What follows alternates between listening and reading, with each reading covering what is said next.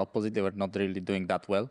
But I felt like the way Team Liquid lost was just us playing well in scrims, and the way FlyQuest beat us was like they're going crazy, and we were just like not ready for how crazy they were playing. Yeah, that's why my teammate I talked with Dokla is like, nah, FlyQuest is just gonna stomp Team Liquid, and I said, I don't know, like I didn't think so either. In scrims, when we play against Team Liquid, we just played well, so we won.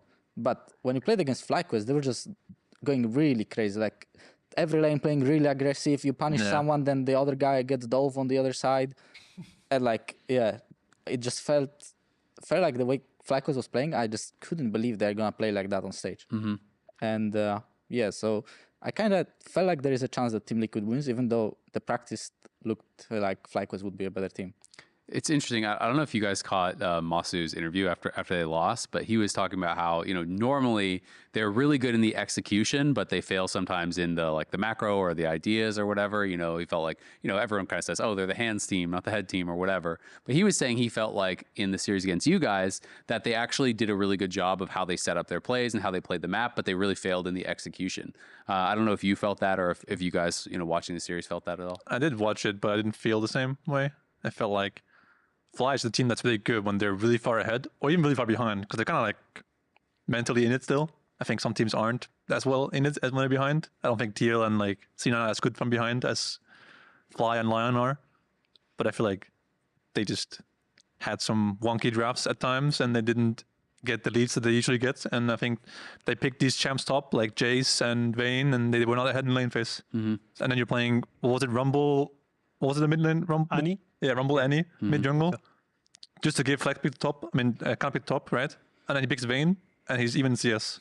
I think that's a problem going into team fights, Yeah, of course. And they chain ganked that FlyQuest, I think FlyQuest just got outplayed in that game 3. Like, I think that the team fight where Rumble was really strong, and his first death on Rumble, I feel like Rumble walked into the trap to like start getting the zone a bit because the dragon was dying. Yeah. I think Core played really well, like insta ult him to chain that one trap with Caitlyn into get another trap. So like Rumble, that was the strongest champion, full HP, died one shot with no counterplay after stepping into the trap.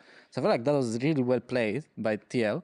And I feel like that's Rumble jungle problem. Like you are strong as a base stat champs, especially if the game is going well. But if you fall behind, you are unmobile, you don't have enough damage, you can die one shot. Like enemy can always engage on you and kill you with one ult. And I think that's why, like game 3, I think Team could just outplay them in that situation, because I do think that team fight FlyQuest was favorable to win. Yeah. And game 4. What happened in game 4? What did you guys play? Game 4. With the Kog'Maw Kog'Maw. Yeah, enemy. Yeah. Lucia Emilio, yeah. It was also like, Fly was doing fine. Like the Twisted Fate reach on the blue buff area was very unnecessary, I feel like. Like they reached for them and they died. Same on like, I think Fair Dragon. It was kind of similar. I felt like Zinzal was hitting the dragon. They could get it, but Quad just sent it. Like he just ulted into them with TF. And I think Core bought Mika's that they probably didn't think about. So like didn't have Milio ult and they thought they are sending it on Lucian. There's no Milio ult, no cleanse. But Milio had Mika's first item for some reason. Yeah. And like, and I think Renekton that was 2-0 like flashes in when the dragon is free, just kills himself. And like, I think you can't play like that if you play TF Renekton and like on the Fair Dragon you just kill yourself. Like you need to play really well until you have soul with these champs.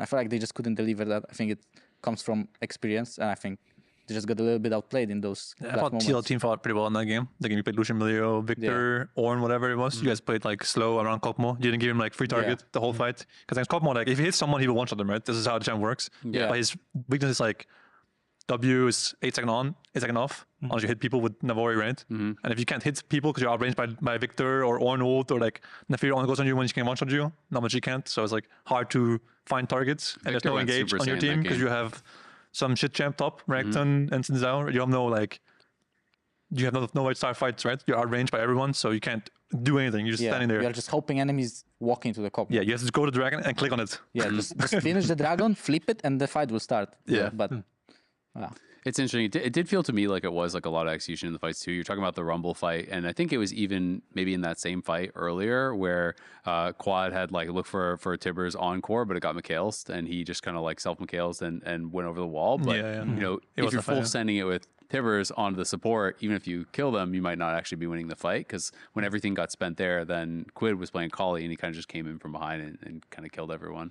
How did you feel about like kind of the execution in fights? I mean, I think one of the, biggest step up I see was Core just, even the Rakan game, the first one, is like, he will just see an angle and don't say anything, and we just follow, Like, that's just, you can feel like he's watching the angle, so we were just like paying attention to what he's looking for. And even in the Bard game, like I think he's sort of solo winning these games, even if Quid is playing good Akali games. It's like, the way he's starting the fights is like really good. I also think the Rumble stepping on the trap and him setting up the play was good. The Mikhail before that fight too, he was really good.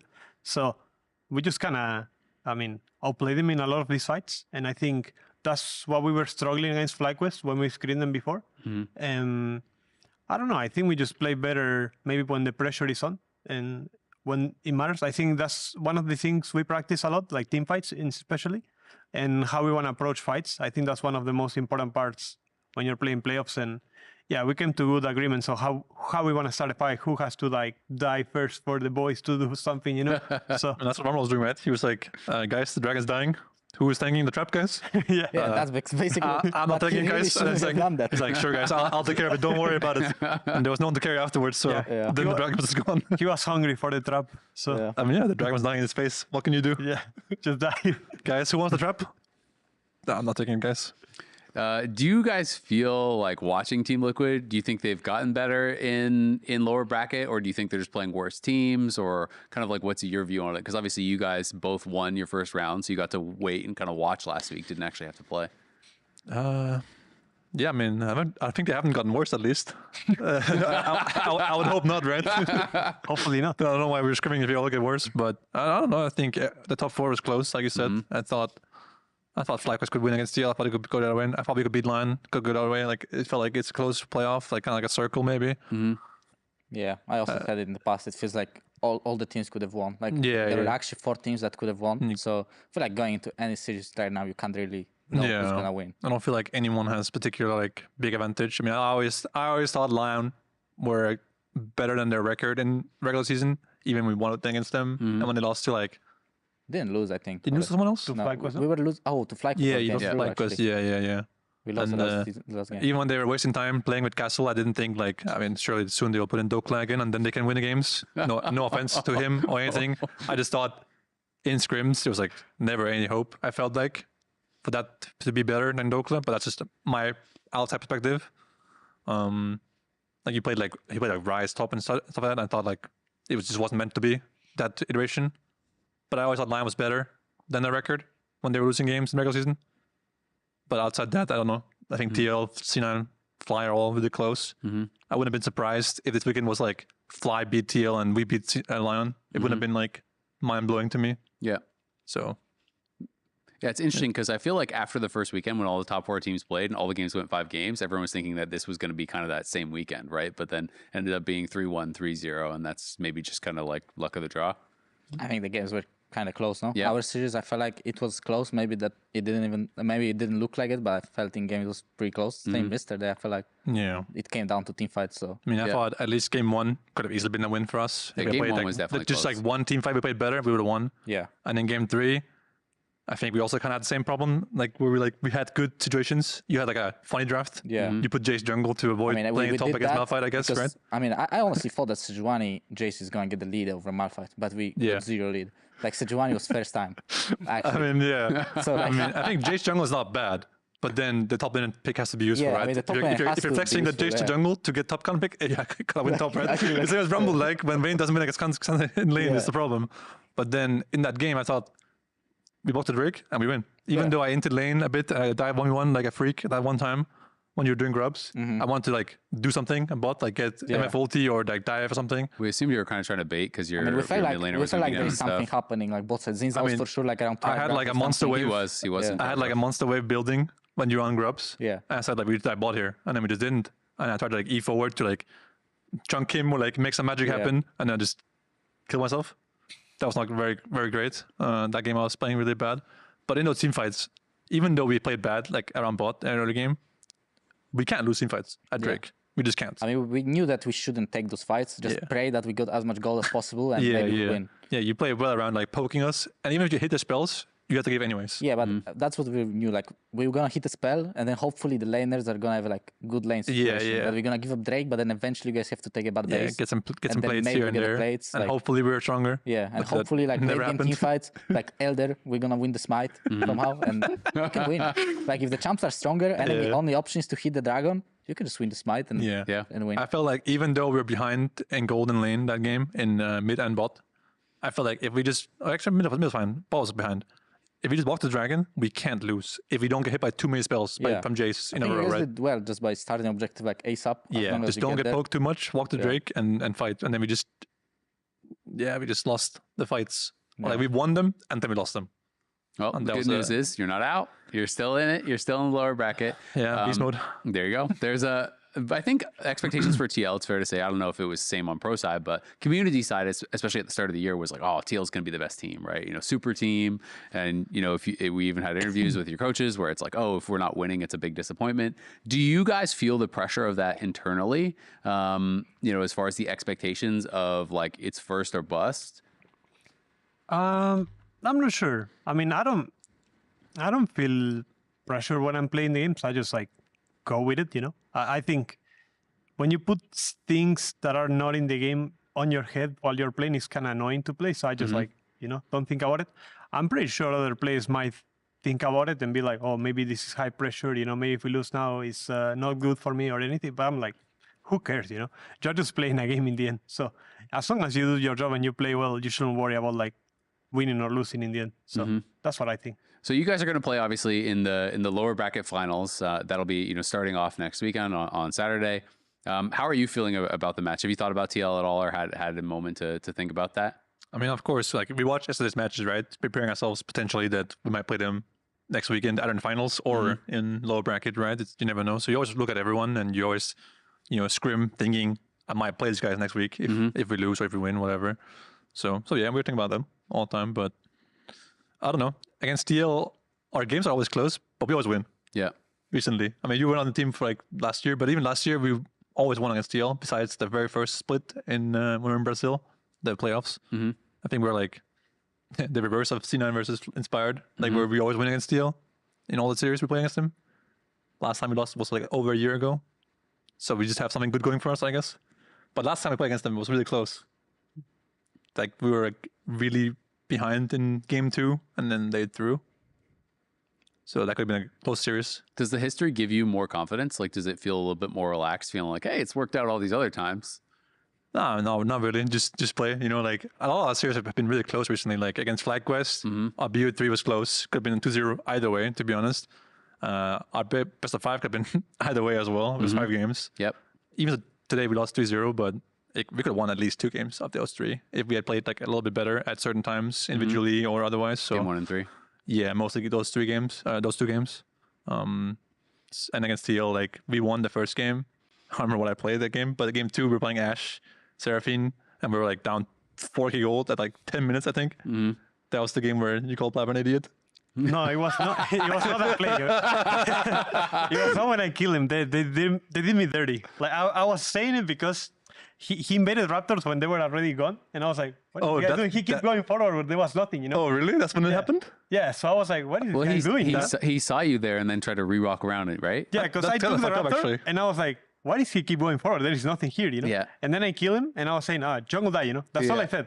And then they were like, what is this idiot doing? What? That's kind of fucked up, actually. It was the edit for drama. No, but they've been doing this a lot where they show clips that happen, like, obviously, like, early in the game. I think something like that happened with some happened to you as well, yeah. Like, you talk about something in the game, I can't remember what it was. And they showed that weird timing, as if you're flaming someone. Yeah. I remember something. I don't remember what was it, but I remember just something that did some views. Yeah. So I will say, my producer was just saying in my ear too, and I know generally how this works. So they have the observers and like the EVS team is watching the game and listening to clips, and they try as much as they can to try to line it up with the play. But like the audio is like a separate thing from the visual. It's not like a synced thing that they just like pull it and it's with the gameplay. So they try to like time it up as much as they can. But obviously they're pulling it's a hit job on the the producers are out to get you all. But they do try their best to do that, because that's something we've actually talked about in our meetings before. Like, are we sure this is lined up? And they're like, yeah, we're pretty sure. But yeah, that game against TL was like it was lost, you know. Yeah. Like in scrims at that time, you just go next, guys. Like it's not winnable. AP had some fatty flanks in that one though, if I recall. Yeah, I mean we had a lot of good plays. So like we used arrows on mid. I killed Kalen one time. Yeah. When he was like at 8 minutes, and then we got another one later for a cleanse, and then that cleanse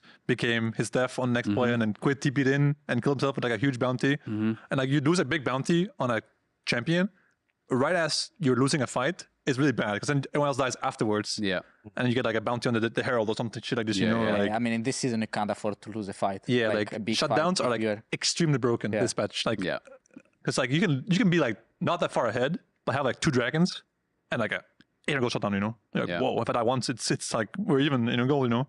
So it's very close there. But yeah, that game felt like we could have lost really easily. So we're not taking anything for granted. You know, all of our series have been really close against the top 4. So, how do you feel about the matchup, Jose? I feel similar. I think, I mean, many of the series that we're playing right now, it's like whoever shows up in there is going to win. And I think that's just playoff, you know, whoever has the bigger, you know, the balls, is just going to win, you know. It's just the truth, you know. So I think whoever shows up on any of the days is going to win the split, and that's just how it goes. Yeah. Do you have any prediction or feeling on who you think is going to win? Not sure, honestly.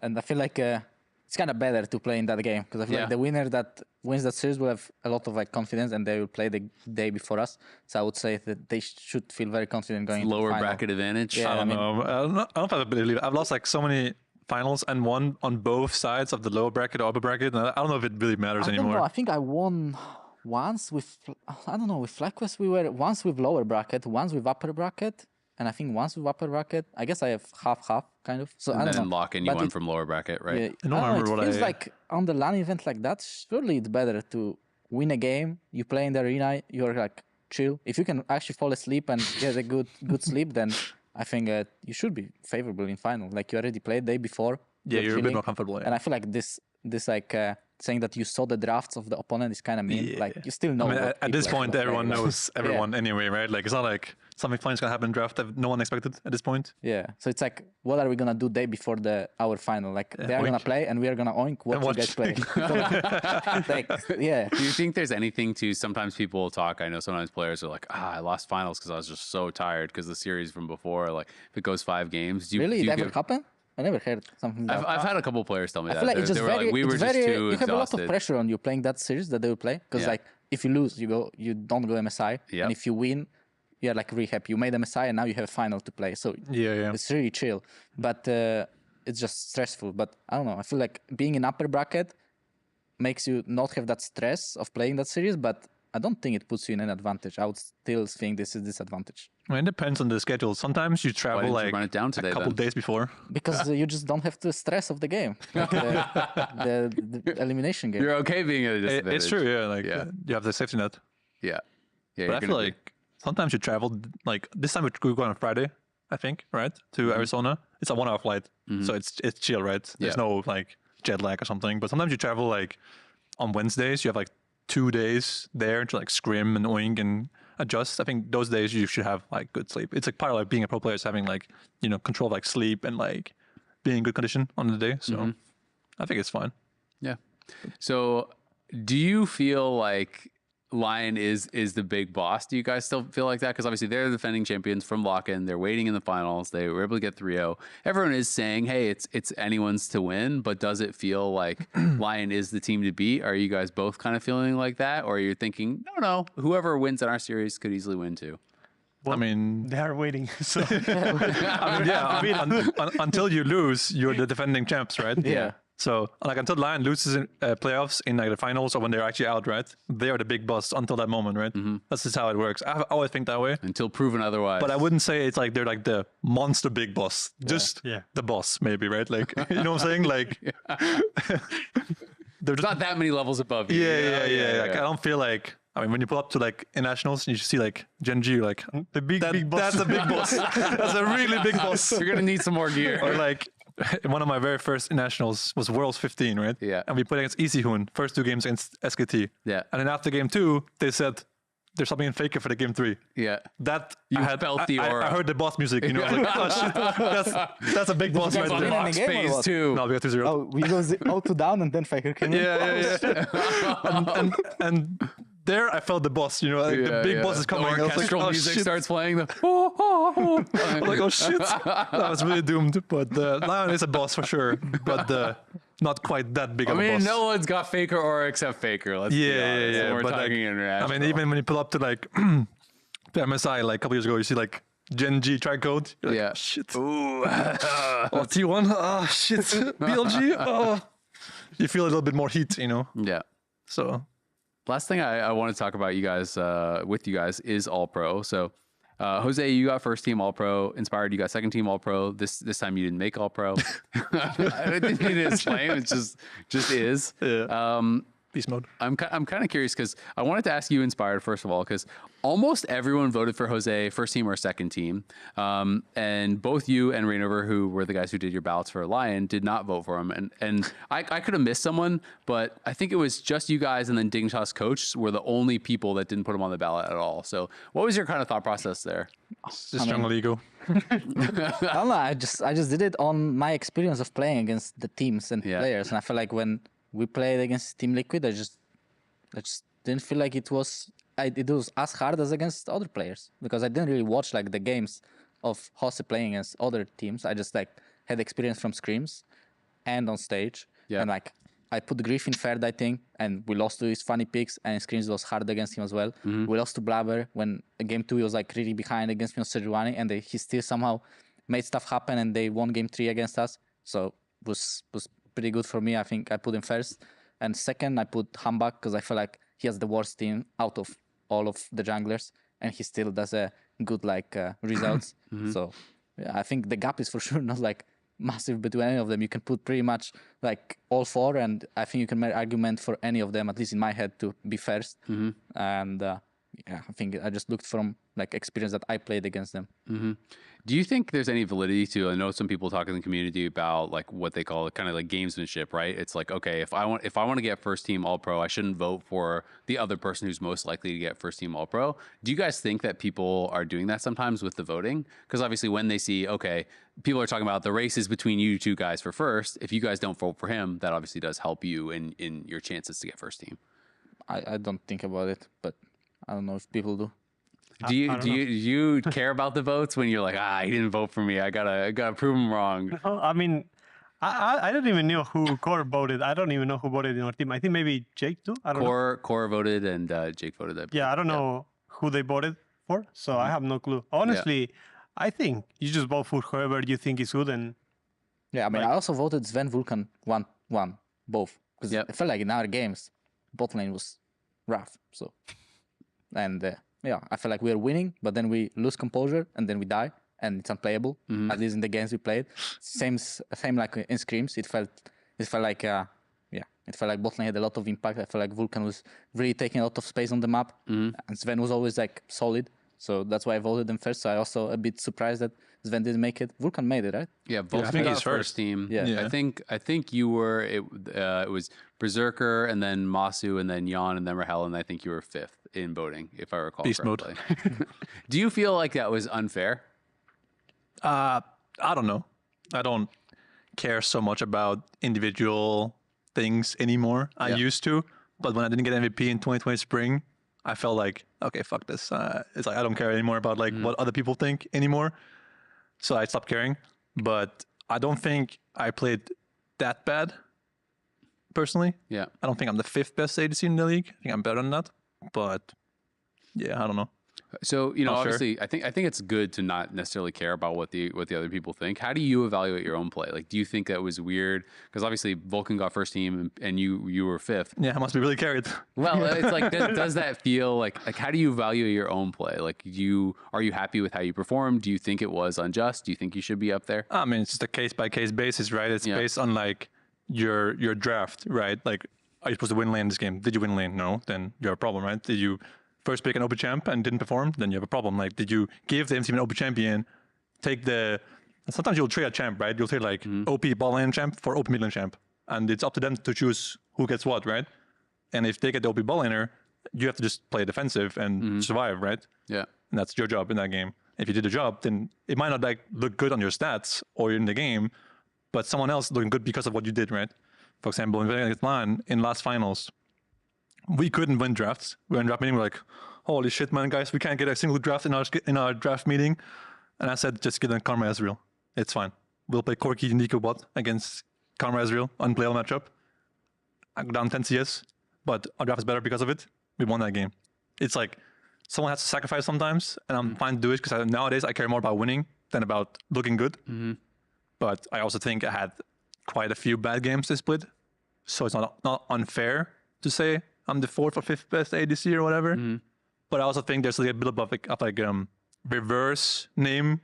What's it called? What's the name value? Yeah. Where people are like overly eager to shit on me if I make a mistake. But if someone else makes the same mistake, it's like, it's fine. It's Masoyon. They're like young or whatever. It's like, you know what I'm saying? Yeah. It's like I think I can find for time I've made a mistake, I can find Maso doing the same thing, you know, Yeah. for example, right? But he's like very securely second or whatever. So you're kind of getting a lot more heat for the mistakes you feel than some of the other players. Yeah, and I won't get as much credit for the good things I do. But like, it's fine. I think I had like not the greatest split ever while my team is 7-0. So it amplifies the narrative or whatever. But I don't really care, like I said, so much about what other people think of me. I care what like my team and I think of me, right? And like if I feel like I'm getting gapped a lot of games, for example, today, like if I had to like evaluate these games today, I would say like game 3 was a big problem. Yeah.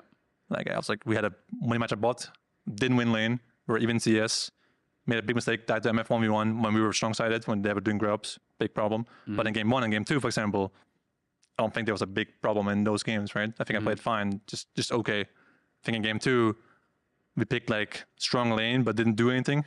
That could be a blind problem or a team problem. Not sure yet. Have to investigate that one. But yeah.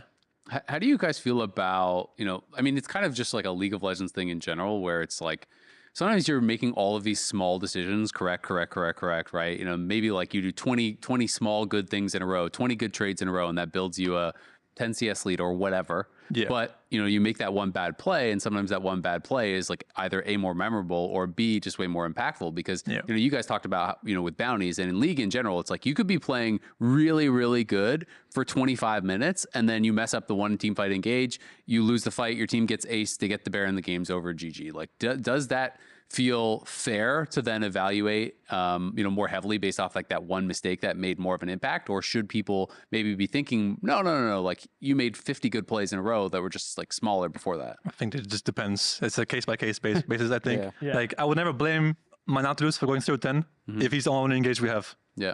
Same thing, I don't blame Inspired for playing Jace, walking up and like baiting Malphite ulti on him, because if he doesn't, MF can't play. And if MF can't play, you can't win. So if he walks up and dies for free, we get Drake and walk it back, then it's not really his fault because someone has to do it. And it's not going to be MF who tanks the Malphite ult, right? So it would look bad for you if we played well. Yeah, I know. That's That's how it works, right? Yeah. But it can't be your AD carry who's the janitor of the team, Yeah. So just walk in, die in peace. If the M team is Gen G, you lose. If they're C9, maybe you don't lose. You know what I'm saying? That's how it is. Yeah. And like, yeah. Do you guys find that frustrating about League sometimes, where, you can be playing really, really well for 25 minutes and it feels like I did all these things right, I was better than my opponent for all this time, and then I did this one thing wrong, and that means that everything else is erased and we lose the game? I've It's been there. also perspective too, no? Because if you think about it, let's say Inspire dies and they lose the fight, then like, oh, what is this guy doing? He solo lost the game. But in reality, if you think about what he's doing, then it makes sense, So sometimes it's like what you're doing, if it makes sense in your head and you're confident that what you're doing is right, you shouldn't care like what people say, I mean, maybe it happens, It goes a lot of different ways too, right? For example, today when we played Wukong, right, when you got flash hooked at the dragon, it was actually Blabber who said, Wukong no W, no flash, Phil, flash hook him if he comes in, right? And you think like Vulcan smurfed it, right? Because he flash hooked the Wukong, no W, but it was Blabber who like word for word told him, no, I mean, Blabber forced my no W, so like no he flash. he should know it, but I thought I thought that Vulcan saw it. That's why he did it. He didn't see it in game. I just thought APA word I just over? thought in game that maybe they will not go for it. I was like, Yeah, he was hoping. Yeah, I was just hoping maybe they will not go. Like, I don't have double for like a little bit, Maybe they'll just not go. But yeah, the point was like Blabber like called the whole play, right? Like almost like micromanaged the play out of him, right? Not saying that Vulcan shouldn't get recognition for the player, but like you don't hear those cons from Blabber, so you don't think that was a good play by Blabber. You think Vulcan's better, right? And similarly, sometimes, for example, in the Nefiri game, when you killed me bot, remember with the portal? We were saying you're on our chickens. Really? Yeah, and Blabber just misspoke. He meant wolves. Oh. But I heard chickens. I'm like, oh, okay. Then I'm chilling, right? Yeah, They're yeah. my chickens. Then it's just like up top, right? So I'm good. By portal, I'm like, I'm like, yo, right? And it looks like I'm completely griefing, right? But in the game, I'm stun locked when you're in my tribush, and Blabber says, I meant wolves. I'm like, oh shit, we now I gotta run, you know? Yeah. Or like sometimes someone will say, no flash this guy. Then you all in, he flashes, you're like, no flash, you say. Yeah. And now look, I'm griefing, you know what I'm saying? Yeah, So of course. it can go both ways on that level. That's why I like comms listenings, because it can give some insight into It's like that. if you really understand why someone is doing what they're doing and who has to do what to make the game winning, you would have a better judgment of like, oh, this guy picked this matchup and he was not winning lane. That's a problem, right? Yeah. Like when I saw, for example, Flag was TL, Morgan was like kind of in-feeding in one of the games on Xante, right? He was like dying like 3 times in a row. But he was also like counterpicked by a flex pick, you know, Rumble jungle. Yeah. And he was playing something as Vayne, even CS. That's pretty good from a Getting ball chain perspective. ganked, yeah. Getting chain ganked, not dying to any ganks, making people flash on him. So I thought, he's playing kind of well, this guy. Yeah. But he was 0-3 at some point. And then I was like, I still think he played well this game. Yeah. You know, I mean, not well, but like, you know, reasonable. Yeah. Given the game, what the game circumstances. gave him, right? The game gave him a shit match up top. And no one's helping him the whole game, you know, like, and you just hope bot wins, right? So it's like, it's a case-by-case basis always. It's kind of same probably to our Rumble game today. I think Dokla played really well in that game too. Like, that Rumble was so OP. Yeah. Like, he was getting I camped. thought he was smurfing He the was game. getting camped, and he was there's so. I mean, all the ganks that they did just let us have a free game. So like he was playing really well on Rumble, and some people might say that he didn't, but I feel like that game he just carried because he was just soaking pressure, and then everyone else was just free to play. Yeah. So Do you guys like that, you know, the game is so team fight focused, you know, the just kind of like going more down that road? Because obviously, you know, the game really does generally come down to like a fight at soul or, you know, some sort of Drakes are a bit too OP maybe. Like at some point before the grubs got buffed, sometimes junglers wouldn't even take all 3 because it makes a sound in the game. You know, you wouldn't even like, it wasn't even worth showing where you were on the map to take grubs. Yeah. I mean, that's kind of a problem, right? Like, if grubs are that useless. But before, they were so OP that the whole game was just like, binds around the grubs at, was it 6 minutes or whatever it was? And then again at 8 minutes or 10 minutes, I can't remember what it was. Like, So it swung too it far was the other back-to-back way. grub fights. And then if one team got 6 grubs, it was lost. They would one-shot your whole base, right? They would swap the whole game and one-shot your whole base with Tristana or That's whatever. why I didn't like it because I So feel like if you're a better it goes laner, both ways, you know? if you're a better laner before, then how can you like win against someone that is better? They have at like lane? 80 gap at the grubs or support gap at the grubs. Right now, guess it we seems like lose. you fall behind, but if enemy makes a mistake, you can win. It's very stressful to play, like from ahead, because like you need to really keep focus. Like, don't do something weird. Don't waste your flashes for fun. It's stressful, but I think it gives a lot of hope for the losing team to still come back. I think it's exciting to watch, but it does seem stressful It's to for play, sure way knowing exciting. that it's like, I don't know. I mess up here, I didn't really it's look at over. it, but surely there's way more comebacks now than it was in the past. Because right now it's actually the game is never lost until it's actually lost. It feels like. That's like the inverse of the Scar quote. We're winning up until we lose the game. I do think the quest was a good addition to the game. Yeah. Like the lane swap meta, where like Lane swap meta sometimes is horrible you to would watch. just blindly go top, and if it worked out for you, nice, free win. Or If like they matched you, I guess I can lane now. I guess it's lost. I also think bounties are kind of OP, and sometimes they're a little skewed. Like you can like supports can like die in lane level 1, right, or something like your classic level 1. Yeah, and fist give no fight to gold death. after that. And then next death, your team is down like only 500 gold, but the support death is worth like 100 gold, 150 gold, something maybe, right? You can just die on purpose if you want to, and it doesn't matter for the game at all. Like just chunk the enemy team ball, die in peace, and run top. And then you have tempo. And you just make a good play. You kill someone else somewhere. Yeah, so I think like bounties and like reverse bounties or like dying one-on-ones in early game is like too forgiving. And like it counts like Drakes in the bounty calculation. Yeah. So if one guy got like 2 kills early game and you have 2 Drakes, that's a 1 gig bounty on his head. But the game is actually like kind of close, you know? I mean, that's why the good devs got really buffed this season. That's how I felt playing against FlyQuest in scrims, as I said. They were just dying while pressuring, and that's just a good dev. But can you pull it off on stage? Are you going to be like, brave enough to pressure on stage, die, and then get lead somewhere else. Because right now really feels like if you pressure and you die and you can still pressure, it's just better than give up. I mean, Fly Ball plays the same way, both in scrims and stage, which I think is respectable. I think the rest of the team is a bit different. Like mid and top are more relaxed on stage. I think Quad is very good in both. He's like very similar in both, so he's just like a balanced guy. Helps that team a lot, I think. But Ball plays like giga aggressive at every level in every matchup in every single game. Scrims and stage, which I like. I dislike when it's all the way around, where you play only aggressive in scrims, and on stage you just Terror hugging. you just play like normal people do. Yeah, the fly ball lane was annoying. Every time we play against them, Core was saying, "Is his jungle here?" I'm saying, "No, Core, he's in the wolves. He's not there." Just fight him. I mean, it's like this a lot. Like you'll be winning 2-2, and then the guy's like walking at you. I'm like, does he know something I don't know? Like I don't know why he's walking at me, because if I hit him, I'll win. But he's walking at me, so he must know something I don't, right? Like there must be a reason that he's doing this, right? Like when I was playing a Flight Quest in last, not the BO5 but the BO3, Jungler can't I be was playing everywhere. That's what he knows. Kokinami against him, and I was like, if I click on him, I win. If he clicks on me, I win. So he's walking at me. So TP check? No TP. Okay. Jungle check? He's on Krugs. I don't know. Are you sure about that? Like, it feels like kind of like, sus a bit against these guys sometimes. Yeah, it's interesting. And but that playstyle actually kind of works nowadays, I feel like. Because if you die, you don't lose that much, like as you did in the home past. guards. Because you can still get the shutdown if enemy just ints one time, and then you're back. In jungle, it's similar too. Sometimes you just die invading, then you die again because chain, and then you're 0-2, but you have tempo again, so you're kind of back, If you kill someone, so it's fine. That's cool. Well, it should be a really fun weekend next weekend. I'm really excited for it. TL versus C9 is going to be on Saturday, and then Lyon will be awaiting the winner of that on Sunday. Make sure to get your tickets if you haven't already. We will see you next weekend in Arizona for the LCS finals to find out who's going to be joining Lyon at MSI. One of these two chaps will be flying off to play at MSI. Gentlemen. One of these fine gentlemen here. Thank you all for coming in and doing the show, and thank you, Sven. I know it's not easy after a tough series to it's fine. to do the content. I don't mind. I appreciate it. Happy to be here. Yeah, well, great. We're happy to have you. So we'll see you all next week. Beast mode. Hello and welcome everybody to the post-game press conference. We just saw Team Liquid dismantle C9 in 3-0 fashion. And now we're going to get their thoughts as well as Lyon's thoughts who are watching along. I want to get your thoughts first. Dokla, what were your thoughts? 3-0, was this your expectation, or kind of where are you at right now watching that series? I mean, it was enjoyable to watch as a C9 hate watcher, so that's all I'm have to say. I'm glad we don't live in a world where C9 makes MSI.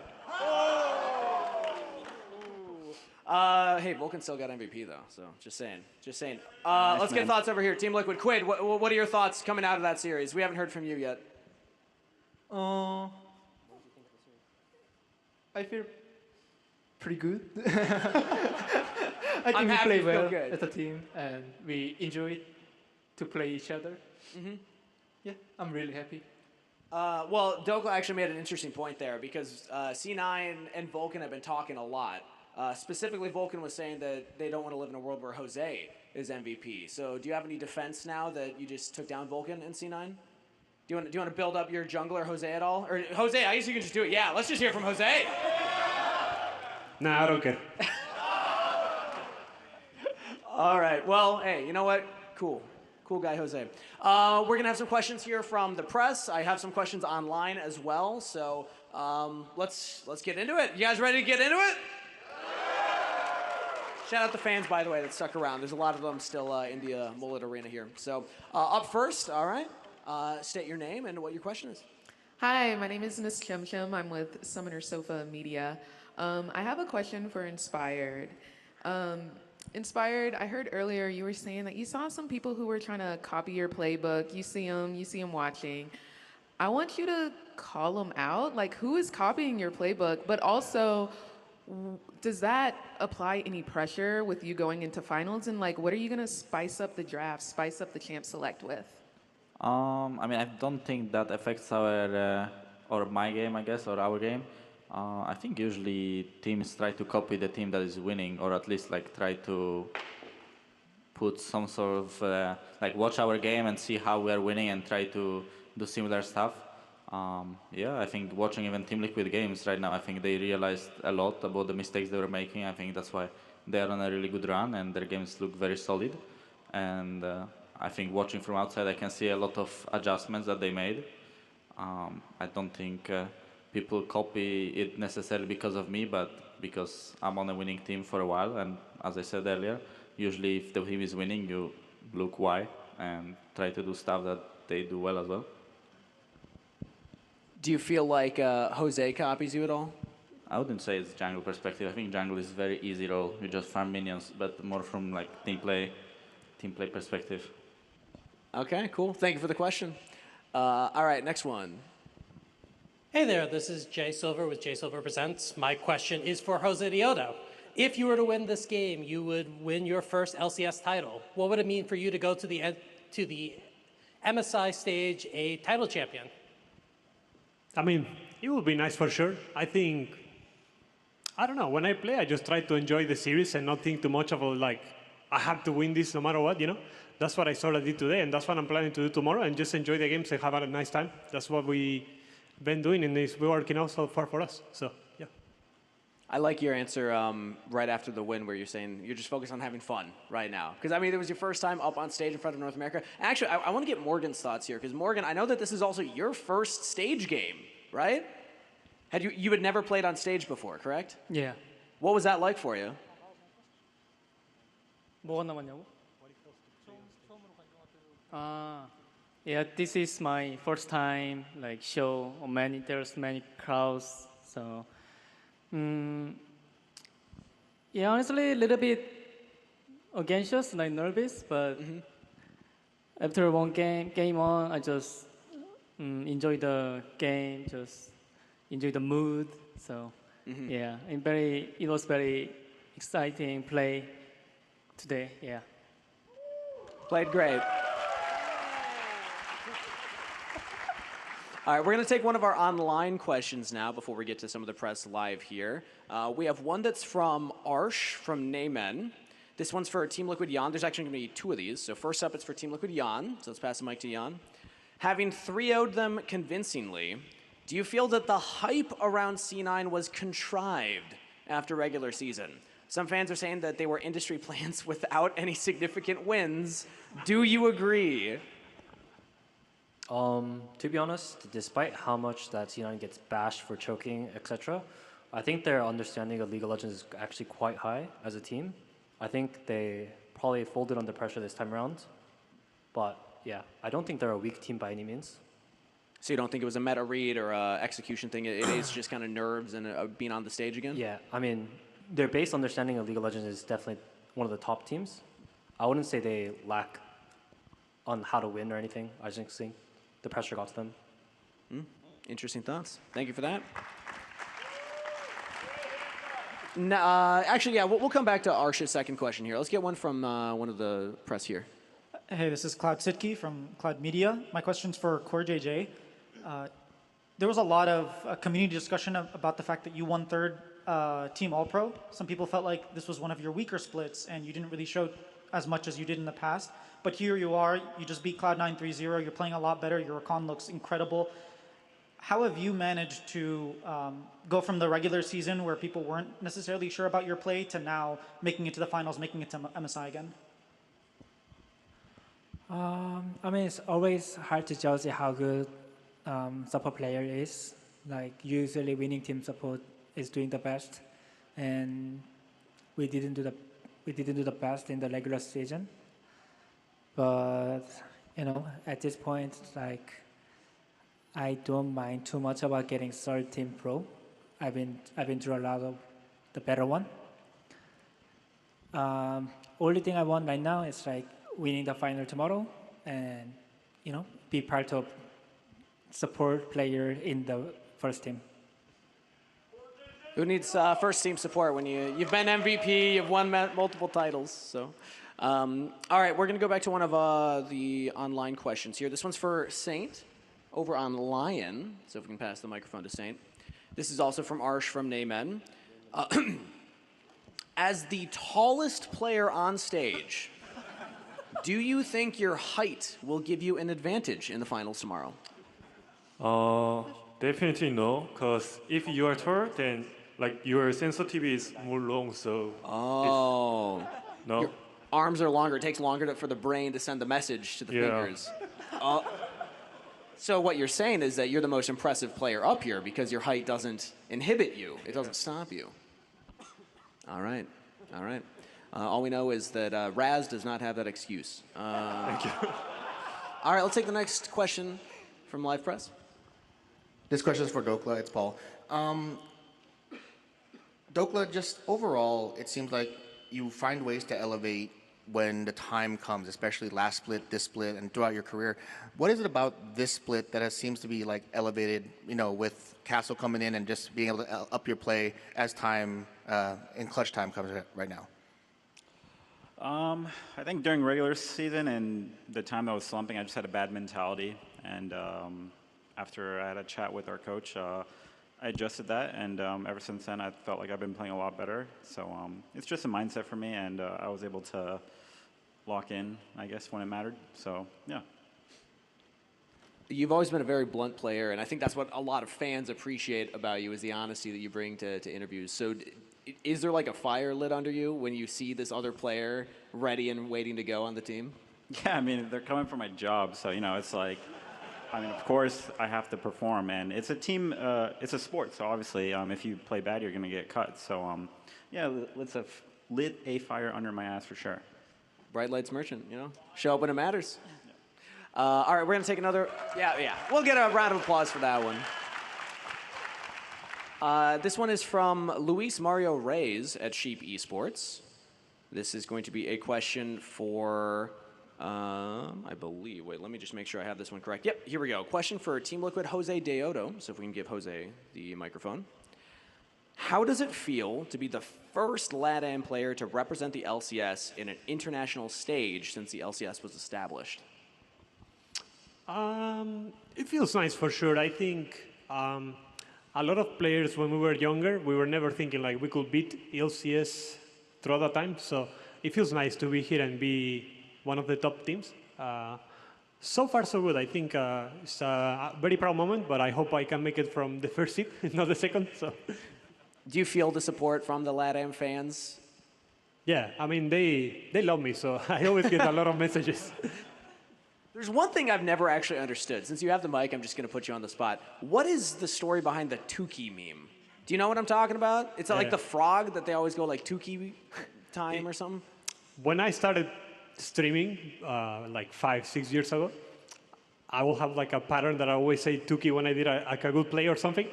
So people stay with it for a lot of time. And now it's like I have to explain it many times. So it's kind of like I don't do it that much because I stopped doing it. But yeah, that's why. Quid, have you ever heard him say Tuki in a scrim or a match or any time? Not really. No. We got to bring that back. That's good. Do we want to hear Jose say Tuki in a player comm?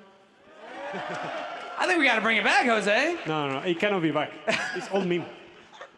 All right, looks like we have another question here from the live press. So let's take that one now. This is Cloud again. My question's for Saint. In the past, in the beginning of the split, I talked to your coach and I talked to Inspired, and they mentioned that one of the things they were working on is when you have a lead, which you're very good at getting, is figuring out how you want to play the game and how you want to lead the game. And they felt like in a lot of the games, you didn't really do much with your leads. You didn't know how to convert them. But now coming into playoffs, we've seen you actually do that. So how have you improved on working on that? First, we just talk a lot. Like after the screen, there's a story like I was like doing 0-3-0 like Nvidia game, and Inspire say something like during 10 minutes, I was lay down and just heard like during 10 minutes, and after that we just talk a lot and find the answer. So we just getting better like every screen. That's awesome. Okay, we have, I think, some more live ones as well. There's one more online, but let's take one of the live ones first. This is for Jan.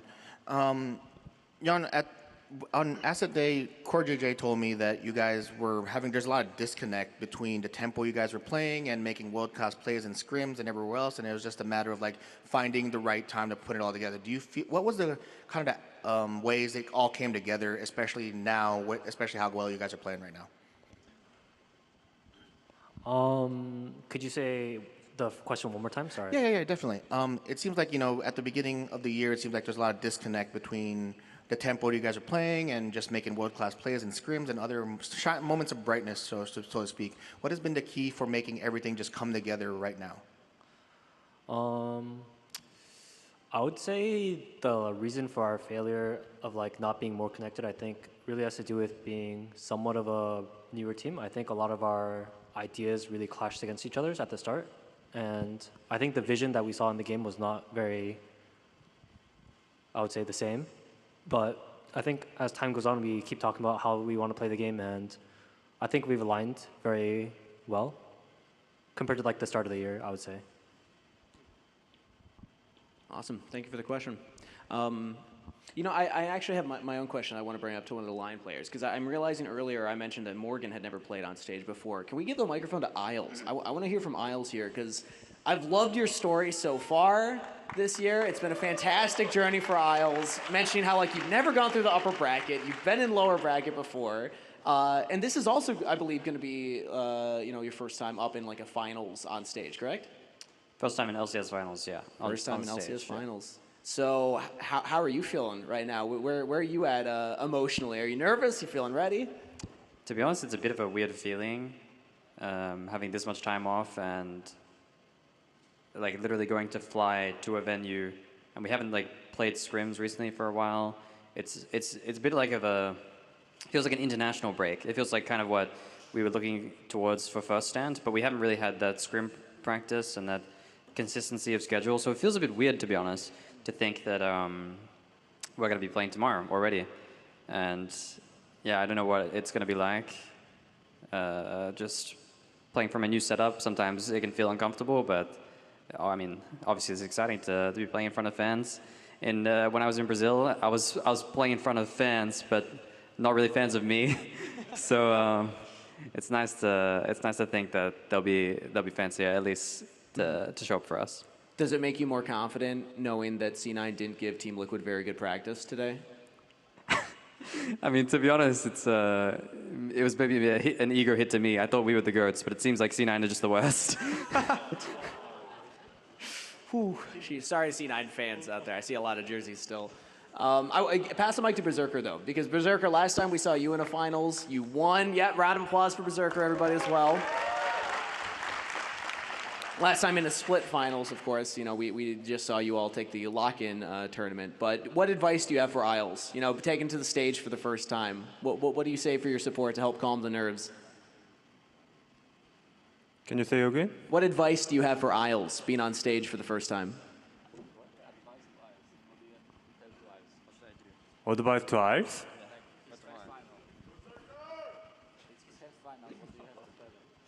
I mean, just play better.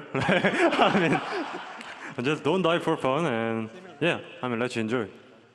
Yeah. Play better, don't die for fun. Do you feel inspired, Isles? Huh? Oh, sorry, yeah, that was confusing, I understand. All right, let's take a question from All right, we actually have a fan question. A fan question. Ooh, okay. All right, in a Team Liquid jersey. I see where this is going. All right, so this question is going to be for Inspired and for DOKLA. So looking a little bit ahead to MSI. TL is not a known quantity internationally yet because they haven't had a chance to compete. That'll change at MSI. But you guys, you competed at first stand, limited success, a much more competitive pool, looking forward to MSI with the number of teams that are going to be there. What adjustments are you guys looking to try and make? I mean, you're talking about boot camping and stuff like that. What is y'all expectation for MSI? Personally, I didn't think about MSI yet. We have a game to play tomorrow, so I'm not really sure yet. And who else do you want? DOKLA? Yeah, I mean, I'm kind of on the same boat. One match at a time. Yeah. Yeah, whether you're first or second seed really changes what MSI is going to look like, because you'll have to go through play-ins as the second seed. So, yeah, I'm sure your question will change depending on, or your answer rather will change depending on what happens tomorrow. It looks like we have some more press questions. No, not right now. All right, then I believe we have one here from the broadcast. So we have one for each team. Let's start with Team Liquid. So this is a question from the broadcast for Core JJ, if we can pass the mic down to here. And these are going to be a bit of mirrored questions. So what do you see is a Lion's win condition? Farming, and win. Farming, and win. Yeah. Okay, so winning is part of the win condition. Do you feel like they farm too much, or is it just this is one of the many styles that you can approach League with, and they do it quite well? I'm not sure. Like I don't have like specific the ideas how they want to play. I think they just like eating something. Yeah. Yeah. Hungry Jungle. Inspired. I feel like the farm, win, I'm just going to take a hunch, might have something to do with the jungle style of Lions. So what are your thoughts on that? Not sure. I mean, if we're gonna decide we should farm, then we'll farm. And if not, then we'll probably do something else. I don't know. It's a pretty weird answer. Yeah, you can't let them just know the game plan. Now you got to switch it up on us. Yeah, exactly. Yeah. Well, you can keep the mic because the next question for broadcast is actually for you, and it's the same question that they gave Core JJ. What do you see as Liquid's win condition? I think laning is probably their favorite and their best part of the game. So I think they for sure focus a lot on having good matchups. I think seems like their prior of Zyra Khan went very high. I feel like they play really well on that champs. Doesn't matter the matchups they pick it into. And yeah, I think looks like right now they're playing a lot of comfort champs. And it seems to be working well for them. All right, so laning as the strength. Core, can you pass that mic to Jan? I want to hear from Jan because when it comes to laning, the two of you been on a bit of a tear in playoffs. Do you think that you're going to be able to get the better of Berserker and Isles in lane? Sorry, could you say the first question again? Do you think that you're going to be able to beat Berserker and Isles in laning phase? Laning phase is weak these days. Yeah? Yeah. I mean, if we win, we win. We lose, we lose. Maybe we win. All right. Do you have to win lane phase to beat them, or is the team just going to carry you? No, it's just whoever wins the dragon fights. That's always what it comes down to be honest. All right. Well, great to hear from you. Great to hear from you over here on Lyon. Any other interviews or any other questions from the press? All right. I believe we might have one more for Lyon coaching staff, but we might be able to get that one off stage then. Perfect. All right. Well, everybody in the audience, thank you so much for sticking around for the press conference. Give it up. Make some noise. Team Liquid versus Lyon. Thank you so much, everybody, for being up here on stage and answering all the questions. That was fantastic. But that's it from us here for the Saturday broadcast of the Spring Split. We got finals tomorrow. You won't want to miss it. See you there.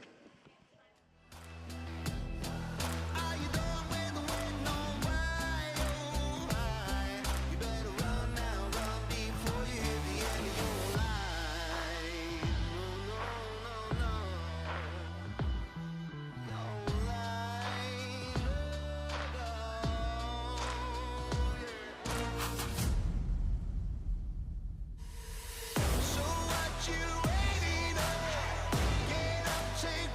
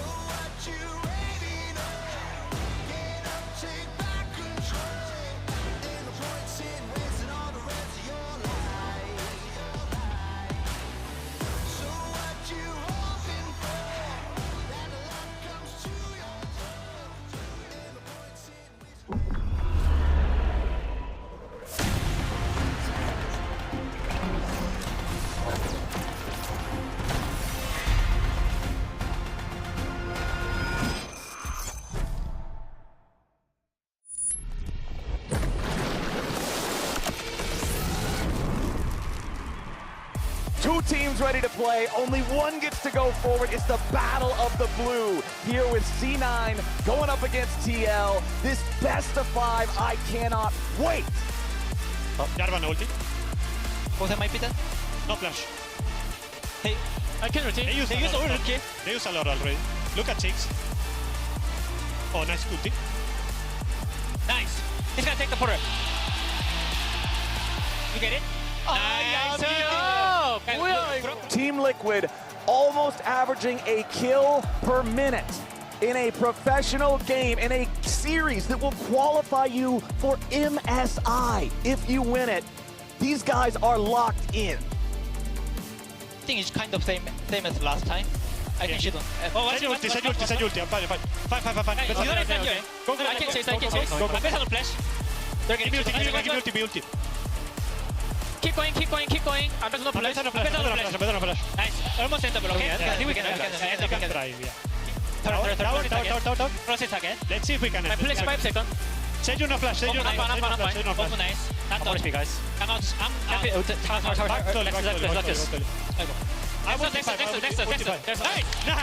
Nice. Huge. Team Liquid is going to MSI. Team Liquid is going to the finals, and they will sweep Cloud9 out of Arizona. Welcome back to the LCS Spring Finals, driven by Kia. Those were some highlights of yesterday where Team Liquid obliterated Cloud9. Cloud9 had 8 kills in the best of 5, which is the fewest kills Cloud9 have ever had in a best of 5. You're depressing the Cloud9 fans? They just started the show. Woo! Team Liquid. So you're telling me Cloud9 set a record, baby? Woo!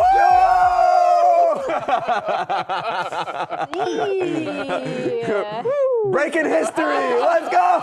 46-8. Whoa. Yeah, that is rough. Whoa. It's also the second least they've had in a non-best of 1 ever. That's crazy. The all-time record was actually TSM with 6 in the 2014 Spring Finals against C9. Didn't break that record. They didn't do that one. Did not. There's always next split. Either way, Lyon versus Team Liquid is what we have in the finals once again. This was a big lower bracket match in lock-in where Lyon beat Team Liquid 3-1. They also played in the upper bracket of the Spring Playoffs where Lyon won 3-2. And now the winner is going to be the LCS Spring Champion. It's the lower bracket magic. It's fun to see. I love a completed bracket, and today it's completed. But just seeing that run from Team Liquid, it's great. Well, you don't like the appreciators I of love brackets? completed brackets, and today it's completed. Yes, that's what I'm waiting for. This is the best day for you. The You LCS. are the- you are the care about the result. He just wants the bracket to be done. I just get to see the numbers. I love crossword puzzles. Well, you know what? We got something else that is completed. This is our Samsung OLED power players for the entirety of the Spring Split. The whole thing, right? Oh my God, it's completed, It's completed. It's completely complete. You get to check that off your list. AP is a winner. Let's go. That was the Ziggs game that we actually saw a highlight of. He teleported in with an item and then instantly got one shot by Ziggs. Or by Yone. Nice. Had his item. He got his item. But he had his item. Yeah, I'm pretty he was sure ready. the Masu one was that Lucian Milio 2v2 kill too against Sentinels. Yeah. Well, we already touched on it, but the last time we saw TLAW and Lyon play, it was an absolute banger, went all 5 games. This was a really, really exciting one that did come down to the very end. Dokla made this big catch onto Quid that kind of decided the series. And it was already an incredible series, but TL has been on fire ever since they lost this series. They're 9-1 in the lower bracket, and that's, I think, what is giving a lot of TL fans hope. Yeah, and I feel like Team Liquid after the series, kind of like you mentioned, the major lesson was decisiveness.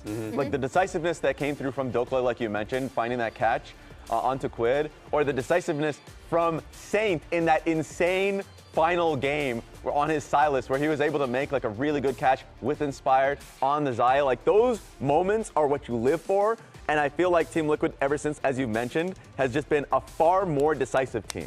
Yeah, and I mean, they seem to have also figured out the exact way that they want to draft. Yeah. I think these two teams are super interesting. I'm hoping, like, because we've seen TL kind of raising through the lower bracket, only dropping 1 game, like you already said, Isaac.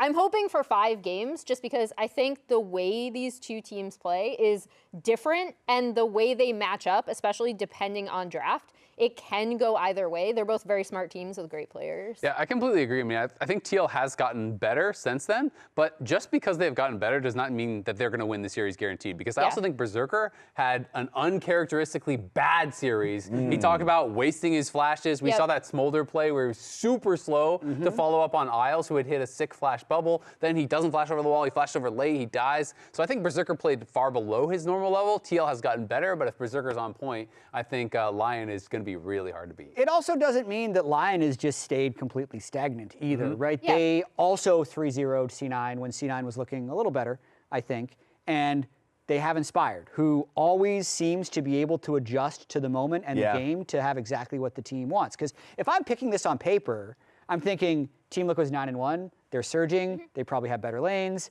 Quid is in MVP form, they got it. Yeah. But then you're going to load in, and Inspired is going to somehow like either counter jungle you early or have the perfect team fight look 40 minutes into the game. Well, it was also interesting to hear Jose say exactly that in his post-match interview yesterday, right? Where he was like, Inspired is a good jungler, and also he adjusts to whatever his opponent is doing, right? And the last time we saw them face off against each other, it felt like the two of them kind of stuck to what we know of their styles, and it was still a 5-game series.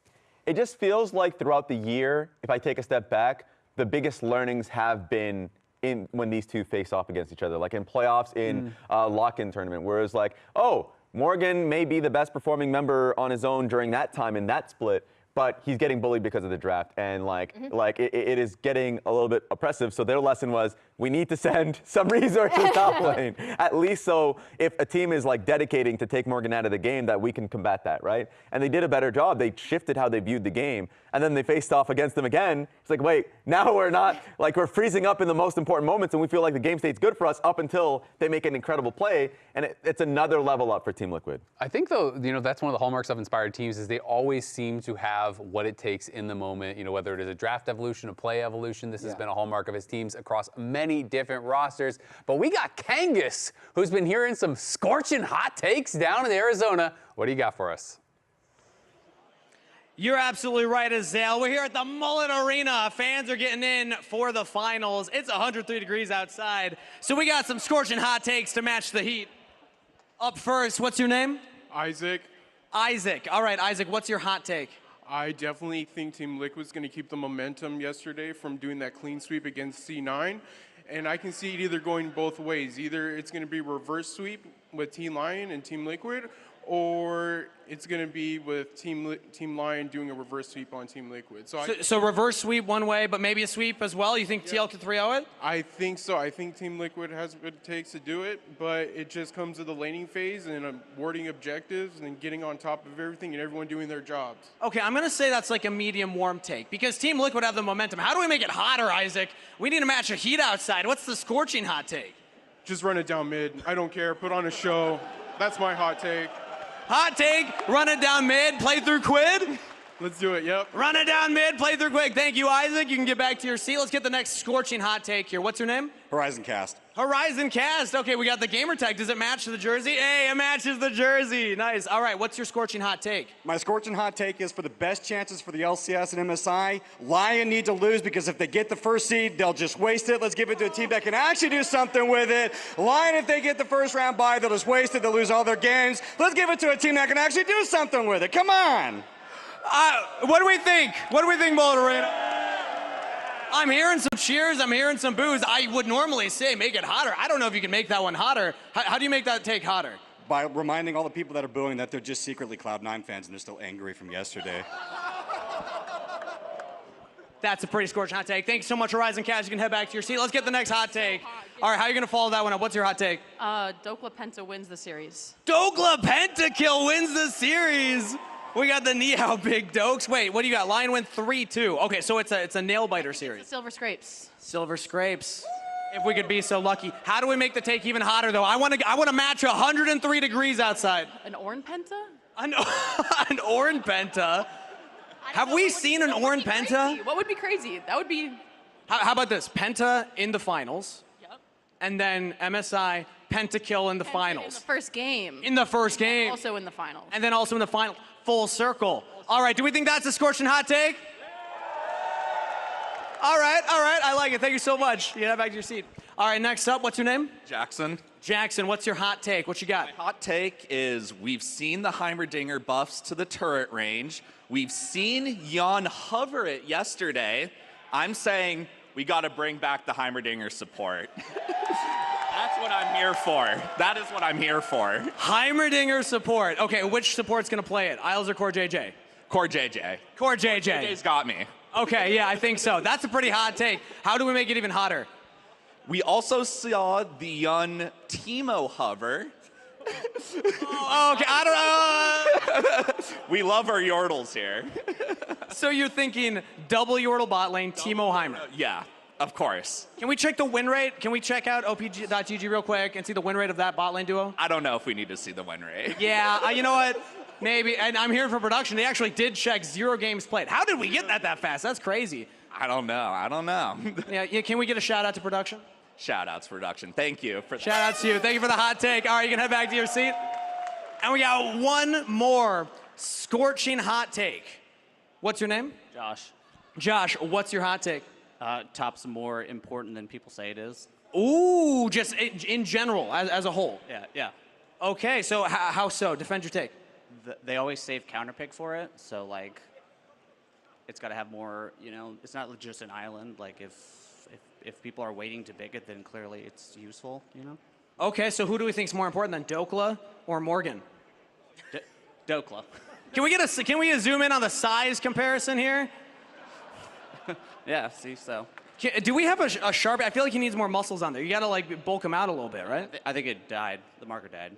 The marker died? Oh, all right. Well, we'll get you another one. How about that? All right. Well, I like that you're wearing the Lyon jersey. How do you think the series is gonna go? Are they gonna win it? Yeah, hopefully Silver Scrapes, but 3-1's cool. 3-1's cool. Hopefully Silver Scrapes. Yeah. Yep. All right, thank you so much, Josh. Thank you for the hot take and head back to the seat. That's it for our scorching hot takes. 103 degrees outside. It's hot, guys. How you feeling about that, Analyst Lounge?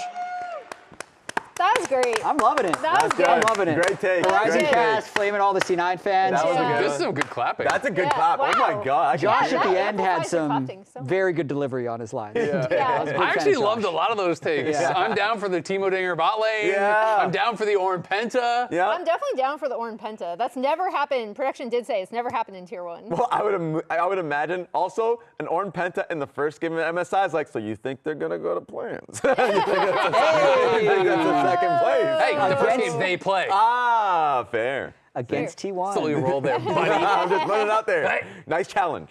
That's good. Oh my God. I can't wait. Doku's got some aura Yeah. in the walk-ins, I will say. He's always leading the charge. He's the best walker-inner of our He is. pros. Walker-inner. Yeah. Just the He's best not running it walker. down. He's walking it in. True. So- Yeah. I mean, he had a really you. great I got series. it. That was good. I was just All thinking about the guy who had the Don't leave scorching me hot hanging take now. of running it down. Wow. Oh! Yes, you almost left him hanging.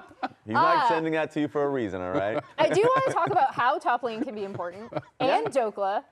Because, I agree with both of those things. Okay. So I'm going to go over how his... I almost actually... Almost got time with the broken hand. One of these And that could have days. been really, really That's bad. crazy work. Trying to bait someone with a broken hand into a high five. I'll catch you slipping. All right. So we're going to talk about weak side just because, Inspire did shout out Dokla, and Dokla played weak side really well. Weak side, to be clear, is not just dying in top lane, because I see a lot of people being like, oh, he's playing weak side top, and then it's just a shot of him dying a bunch of times in his turret. This is not what happens with Dokla at all. They were pretty much getting something on the map everywhere. So right here, what's going to happen is that we already have the map set up where Annie is already rotating up here to end up helping Thanatos, and Dokla is going to fend off this dive. Thanatos pops his ultimate. He's going to end up buying a ton of time to allow his team to respond, right? Because they don't really have the wave. He flashes out, he wastes so much time, and already the TPs are heading up, and you have Victor is going to be really important because he's going to head up here and end up getting a kill there.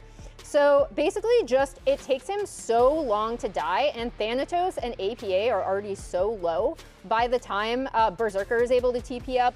Isles is here. Berserker ends up cleaning up this kill, and then here's Saint to get that kill onto Thanatos. This is super important because Thanatos up until this point had been a huge bright spot on the map for C9, and that actually increased after that entire play. The Lyon gold lead from 400 to 1.4K. Here's the kind of the dive that everyone thinks about when they think of Dokla playing weak side in this series. Right here, Inspired actually has the Rift Herald, and they are going to pretty much pop it as soon as this dive that C9 setting up right here. Isles is already getting deep vision down here. So you see just how much time Dokla wastes and how he's going to equalizer the wave across here. He's going to basically burn this entire wave down, flash out the EQ combo from Blabber, and they are not only able to not dive him, but then Herald is already popped in mid. Even though the Bard ult misses, they're able to clean up this turret, and also checking in on top side here, Victor is actually able to take down this entire turret. Their gold lead after that tier 1 turret top balloons from 1.3K to 2.8K. And I think it's really important to talk about, A, just how much Dokla is able to do on the weak side for this team, but also what weak side actually means, because it means your team is actually getting something out of it on the rest of the map. Absolutely. It's weak side on a good team versus weak side on a team that's not doing anything. You're just dying. We've seen the difference because immediately upon C9 showing where they were going, Lyon was responding in an intelligent way. Yeah. So it's just because Lyon plays low kill games doesn't mean they're not applying pressure. Yeah. So I think that's a good example of that. Also, I had to point out, APA trolled that dive so hard, man. Like, he misses it, on comms, he says, I'm going to flash Q, and then he flashed Ws and misses it. Yeah. That was crazy work. Happens, you know? Happens. That was also the worth, where Dokla responds worth and is like giggling and getting comms. But I will say it's so important within playoffs to make use of every timing that you have. And I think the top 4 teams do a great job of being able to do that. Dokla buys them so much time. He has just been a real star this playoff time. Absolutely, and it feels like he's always stepping up in the big moments. And he had this tweet after the last series, Bright Light Merchant shows up yet again, 3-0. And I just feel like he has, in the playoffs, always looked better. And you know, the goal difference, all this sort of stuff, isn't always showing it, because that is with games like what we saw, where he is getting weak-sided, he's not getting help, he's absorbing all the pressure, and he's still having better stats. Well, also, this is crazy because in the playoffs, you don't get to play like Dignitas and stuff. So you're playing against the hard teams. You're playing against better competition. You're only playing against the best teams in the playoffs, and you still have better statistics. Yeah. Defamation lawsuit from Dignitas. They have a lot of pending suits, Rez. But to your point, like the entire conversation at the beginning of the split to like the middle portions of the split around Dokla was like the major news point, right? And it was the fact that he ended up turning it around near the end of the split, and then has turned into, as you were mentioning, like a real playoff riser. He is one of the best top laners, if not the best performing top laner in playoffs right now for what he gives his team. To Jake's point, there's a reason why you give him counter pick. It's what he gives you. Absolutely, but he's not the only one who is a playoff riser, and I've always loved how Inspired is so good at problem-solving things in-game, figuring out ways to win regardless of the situation. It's not always about, you know, the most obvious way to actually win. So I wanted to go back to this fight. Inspired talked about it on Pros, where he was saying he felt like in this game against Cloud9, they basically were in a no-win position. You're really relying on your MF at this point of the game to be getting the damage done here, but MF is so vulnerable because of this. Flash and all available on Rakan, Flash and all available on Xin, Flash and all available on Malphite. So how he was talking about wanting to play it out is he's going to basically really try to play on this line just around their engage range so that they will be baited to engage on him, but not able to engage on him without spending tools. So before this clip started, he'd already hit a shock blast. He hits another here, pushing back Sven. He's putting on threat to draw them towards him. And so now look, when Cloud9 turn on him, look at him just standing right on the very edge here. He gets hit by the miasma, and Cloud9 decide we're going to turn. Now look at all the tools that are getting spent already. Instant flash from Blabber, flash from Vulcan. They're going to be popping double ults here immediately on him. And then watch Thanatos. They're going to commit even more to going on him. All of these flash ults spent. Yes, he gets killed, but now look at what happened. no ults. The ult is not showing its cooldown, but it's already currently running. And look at Berserker. He didn't even have to spend his flash. He's completely untouched. So he has now done his job. Even though he just died, he baited all of these tools. He sets up for his teammates because he knows if I just sit there and I play safe, all that's going to happen is I'm going to land a shock blast or two. That's the most you're going to do, and then you're going to have to back off. They get the dragon for free, and they win that fight. But by playing on the edge, by putting out that pressure, he forces Cloud9 to make a play. Cloud9 overplays, makes a mistake, and that allows them to win the fight. And I just think that's so cool about Inspired and how he sees the game. Yeah, trying to be creative in the game states that you are to find an edge has always been his specialty. Like when we've shown it throughout the entire split of like, oh, we're in a pretty much like a big disadvantage in terms of like trailing for dragon. We don't know where the enemy flanker is. He searches for that flank. So it's like, it's good to be able to see him be in these lane states, or game states, I mean, and then like find a way to win. It's just so funny. We're going to get so accused for gassing him up because I agree with your point. But like the alternative is, look at this guy get one shot. Perfect play. But it's absolutely true because otherwise Berserker literally can't play the game. Yep. Yeah. So you really do have to be, like, it's so counterintuitive, but it worked perfectly. Sometimes the best way to play a fight in a low percentage game is to just create space, right? Yeah. You have to recognize. Absolutely. There are On many, Jace. Exactly. It's not like he's even playing a tank. There are many fights where that would have been stupid and lose you the fight, but he recognized the opportunity here, and I think that's what's brilliant about him. And he has been on a historic run. It is not just this split. It has been the last bunch of years. And when we talk about dominance in NA, we talk about double lift. And his run here from 2015 to 2019, it felt to me like if you wanted to know who was going to win the LCS, you just saw which team had double lift because he went from CLG winning, goes to TSM, wins, goes to TL, wins. Then he actually went back to TSM, won again. This is considered one of the most dominant stretches from any player in LCS history. Now, this is the current run here that we have Inspired on. From back to the Danny EG roster, you know, winning with them, to going to FlyQuest. He got the first title for EG. He got the first title there for FlyQuest. Has been on this dominant stretch. Now he's on Lyon. Guess what they did last split? They won. And they're in the finals again. This guy is on such an incredible run that we have to look historically and put it into context. It is one of the greatest runs ever, and he has to be getting up there for conversation for one of the greatest players ever in our league. It literally feels like when he's in playoffs that he's going to be able to win. And Jose's going to be the one that has to stop him if he wants to, Emily. Yeah, and I think these stats are so interesting to look at because, again, we've talked about how good these two junglers are, but just look at how different they are throughout the game, right? Like, obviously, Jose is going to have a higher team procs. Inspired is 8th out of 8 junglers. K+A at 14. Jose is 2.3, Inspired is 6, but then you look at stuff like their CSD at 25. Inspired is getting so much more gold, and that's not like this isn't a bad thing, right? This isn't saying like, oh, Jose is bad because of this or Inspired is bad because of this. I just think it's super interesting how their stats showcase the different styles that they play, where Inspired does typically default to getting more farm later on, to being a carry in a lot of their team fights, where Jose typically does interact with his lanes a lot earlier to get them ahead. And I think a really interesting thing about this, Azael, is the way that they voted for each other in All-Pro. Because to me, clearly both of them have a value proposition of what they feel like jungle should be, because they do have such different styles. The only player from player or coach votes, and this is how you read this, that voted for the other one was Daejeon and Inspired. Lyon completely left off Jose, and TL completely left off Inspired aside from second team. Exactly, and that is what you're looking at here if you're trying to digest this. It's the fact that Inspired and Reignover both didn't even put Jose in their top 3. And when I had Inspired on pros, I had the opportunity to ask him directly about this.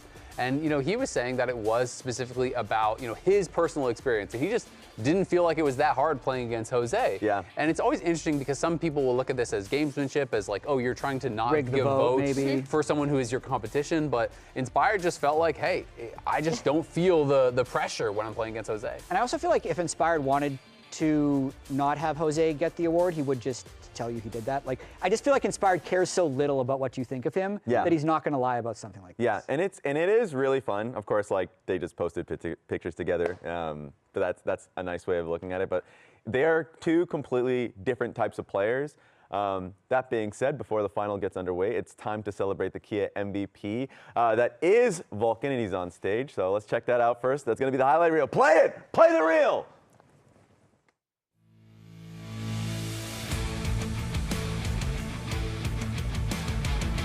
target is going to be Quid there on the rise. Channeling Thanatos and a decimating smash over the wall, and C9, you draft, engage in League of Legends. Memorize it. Vulcan's Bard is doing so much work in this first game, and with Hambach about to fall, this is just tragedy. Oof, that was kind of close. Griffin gets interrupted. Yeah, Griffin gonna eat that combo there as Vulcan chases after him. The approach, APA drops the ulti, they're ready to go in, they find the combo on Amasu! Woohoo! I think the biggest thing for a lot of people right now is making sure that we don't live in a world where Jose Diodo is MVP. You care to elaborate on why that's important? No.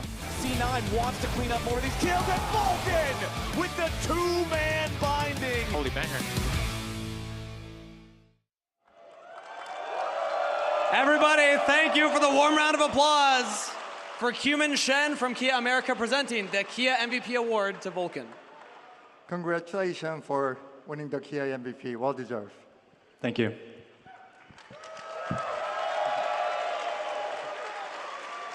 All right, Vulcan. Not a lot of supports in the history of the league have won this prestigious award. There's only two other names before you, Aframu and Core JJ. So first question, what's it feel to have your name up next to those two legends? It's a pretty nice company, I'll say. I'm very grateful for the votes that I received because it's not an award that I expected to win so late into my career, and especially not in the current meta. So yeah, it feels very good, but I will address the elephant in the room that the individual is never more important than the team, and I would trade this for a chance to play. So yeah, but I'll take it. Understandable. A true competitor's mindset, but I gotta say, Aframu and Core JJ are often cited as the two greatest supports in the history of the region. So now that you've earned this, do you consider yourself one of the greats? I've considered myself one of the greats for a while, so, but it's nice to have that, you know, to put next to my name, so. Now you got some backup for that. Also, I wanted to highlight, I don't know if you're aware of this, but you won MVP through majority player votes. So how does it feel knowing that your peers thought so highly of your regular season performance? Yeah, it was nice. I'm not gonna lie, when I heard about it, I think it's obviously no offense to you or the broadcast, but hey, I voted for you. I appreciate it. But yeah, I mean, having the respect and the recognition from opponents and players from other teams means more than from the broadcast or the press, obviously. So yeah, it was nice to see that I won it through the players' vote. Yeah. I mean, obviously, we can watch your games, but they know what it feels like to play against you. So I'm sure that is part of why it feels so much better for you. What point in the split did you think that this is possible, that you actually were on an MVP run for a regular season? Probably the, what's it called, when I wasn't dying for like a couple of weeks in a row. Yeah, that was for like 5 games, right? Yeah, 5 games for not dying, and then I had like a couple nice Seraphine plays, as nice as Seraphine plays get. So around that time, I thought it was possible, and I was very much trying hard to not lose a game, because if we stay undefeated, there's a good chance that it's going to be a player from C9 that wins it, and I was happy we got it done. You got it done. Took away from Jose, too, like you said. Any final shout-outs that you want to give to anybody who's been supporting you through the process? Yeah, I want to shout out my fiancée, Yana, who's been by my side for the Spring Split. And the fiancé buff, the MVP trophy. Congratulations, Vulcan. Thank you so much for this Kia MVP interview. Thank you so much, Mullet Arena, for the applause. That's it from us here. Back to the lounge.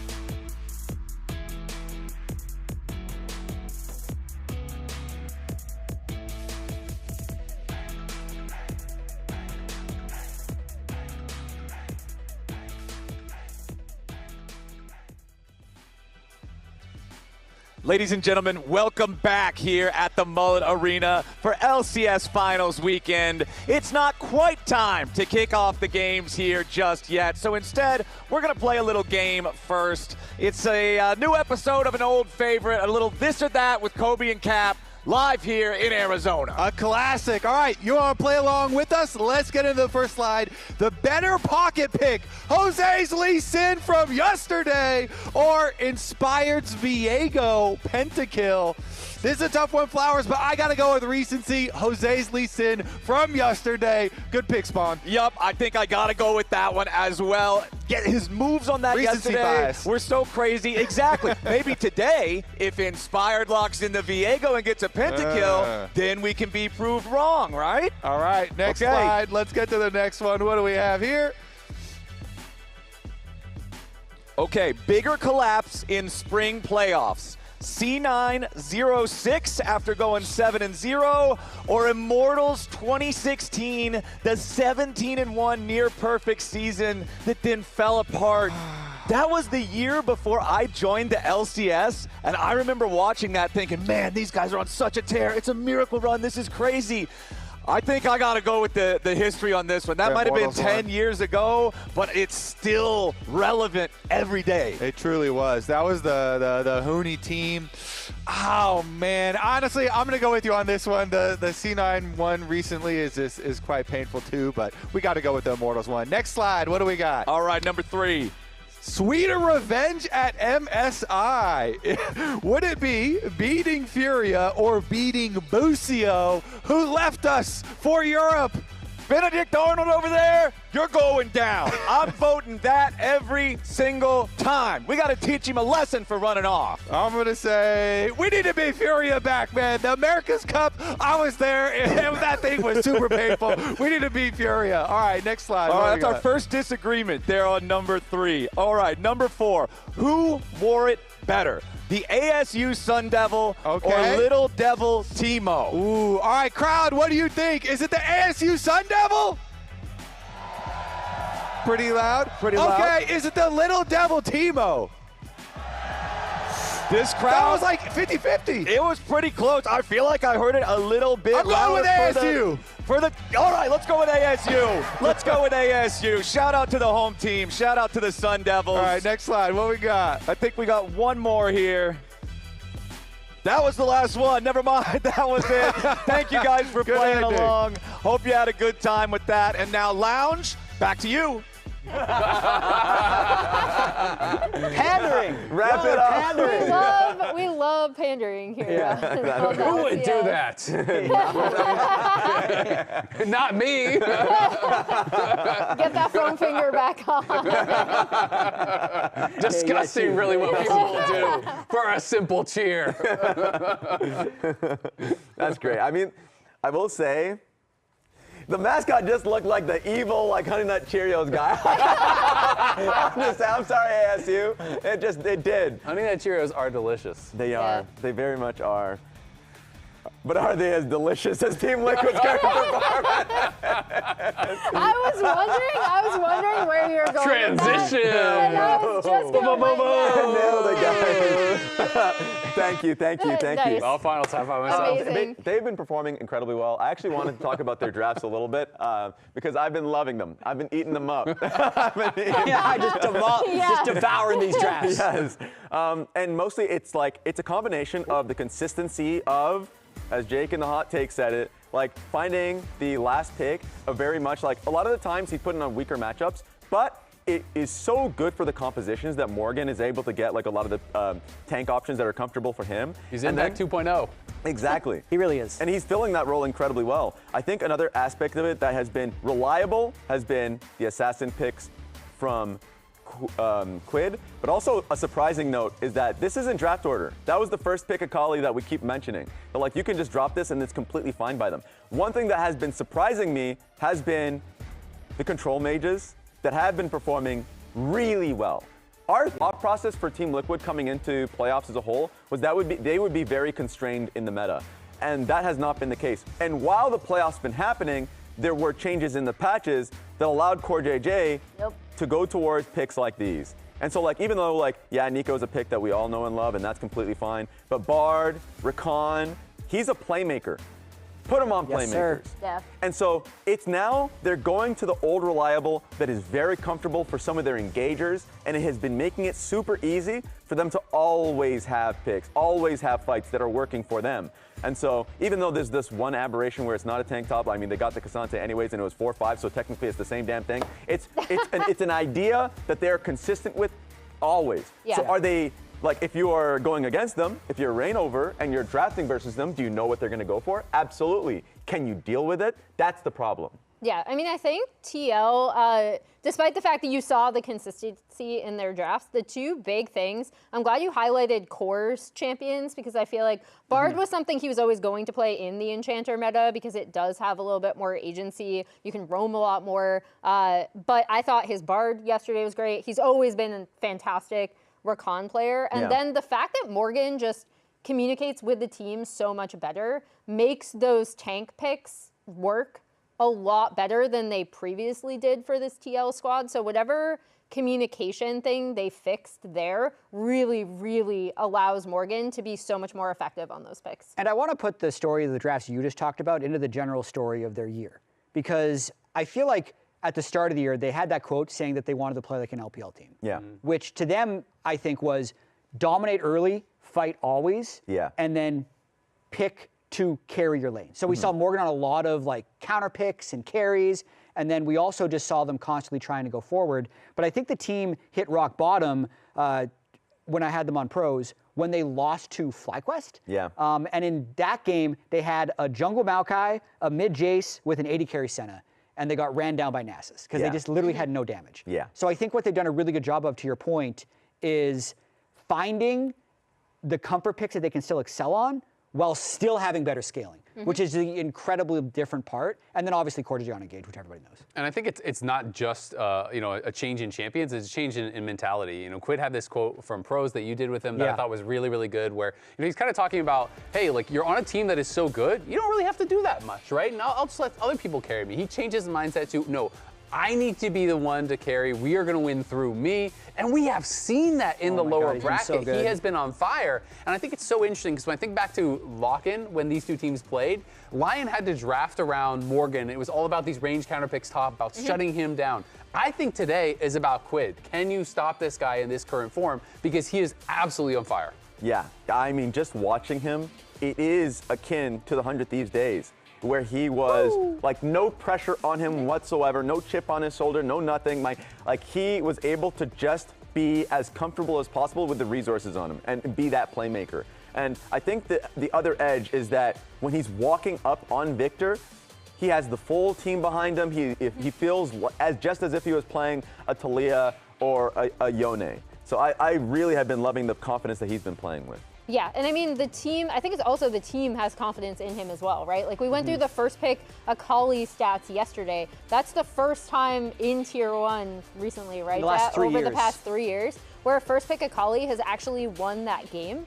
And it just shows the overwhelming trust that the team itself also has in Quid, and he's paying it back tenfold by absolutely popping off, just like he did yesterday. That Yone play in Topside River was just insane. And I think it really goes to show, as we show in this graphic, when he got Player of the Series versus Cloud9. Shopify. Yeah, that's Shopify. 21 kills, 0 deaths. That's the wrong one. That was 3 weeks ago. I didn't mean that one. That was versus That's FlyQuest. That's the wrong one. That's another. Yeah, but also Player of the Series. But I was talking about the Cloud9 one. So if you, Okay. there it is. There we go. Yeah, three in a row. 3 in a row. Which Player of Series do you want, Raz? I mean, I'm be more specific. I need to be more specific. That's true. I need to say the team's names because on the lower bracket run, he's been getting Player of the Series after Player of the Series after Player of the Series. Like anytime we were thinking maybe it could be Core JJ off of his engages, or maybe it could be Jose Diodo off of like some of his like incredible like a Nefiri or a Lee Sin play. No, consistently he has been the carry. And so you talk about the mentality change that he has had, and it has showcased in all of He's these doing games. a third of his team's damage. This is disgusting. Like across the entire lower bracket run. Is there He's doing another a third graphic of you his guys are team's not telling me damage. about production? I don't know. Is there going to be a fourth player of the series? At the end of the Are you show. asking them to spoil it? That's crazy, brother. But before you spoil the series, understandable. We got to go back to Kangas because he is on the hunt for the biggest LCS fans at Mullet Arena. Huge. That's right, Azale. Welcome, Mullet Arena. We're getting ready for the grand finals, but we're here on the college campus at ASU. So we're going to do a college campus tradition, and that is a scavenger hunt. I've been given a list of people to find, so we're going to run around the Mullet Arena and find them. Y'all ready to participate? All right, up first, I got to find someone who's sunburned. It's 103 degrees outside. Who's sunburned right now? Wait, okay. Back of the neck? Okay, I think that counts. All right, what caused the sunburn? Was it the heat? It was the heat. All right, who you got taking the series? TL3O. TL3O. All right, that's number one. Number two, someone. Oh, I got some booze there. Okay, someone in a nostalgic jersey. Nostalgic jersey. Who's wearing a nostalgic jersey? Oh, you know I see one. I gotta go right there. We got the CLG jersey here, baby. All right, who you got taking the series? Lyon 3-2. Lyon 3-2. What do we think? Lyon 3-2. Appreciate the jersey, by the way. All right, next up we got an ASU student. I know we're on Arizona campus. Oh my, right here. We got a bunch right here. All right, we got some students. Who wants it? Right here. Who's taking the series? TL 100%. TL 100%. 100%. These guys don't agree? 100%. Well, what's the series score? A 3-0? 3-0. That's crazy. What are you studying at ASU? Not that it matters. Media Arts and Sciences. Media Arts and Sciences. Do we think that validates his opinion? Nah. If it's not engineering, it doesn't count. You're in engineering, I assume? Electrical engineering, yeah. And who do you have taking the series? Lyon 3-2. All right, the engineers say Lyon 3-2. Hey, I was media production, man. We can make it, okay? Yeah. Thanks, guys. Next up, someone in a Lyon jersey. We saw TLC9 rather yesterday. Lyon. Oh, we got some. You guys are so far away. All right, I'll come to you. All right. So, who's taking the series? I assume you're going to say Lyon. You already know Lyon 3-2, and only because they want to make it a good series. Otherwise, it'd be 3-0 easy. They're going to give us entertainment. All right, and who's going to carry? Dokla, of course. This says enough, right? That's a sick sign. That's a bicep right there. We got some big dokes. All right, let's see if I can do this safely. There we go. Next up, what? A marching band? That doesn't make any sense. Where are we going to find it? Wait a minute. There's a marching band right here. Do you guys play any League of Legends songs? Can you guys play some from League of Legends? Yeah, let's hear a song. Let's hear it.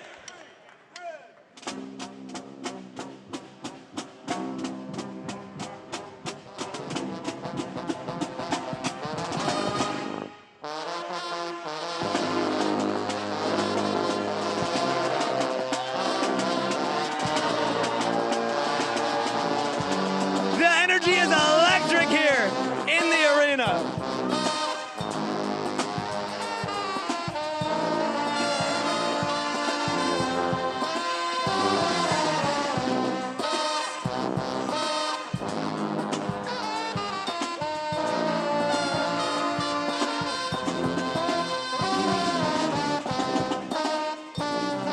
That's incredible. That's incredible. Last thing on the list.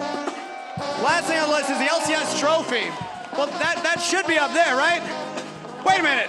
Where's the LCS trophy? Oh, wait. Oh, no. Oh, I think I left it somewhere. Oh, I gotta go get it. All right, I'll be right back, everybody.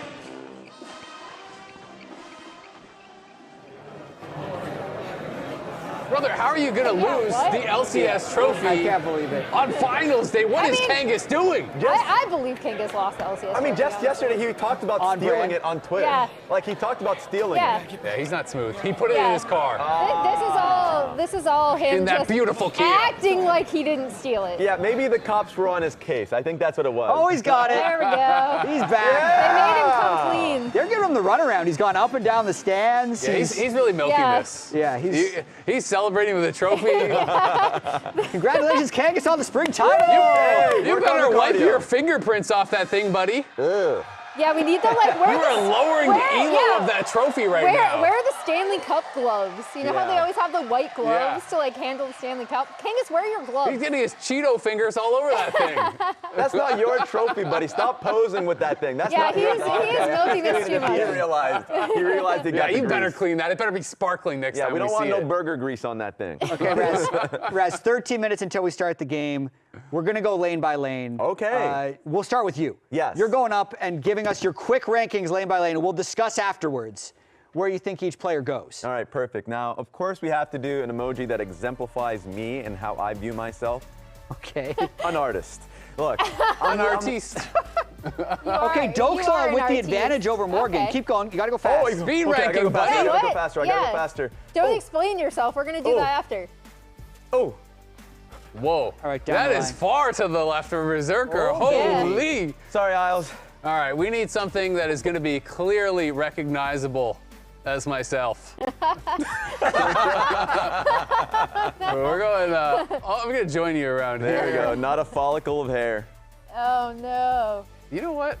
I think that I'm on the core side right. as well. Yeah. The engaged It's the engaged meta that really It changes it. is. Yeah. I mean, is this going to change my opinion on the overall series when I actually do this? I've meant to put my bald head further on identifiable. Inspired side. I'm not I'm going to going to lie. get flamed for this one. I'm going here, You're a here. golfer. All the way. Whoa. Yeah. Here. Join the club. Join the club. Here and here. Okay. Okay. We're all aligned. Oh, okay. All right.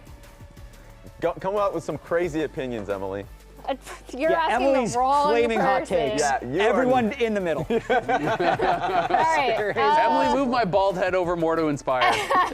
I'm gonna go here. I'm gonna go here. Wait, how do I do She's that? going right in the middle. Yeah. Put a second bald head. You can erase Azale and put him back. Yeah, I think. Ooh, yeah. I'm being over here with crowded. Raz. Thank you, the double there we go. painters. We're All right. cousins. Wait, how do we? Where's All right, the move Add tool? another bald head. Add another discuss. bald Just head. add another bald head. double Okay. bald. There it is. Where? There it is. Where do you want it? Like. Over by Raz for Inspired. Between you and Raz. Between you and Okay. Raz. Yeah, oh no! All right, there's That's good. definitely a bald head. It's fine. You're taking over, Azale. It's fine. Taking over. They're multiplying.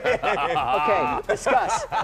The most lopsided is actually Inspired against Jose, but I feel like if the series turns to Team Liquid, that's where they're going to have the advantage. And I think likewise, if Saint outperforms Quid, then Team Liquid's hopes are dashed. This is why, though, because this guy always steps up in these massive moments. Yeah. You know, I do think I favor him because of the gravitas of the moment, because of the importance of the series, because it is for a title. Inspired has shown me so many times that he can do it. This guy's an over 50% win rate, not in games in the LCS, in titles per insane. split. And he could go to 7 for 12 here today, which is just absolutely ridiculous. Yeah, I mean, I think, and also it's the versatility, right? Because we do talk about the classic, Inspired, the full clear king, whatever you want to CEO. call him, right? CEO full clear. But he is so flexible, especially in big games. Like Jose himself said it yesterday, right? Where he is going to adapt. We've seen it in particular against Blabber multiple times where he just does these really, really early invades around their pushing bot lane. I think he is incredibly intelligent about how he wants to mold himself to what his opponent wants. We gotta also address this. This guy was like the best in all of the regular season. He was dominating. But yeah, That's we're just all good. over Yeah, here. that's just how good Quid is. We're all over here. Triple player of the series. I was the least all the way over. Quinn didn't even get All Pro, by the way. He wasn't even in the top 3. I voted Saint as my first team All Pro. We can change our opinion if we want. This is just how good Quid has been in this lower bracket run. He's doing a third of his team's damage. My He's bald been head such is an over there important too. part, I'm yeah. not flaming. I'm just saying it's crazy. This guy was dominating the whole season. I think also something that I found in the stats, thanks to our stats guy Liam, I mean, we know Inspired's been dominant, and Berserker's also been dominant. So we looked at all-time LCS game win rate. So it's not even just about titles, it's just about how much of these players won. Inspired has the best all-time LCS win rate for junglers with a minimum of 25 games, higher than anybody else. And some pretty cool names show up on this list as well as it goes down. Odd one. The odd one, Dexter is a Oh my God. Mateos, famous Raz, your boy Coaster Closer. My boy Monsters. Closer. He's making history out here. But then Berserker also the winningest AD carry of all time in terms of win percentage. not just in terms of total Wow, accolades. Masu is up Kevin there. Masu. So yeah, the dominance lately of, you know, the 80 carries to play with Inspired, actually. Berserker Masu and Danny is pretty incredible. There's a trend. And a lot of these people who are falling down the list, opponents of Inspired. That's crazy. What was Blabber's win rate before Inspired? I'm not Probably sure. higher. But that's kind of scary. Wonder Twin powers activate. We're winning together. We're both literally winning every series. So that is, honestly, when this team was constructed and you have two MVP types of Berserker and Inspired, that was the thought process of like, do they just win everything? And like at first during the regular season of lock-in, you're like, ooh, maybe not. And then immediately it turns on. And then they locked in. They locked, exactly. We're branding that. So it has been amazing to see. And on an organization, a historic organization like Lyon, that has won so many titles in its history, it's crazy to see that you put it all together. It was like 17 coming into the year, and for them to now, you can hear the ownership, the Latin American fans, be able to speak on how historic it has been for this organization to be able to accomplish this in Latin America. Yeah. And then when they came into the region and like didn't have like an amazing year last year, and a lot of it was like, oh, like there are visa problems, this, that, there were so many frustrations, but they see themselves as a winning organization and they came back to their winning ways. And I think one of the interesting stories about this series is also I've seen a lot of Latin American fans, and they're torn because you have one of the most historic Latin American orgs of all time, and you have the most historic Latin American player of all time, and they're on opposite sides, right? It's like Jose has so many fans that it's like, do you cheer for the organization who you've seen play in this league for so many times, or do you cheer for perhaps your favorite player from the region? And so I think fans' hearts are being torn in two a little bit here. I think it's the player. I don't know. That's actually a really depends on the depends on the fan. Yeah. Yeah, that has been the argument, honestly, just what I've seen in social media. It's the fact that they have been clashing, but the fact that it's even a conversation that in the LCS, it's like one of the best or most notable Latin American players in Jose Daejeon, who has like a rabid fan base, versus Lyon, who has historically ran the region. That is incredible to be able to see happen on this kind of a stage. And I want to talk a little bit more about Team Liquid because I had jumped off the Team Liquid bandwagon. Oh, yeah? I think a lot of us had. Raz, you had them number one in your power rankings, then you started predicting against them. Really? They had... What? I just jumped They started doing better once you jump ship, Rez. Yeah. They had that game 5 against Lyon in the upper bracket where they had a 2,000 gold lead on Lyon and couldn't advance the game, and it felt like there was something fundamentally broken. Yeah. But I feel like they've simplified the game, and I'm projecting here, but I feel like they have a couple of rules that they're following that has allowed them to go 9-1 in the lower bracket. So here they are. What does Team Liquid need to do to win today? I think they're putting Morgan on weak side. They need to focus and play around Quid. Okay. They need to draft for scaling, and they need to drop the enchanters for core because Morgan couldn't connect with the team.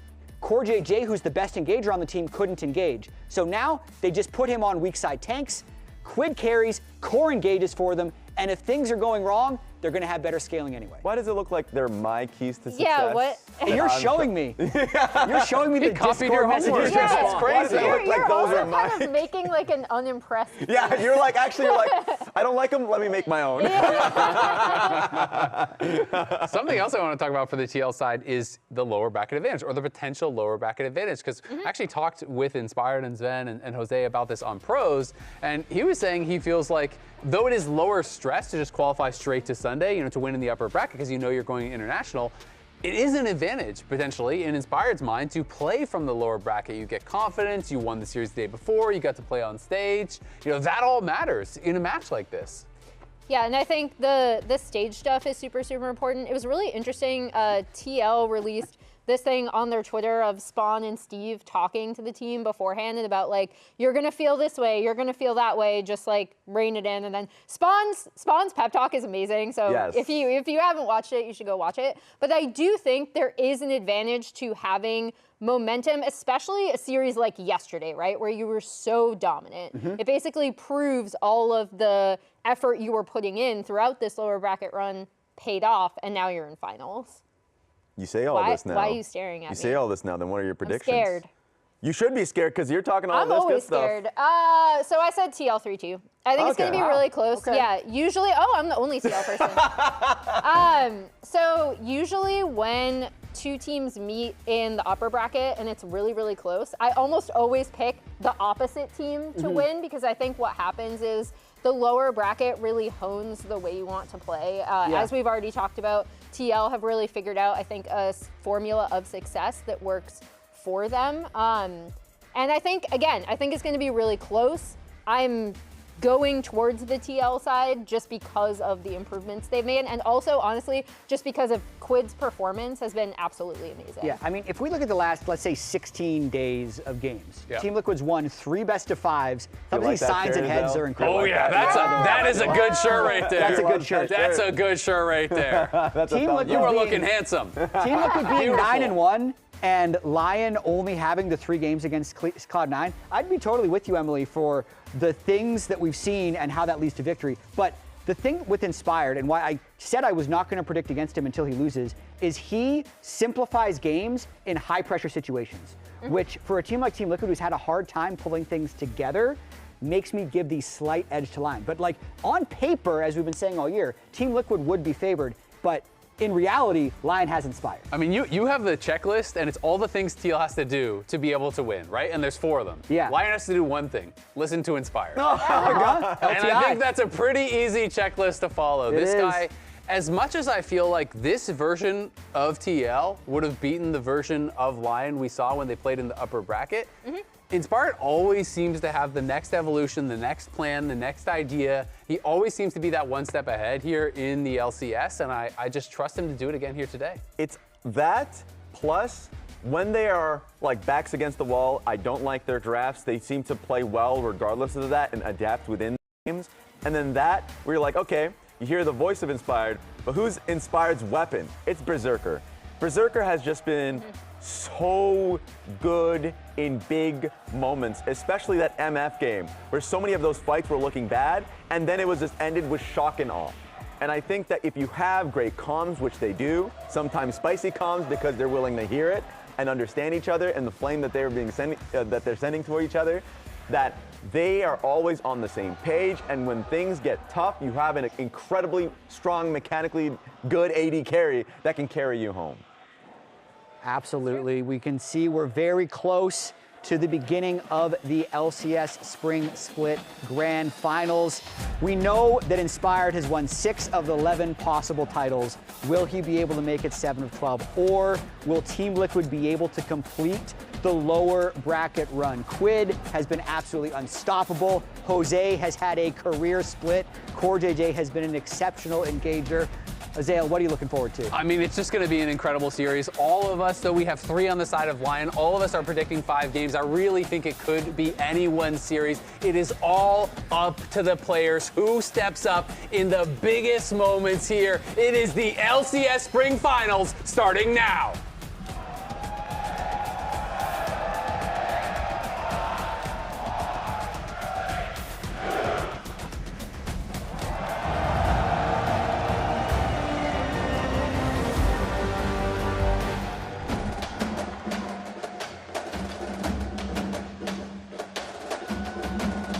How would I describe our road to Arizona? Probably very short. They jump right back in, but Hosebioto has to flash back from the wall. Look, coming in as C9 already find the enemy jungler. They're going to secure themselves this goal point as well. It's a massive bullet time. Everybody is caught in the MF ulti, and Lyon wiped them off the rip. The playoffs have been a bit easier than expected, but I still think they were quite challenging. Probably one of the most competitive splits that I played so far. I don't feel like any pressure going to finals because I know I'm doing everything I can to win, and if it goes well, fine, good, huge. Hosebioto turns it right back around the hole. I know a lot of people cheer for me and they want me to win. When you're playing on the big stage and people scream, you can feel the shaking, you know, it's very fun. Feels good to be back in the finals. I love playing in front of an arena crowd. I have a lot of fans that always cheer for me, so that's always nice. He's already dropped the Arcane Storm, and yet again, it's Dokla, the cavalry arrived.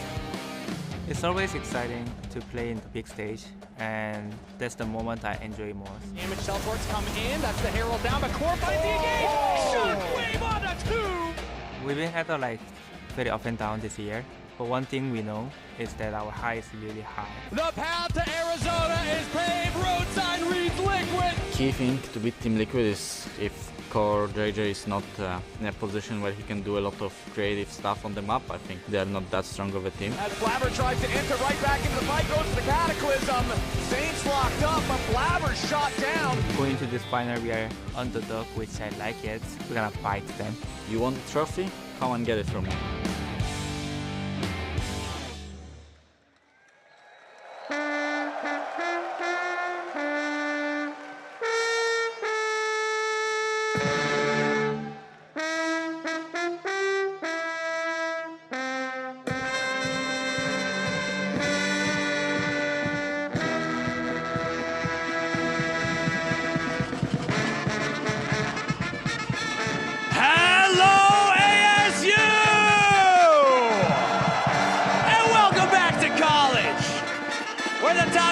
LCS are ready to take stage for the final exams. Mullet Arena, please join me in welcoming your grand finalists. Up first, Team Liquid Alienware.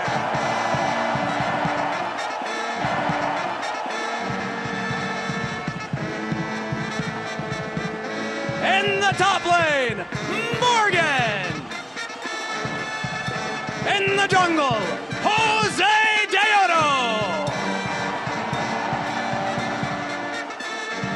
in the mid lane, Quinn. At AD carry, Lyon. And in support, Core JJ.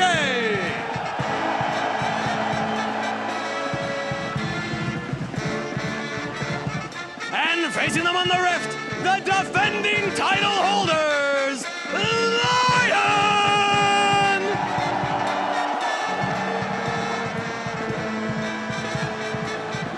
In the top lane, TLAW! In the jungle, Inspire! At mid lane, Saint!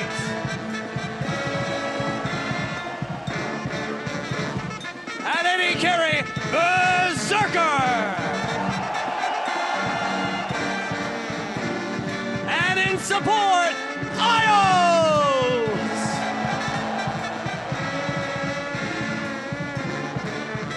Three teams entered Arizona this weekend.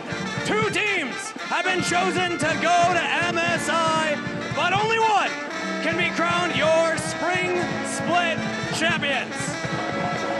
It's final season in Tempe, and there's just one more test for these teams to pass. Give it up one more time for your grand finalists, Team Liquid Alienware and Lyon!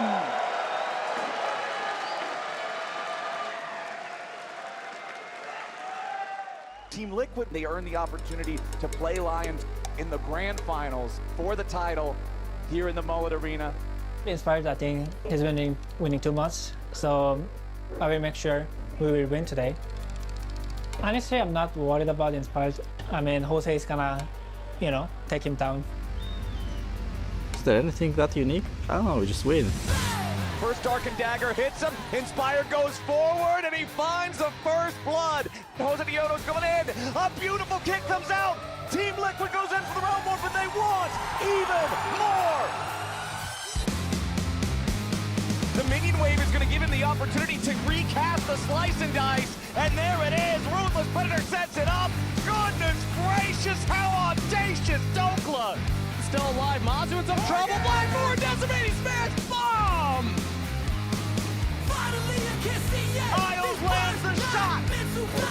Fourth flanking, lands the engage there onto Mazu. The carry's down. Safe to the back line, and Team Liquid has already lost. Triple kill for Saint on the Yone. Massive fake sealed! Quid just cut them to ribbons! The safety, no flash on the Victor, still not punished. They're calling it up to kill Cryogen. Team Liquid continue forward. Berserker just got 3! And they will earn their spot in the finals to compete for the LCS Spring Split Championship.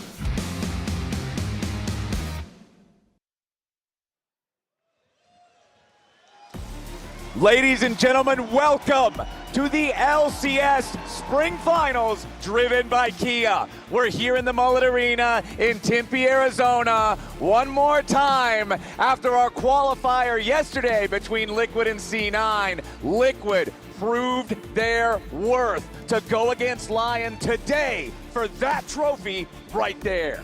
Yeah, Liquid are definitely warmed up after yesterday versus Cloud9. Excited to see if they can keep that momentum going forward here. Lyon, of course, did defeat Liquid previously in spring, and so have the upper hand, but Team Liquid feeling a lot better and very confident. Yeah, that confidence. I ran into Core JJ this morning, getting into the elevator to come here. I asked him about that confidence. I said, you feeling like you guys got what it takes to win today? And he just confidently and quietly said, yeah. I'm excited to see what they bring to the table. I'm excited to see how they go up against this Lyon squad. That was our representative at our last international competition at First Stand. It was Lyon who claimed victory in lock-in, earned the right to represent North America there. We know that both of these teams are going to be representing North America at MSI, but there's a pretty big difference between first seed and second. Very, very different, especially with T1 being in the play-ins now. Yeah, that's probably the biggest difference of all, is having to go through that extra difficult step. So not only are you fighting for the trophy, you're fighting for the chance to have that better position once you do go to Korea here in only a few short weeks. But all of that can be talked about in the future, because right now it's all about the best of 5 in front of us today. All right, let's jump right into draft here and see, because Lyon have had the advantage of seeing the extra game and seeing the extra series of Team Liquid, although it was short, so not a lot of data to gather, Flowers. 3 quick games, but we'll see if Lyon have prepared anything specifically to try and counter what Team Liquid showed yesterday. Meanwhile, Team Liquid get the advantage of, as we said, being warmed up from already playing on this stage. You want to talk about something specific? Lyon specifically saw Game 1 yesterday and said, you know what? Jose Daejeon should not be on Lee Sin. That's the first ban of the draft for them, alongside the Rakan. Over on the other side, Team Liquid going to focus out a couple powerful junglers with the Nocturne and the Jarvan, as well as removing Bard from the pool, as Nefiri is the final ban for Lyon. So that means starting off here, Kobe, it's 4 jungle bans and 2 support bans. And I always like this approach from the side that Lyon are on here with second pick, trying to attack specifics of what you just saw Team Liquid use yesterday, because you know Team Liquid invested time in prepping that Lee Sin and that Rakan. Yeah. Both of these things, the Rakan and the Lee Sin, used in game number 1 by Team Liquid to great effect. As Dokla is playing to the crowd, the Lee Sin and the Rakan, if you remember, those are the 2 that won the really big first Dragon fight for Team Liquid. They were the 2, the playmakers. After Cloud9 had gotten that Dragon, it was Jose on the Lee and Core on the Rakan that turned it back around. So the specifics are definitely there. All that being said, with the target bans, meant that Varus got through, and it means answered here very quickly with the Ezreal. Of course, Karma is up and available, and so we expect the Karma to follow, but we'll see what they end up blocking very quickly here. You still, they still could go for the Prio on jungle instead. They're leaving the possibilities here for Team Liquid. Yeah, we've got the Xin Zhao locked in for the Lyon side, wanting to have that in Inspired's hands in the first game. 80 carries both already selected, like you're talking about. Xin Zhao is another one of those highly played champions from Jose. Jarvan and Lee Sin also very commonly picked by him. So I'm curious where they're going to want to go on the Team Liquid side, considering Jose Daejeon was just so important all series long yesterday and has been such a huge component of Team Liquid's success so far this split. Orianna, 100% presence in pick ban. That champion being left open is another one of the costs that you're talking about of all these target bans here in the first phase. So Quid pilots that in game 1. Okay, so some choices now. You could either answer jungle and pick like a Trundle or something into the Xin, which is a good individual matchup, and then might dissuade Lyon from going for a tank. Or, well, there you go. Have that That's immediately a pretty good guess. is their thought as well. The other options, of course, I was going to elaborate on would be going for support early. But it seems they do value that counter pick even further than grabbing an early support here. And you can see there is also value in support counter pick. So let's see if they want to grab the Karma now for the Ezreal, or you can pair Ezreal as well with plenty of other things. You know, Nico still up and available as well. And those types of engaged supports. But we're going to get the steal away here. They're going to jump on it before Quid can get his hands on an Akali. Will Pickett's on the side of Lyon. Not only is Saint very good in Akali, but you always want to put pressure on Orianna as far as the side lanes go, as far as the mid lane goes later on. Trying to get some kill pressure on the immobile carries here. So Akali just looks good in general, into Varus, into Orianna. Neither of those two carries have escapes or ways to dodge very easily.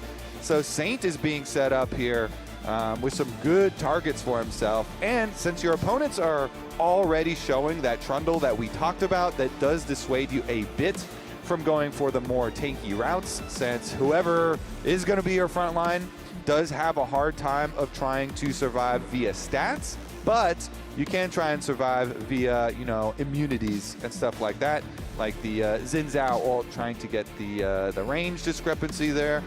And we'll see. The Nautilus being banned out here because Lyon don't want to deal with any easier point and click. One of the only things you can do against Akali is get some point and click and get some things that will reveal her in her shroud is another option. So Poppy banned away, Nautilus banned away, Karma obviously kept away from her good buddy Ezreal down there in the bottom lane. One ban left to go for the Team Liquid side. I'm curious if they want to further target support, since we have already had a decent amount of support focus so far in the draft, but no, instead they're going to get rid of the Gnar. They don't want Dokla to be able to bring that one to the table. And that's a pretty good one, since Team Liquid are showing the Trundle like we talked about. You don't want to go like full tank stats, and so a Gnar would be a good kind of in-between that Lyon could go for, so I do like that ban. Taking away some of those options. And then Alistar, you can still rely on your ultimate, even if Trundle can steal your tank stats. Can't steal... Yeah, it's just damage reduction. Yeah, can't steal your actual damage reduction from your ultimates. So very good option here for Lyon to try and work around this Trundle. And it gives you the engage here to try and set up the Akali. Try and put even more pressure on those low mobility carries Team Liquid are wielding. All right, TL, what's the answer going to be to the Alistar? We know that this champion is not particularly a powerful laner. Generally early on, you're going to have to cede control in that lane. But Nico is the exact opposite. Nico can have a lot of pressure in the lane, especially next to something like the Varus. Jan and Core JJ will be able to play this bottom side 2v2 from a position of strength. All right, let's see what the blind pick for top side is going to be with the Gnar banned out. Renekton does look very good here. Not too many hard counter answers available, and going for a like Quinn would be in Dokla's wheelhouse, though. You know, he does like going for some counter pick range tops. So, you know, Morgan goes, you know what? Actually, we're going to blind pick Sion instead. Little bit easier, especially since we're the ones already with the Trundle. We guarantee that we are going to have a stronger front line. Only problem is Akali doesn't really fight front to back. She goes... She fights dirty. Yep, she fights dirty. She goes straight to the back line instead. Okay. Good answer here, honestly. I do like this answer with the Shen because it gives Akali a dive buddy, and it's a good matchup into other tanks, into Sion. As long as you can get your Q pass-throughs with your Keyblade, get some very good tank trading up there, and you can remain fairly safe. Plus, the block zone is also very good if Trundle ganks you, can deal with the bite as well. So Dokla classically been very good with weak side rolls as well as with counter pick options. So now he's going to be up on the top side, weak side for both him and Morgan. And it's kind of like what you were talking about with Alistar. You're up against Trundle, who's going to use Subjugate to steal your traditional defensive capability through armor and MR. Alistar has damage reduction through the Unbreakable Will. Shen has damage elimination through Spirit's Refuge. Those auto attacks aren't going to matter. I think they did a good job kind of sidestepping around the Trundle issue here in the first game. But it's like you said, with Trundle and Sion, that is a big front line. So this Akali with the Shin on top, the Ninja Missile needs to find its target onto those carries because you're not fighting front to back. Plus, I think it is always a important thing to try and get a good individual matchup or jungle matchup into Inspired so that you can try and put some pressure there. We'll see if the Trundle does try and play off. I would say specifically bottom lane would be a good place for Jose to play off of. If the Trundle can play off of the Varus and Nico lane and maybe use that to go for some invades on Inspired and put Inspired under a little bit of pressure, that could be a way for Team Liquid to destabilize the Lion shot calling process or take away some of Inspired's potency. All right, so loading in here, we've got the Doran's Helm start for both Morgan and Dokla. The less effective early sustain item compared to the shield, but scales so much better, just gives you the extra health, the extra resistances. And looking down here in the bottom side, nobody's going to try to do anything super crazy early. Again, I wouldn't expect any sort of really risky early gambits from the Lion side, considering Alistar's early weak lane. Yep, and should be the Team Liquid duo gaining lane priority here. They're getting some harassment down while they're doing it as well. Isles is fighting for the brush control here, though. Does get the sweeper, and they don't get the last auto onto the ward here. And you can see on the left side of your screen, this is TL versus Lyon in 2026. The series score has favored Lyon 3-0 over TL, but the game score 8-4 means that these haven't just been sweeps. These haven't just been stomps favoring Lyon. TL has been competitive, but they haven't solved the equation yet. Yeah, exactly. This one has been fairly close, and that's why I think it's important to examine the game score and the individual game play as well in their series versus Lyon. So let's see if they can actually come out ahead this time around. Full best of 5 we're hoping for today. Yesterday it was fairly quick, but on this bottom side, they are getting the pushback here for Berserker and Isles. Now that Alistar has access to the combo, being level 2, having the options there, and both junglers are pathing down towards that bottom side, so expecting the confrontation there, and then you'll get the fight over the Scuttle Crab. But with the bottom pushing here for Berserker and Isles, feels pretty confident. Yesterday was a down payment on fun. We had to get the 3-0 done so that we could have the 3-2 one way or the other today. There's nothing quite like silver scrapes in an arena, and I hope that these teams both have everything ready to go today. I love it. The early call for silver scrapes. We're calling for it at 2 minutes and 40 seconds into game 1. Yes, I am, Kobe. We had to do a fast 3-0 yesterday, and I want some action back and forth here today as Jose Yoto makes his way down into the bottom lane, chasing after Berserker, who tries to get all the way out and does make enough distance. Berserker and Isles surviving the gank there, but not for free. It's the heal from the Alistar, the flash from the Ezreal, but also Core JJ committing both summoners of his own to try to make it happen. Exactly. Offensive used summoner spells can be punished just as easily as defensively used ones. But I do kind of like the look, the Trundle here with the pretty quick clear and move down there. Inspired did look for a wraparound, but because they've already started their recalls and backed off here for the TL side, no point in investing extra time because you do need to get back in time for your second clear, your respawn for those Krugs.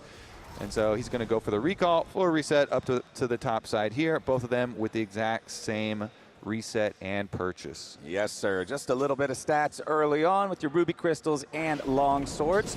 As Inspired clearing out these Krugs. If he tries to make a move towards the top side, obviously you do have a little bit of vision up there placed down by Morgan.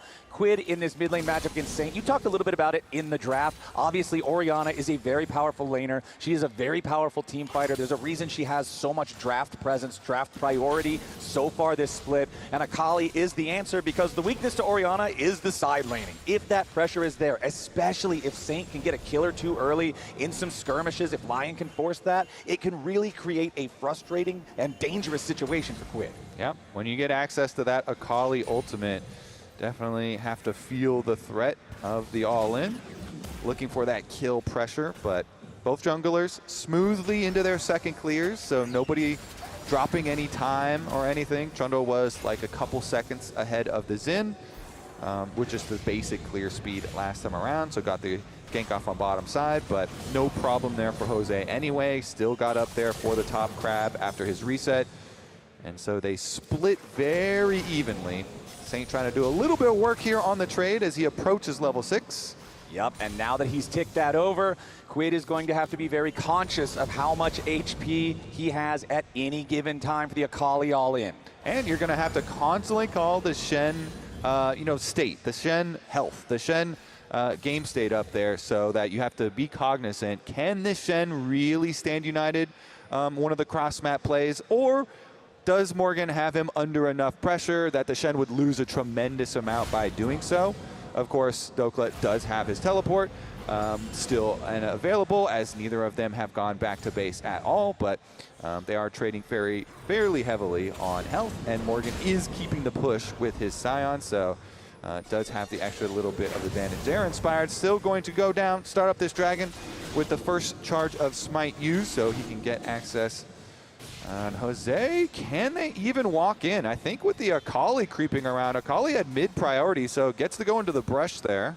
Yep, Saint is hanging around the area. Jose is going to approach the river now, potentially look for an angle onto Saint, who goes for the Shuriken flip instantly to create some distance away from the traffic cone, immediately pops the smoke and just walks it off. Back in the draft, we were kind of talking about how the Trundle prevents certain enemy champions from working out super well. He duels Xin very effectively early on. However, Akali, one of the best answers into a ball of stats like Trundle is to simply not engage with his stats. So Akali being able to pop that smoke, you just walk away from him. It's very difficult to do a whole lot for her with that Trundle. So easy enough for Saint to walk away from it. As now, once again, he keeps the pressure onto Quid, dashes in for the perfect execution, forces the flash out of the Team Liquid mid laner. Saint's got control in mid. It's beautiful for Saint because he's also doing a good job tracking enemy jungle. You know, after they did the pass through and just saw the jungle previously for Jose, nobody's going to interrupt him, so he knows that he can go in for the pressure trade onto Orianna, and every time you use your ultimate for the flash is a very good trade, plus you got a large health bar exchange there, so he gets to push the minion wave in too. It's just very, very good stuff here from Saint on the Akali, and it sets you up for the next time that your ult comes up. The perfect execution will be ready. The flash will not for the Orianna. So you can try and, collaborate with some of these plays. Your jungle, maybe your Shen, maybe even your Alistar gets a roam timer up there. Well, speaking of timers, we have the swap timer here as Jan and Core JJ have made their way into the top lane now, and you're going to see the teleport from Morgan taking his position down here in the bottom side of the map. With the first Drake already gone, the only objective that's going to be available to fight for here for a little while will be the Void Grubs, and it's Team Liquid who has control over this top lane right now with those about to spawn.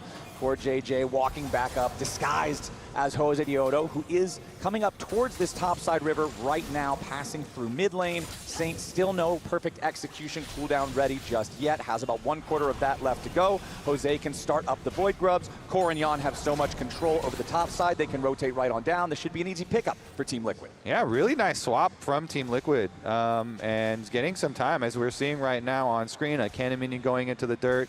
Top side was able to get the early pressure, as you're saying, into the Void Grub, so good kind of movement there. Of course, Lyon did get that earlier dragon that we had been talking about, so they already had that one in the bag. But TL are doing quite nicely, and Morgan especially is farming up very well. The Soul Furnace here for the Scion with some good CS numbers for himself.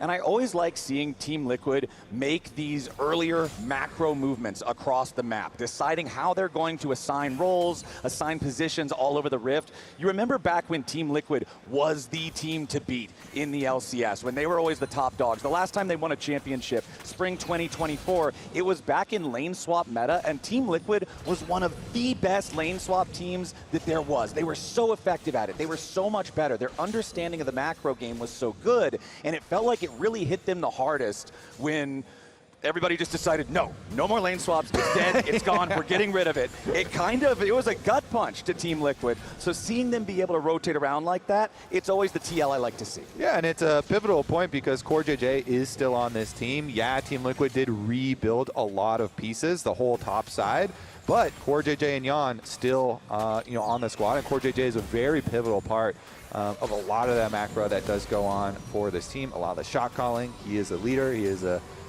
huge veteran of the league, of course, which is in stark comparison to Isles in this series, in this matchup.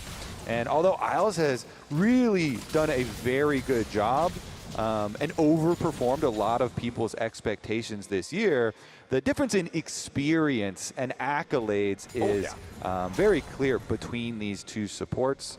Core being such a veteran, but it's been a really nice surprise and story for Lyon that Isles has had a lot of success since lock-in playoffs. Here we go, though, with another swap to the top side. Yep, there's the chains of corruption. Dokla tries to get away, but the follow-up damage is extreme. The first blood goes over to CoreJJ as Isles teleports up, wants to see if there's anything to grab, but Hosedioto has also arrived to the scene, so Lyon won't get anything back, and Team Liquid strike first. Really nice, another swap for them, and it is successful. It is CoreJJ, the veteran, that actually does get the last hit, last little bit of damage.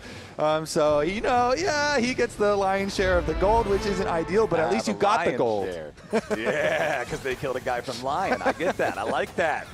MasterCard item power spike right there. The Sunfire Aegis completed from Morgan. This is not a commonly seen item. I feel like Sunfire has greatly fallen out of popularity over the last couple of years, but that's going to be the option here for the extra wave control, the extra push. Dokla on the Shen, still building towards his Titanic, but since Team Liquid made the play up there in the top side with multiple players, that means that Inspired now sees the opportunity to go after Drake #2 as it spawns. They've got control over this bottom side river, and he should get this without any issue.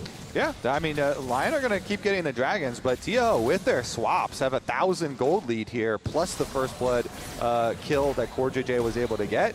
But also, it's showing up again. We got to keep highlighting Morgan CS looking very good, and that Sunfire Cape damage does scale with your HP, which Sion, of course, gets a bunch of bonus HP when he does farm really well like this, and the Soul Furnace does do a lot of work, but we're getting another one of these invades where you see CoreJJ linking up with Jose, very well coordinated by TL, getting that deep vision in this side of the map. Quid under attack again, though. Yep, it's both ninjas going after him at the same time. Dokla arrives, Quid gets away, a beautiful flash. And Dokla and Saint are not going to get it done. Quid's shockwave slows him down. He gets out. Yes, it costs him that summoner spell, but that's Stand United off the table now. And Jan and CoreJJ are going to use the opportunity to continue mining money off of these top lane plates. You said it. Great timing there from Quid. Right as the Shen arrives, you know Shen is going to go for that taunt immediately upon arrival. So he flashes it, creates the distance. He survives again.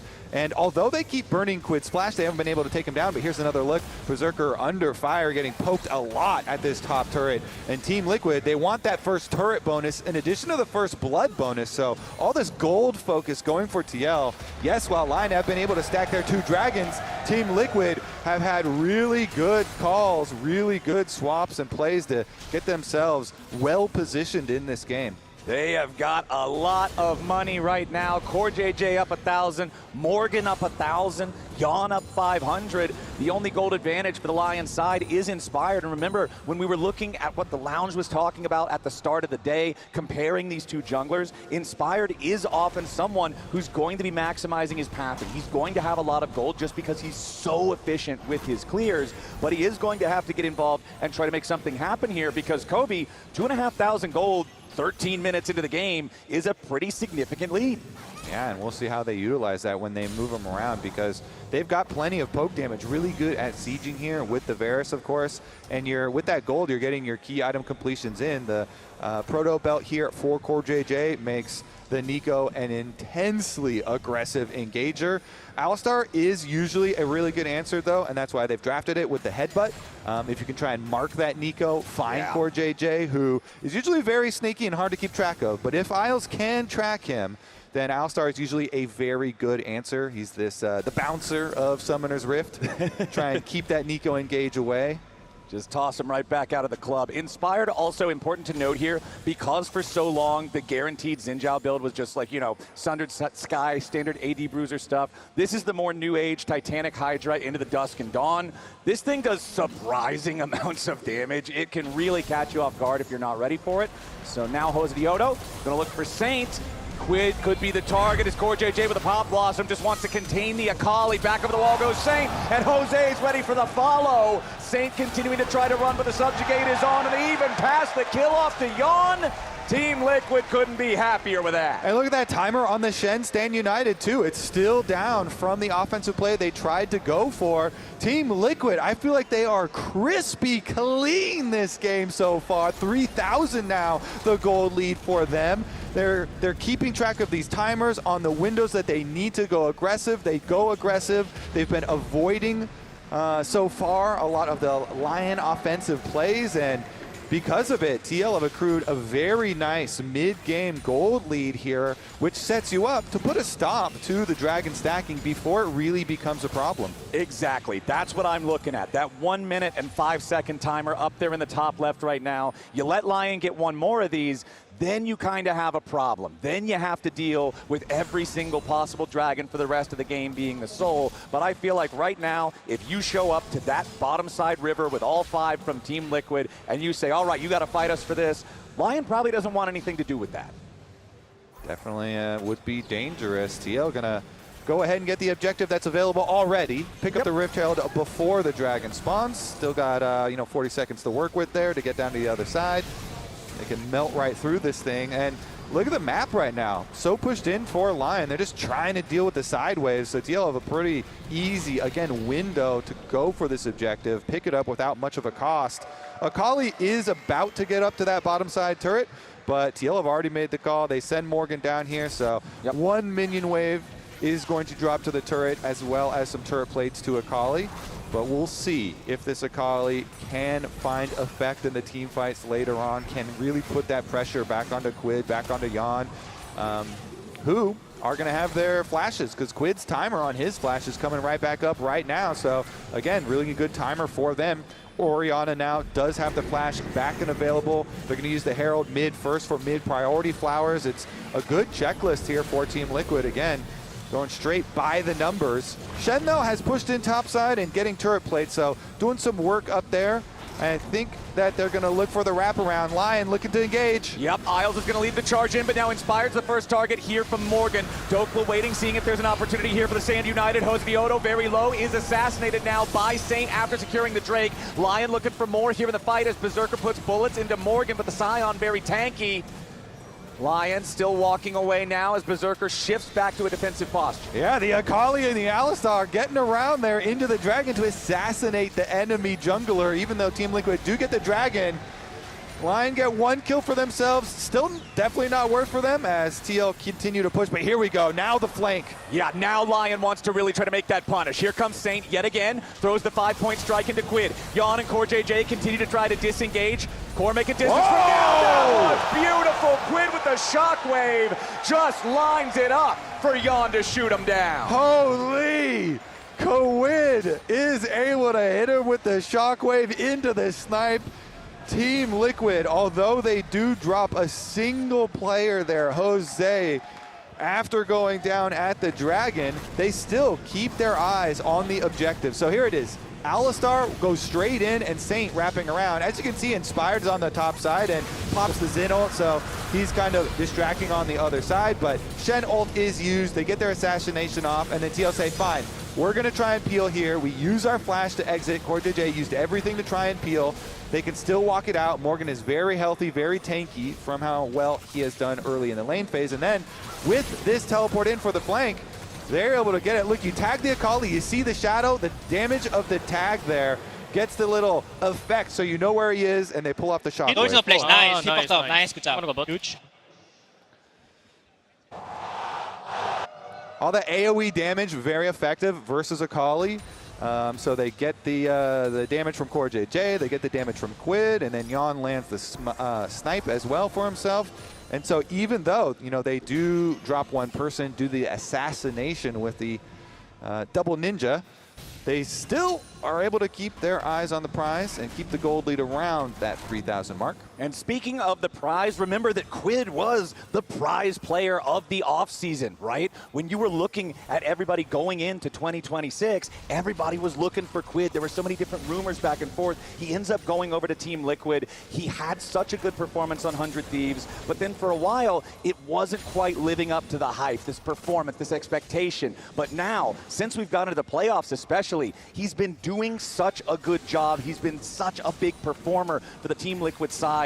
And having the synergy like that, just to have the communication and trust in each other, okay, I'm going to shockwave him as long as you hit him. That just means that Saint teleported in only to lose his own life. And now 3 seconds on the clock until the Baron spawns. It's still Team Liquid 3,000 gold lead, but I don't expect any crazy early Barons unless they can get a pick first, as Saint gets another wave shoved up here in the top side, then has to take his retreat. Remember, Team Liquid has already secured all 3 outer turrets from Lyon. Lyon have yet to claim a single structure.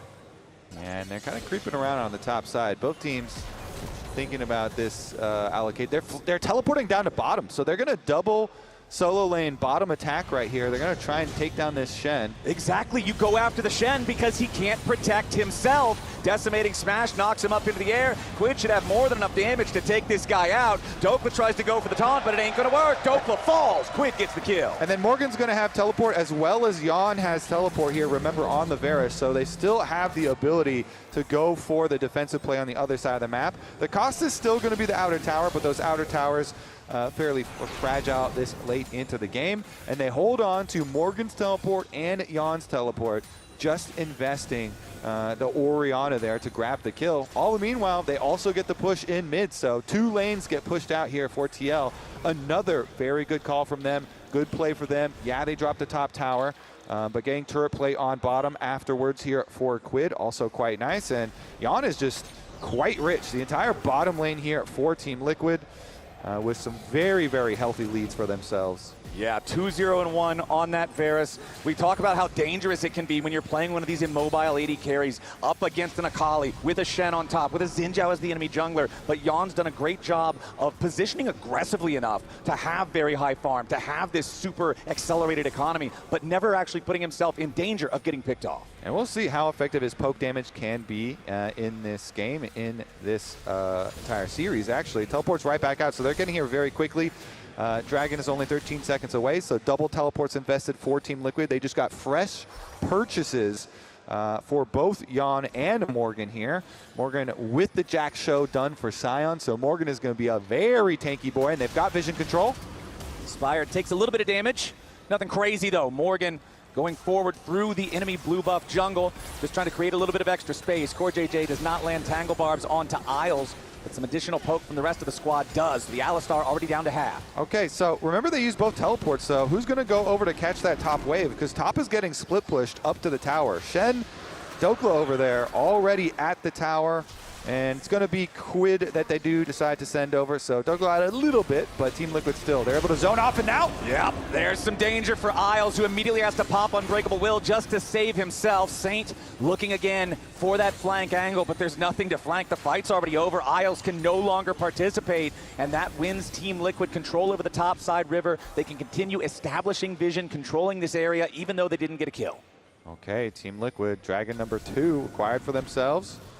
Looking pretty good. Can Lyon get a real assassination off on either Quid or Yon? Last time around, getting it onto the jungler inside the Dragon Pit is one thing, but for a team fight, I mean, Quid is already approaching level 16 very quickly. He just ticked his Rod of Ages over, so he's 15, and look at the experience bar, almost 16 for the Orianna level up for level 3 Shockwave. And so if you can't burn the flashes here of the Orianna, of the Varus, then your Akali flanks, even with your Shen, Stand United on them, might be hard to pull off. Team Liquid, as long as they have flashes available for their carries, their comp is still very, very strong, especially in front to back with their Trundle Sion again being such an incredible front line. Let's see here, though. Jose is going for a little bit of a wrap around. Inspired's looking at him. They still have the control wards here and plenty of vision for TL, but Lyon are working around, but they haven't been able to create quite much for themselves. I don't think Lyon have created much of anything at all this game. They managed to grab those first couple of Drakes, sure, but those both came at the cost of Team Liquid being able to get other things with their map rotations. Lyon now going to make a move to start up this Baron. Xin Zhao does a lot of healing with the Dusk and Dawn build. Baron pretty much doesn't matter for him. So if Team Liquid is not aware that this might be happening, okay, Ward over the wall is going to see Inspired. Yeah, I was going to say, I'm pretty sure Inspired just solos this down slowly over time. Berserker over the wall, of course, could have contributed with the Mystic shots. Morgan is going to continue forcing Berserker away. I like the attempt there from Lyon, because if Team Liquid was not aware, that could have turned into something pretty sketchy, pretty quick. But TL sniffs it out. Saint still in the enemy jungle prowling around, but doesn't look like he'll find anything here just yet. But no, what I was saying is it felt like Team Liquid have been the ones making the plays, making the calls, deciding what's going to happen and where, and Lyon haven't been able to find any counter punches of their own. Certainly has been the case. See if that continues that way. Next Dragon is 2.5 minutes away. Lyon have some time to lie and wait, look for some of these plays. Scryer's Bloom does tag the ward there. Saint still trying to hide, but does get the Orianna ball to check for vision, and now you've got Core JJ up there too, so looks like Team Liquid have it under control. Jose, though, not showing on bottom, but hovering on this side of the map. They know that with the Baron available, a play would have to be very quick. They've got teleports ready, though, so they could go for a little something here. With a Trundle, of course, the ultimate you can always use to actually go after tanks, but they're going to just give him a little love tap as Morgan deals with the wave. The old smack and a chop. Yep, just takes a bite out of him, has to walk back away. Isles goes in there for the headbutt Pulve, and that forces the flash at a Core JJ. Pretty big deal, actually, considering Nico Flash can be so powerful in a team fight. Jan also losing over half his HP there, trading back and forth with Berserker, both 80 carry ults, now also off the table, as Inspired and Isles are still hanging around, seeing if there's something they can find here. Isles is spotted on the ward. They're in the brush. Saint off to the left, too. Okay, Core JJ with no flash on Nico is going to be really, really helpful for Lyon. That is a big, big part for the surprise engage that comes from Team Liquid. And Lyon at least are keeping up their split pushing. Dokla gets a tower on the bottom side, too. So they are able to get the cross-map play, and they cut the Team Liquid gold back down to 2,000. Lyon remaining very calm here, continuing to play their split push, continuing to play their other side of the map, and you saw Berserker go a little bit aggressive there. You know, step one is basically get your spell shield off of Jan, you know, break that, and then step number two would be trying to get his flash, but they're unable to really get much more after that, so looks like we are going to have the Dragon number 3 set up here. Whichever team gets it will be the third one, and Isles already into a pretty deep flank here with the control ward as well as his own vision by Tribush. Has some confidence that this is unknown to Team Liquid, but it's not going to be unknown for too long. Let's see, taking away the Blast Cone at the very least. Perhaps it will be. They haven't gone and spotted out that Alistar here just yet, so Isles will pass back towards that Tri-Brush, staying on the backside of the Dragon Pit. You can see a teleport coming in now as Team Liquid wants to have everybody ready to participate in this battle. Here we go. Dragon started up. It'll be number 3 for whoever secures it. Morgan arrives here with the extra big shield from the TP. He's just going to lead the charge into the pit. Inspire jumps over the wall. Core JJ could be in danger. No, he gets himself back away. There's the Pop Blossom, but it only finds Isles, who wants to go forward. It's open. Saint into the back line. Jan's in trouble with the Shockwave. Protects him. Saint gets gets the assassination. Shutdown credit for the Akali, but the kills go back the other way. Team Liquid has already lost both bottom laners. Lions finding their fight. The Dusk Dawn Brawlers have found their angle. Hosnioto's about to fall too as Dokla and Berserker continue fighting. It is a 4-for-2, and Lion roar to life. They get the flank, they get the assassination, and they take down both Team Liquid carries here. Lyon diving under the tower to finish the job, and they will be able to get the third dragon for themselves, setting up Soul Point. Beautifully done from Lyon. Nico has no flash. They don't know where I am. I will maybe go on Nico. You can maybe go on Nico. Yeah, Nico no flash, guys. Yeah, Nico no flash. Really far there, but I'm coming. Take it slow, take it slow. Okay, we are going. Varus. Varus flash. I can keep Varus. Go Nico after, I will block this. Sorry, over the wall. Okay. I die, but... Go from... Oh, we are going? Oriana. Has flash, I think. Splash. I'm coming, guys. Okay. I'm dead now. Drop. Can you drop? He has flash, Sam. Dragon or Nash? Dragon. Break, I think. Frustration on the face of Spawn in the Team Liquid coaching room, but you saw as soon as Lyon said, all right, it's time to go, everybody full sent it. It's those two Dusk Dawn Bruisers that I'm talking about, topping the damage charts, and when they dive in on top of Yon's Varus, Saint uses the execution to dive through him. The Chains of Corruption completely miss, and after that, Varus has no way out. Yeah, Lyon are able to get very easy access to the backline, to the Varus and the Oriana here. Nice moves from them. But first, they started by attacking the Nico. The core JJ, as we mentioned, when he had no flash here, and they are targeting and marking that big AoE ultimate, and they force it out with just the Alistar inside of it. It is a huge win for Lion's side. So, good comms and good targeting from them. As we said, you got to mark that Nico, goes right after him, and then it opens up, so they're able to get a really good flank and pincer movement onto the Varus, and then chaining it into the Oriana. And they don't let up. You see, as soon as they get a little momentum in the team fight there, they're diving under the tower to finish the job, get themselves Dragon number 3. And now it's a little bit more dangerous here for TL, or a lot more dangerous, because neither carry, in addition to dying, they also both don't have flashes now. So have to be very, very careful when they're even farming waves.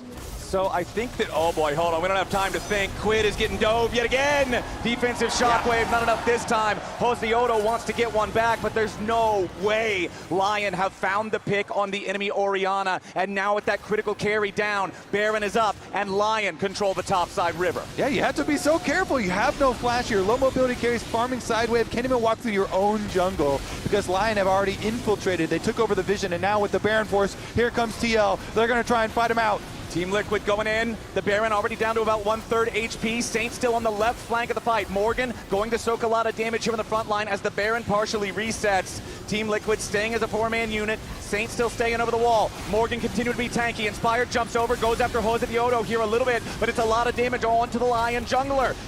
Keeping himself protected right now with the Crescent Guard. Inspired still alive, has plenty of HP through the healing. The Guardian Angel also available. Core JJ here with a Pop Blossom defensively, but again it's Saint finding the kill on Yon.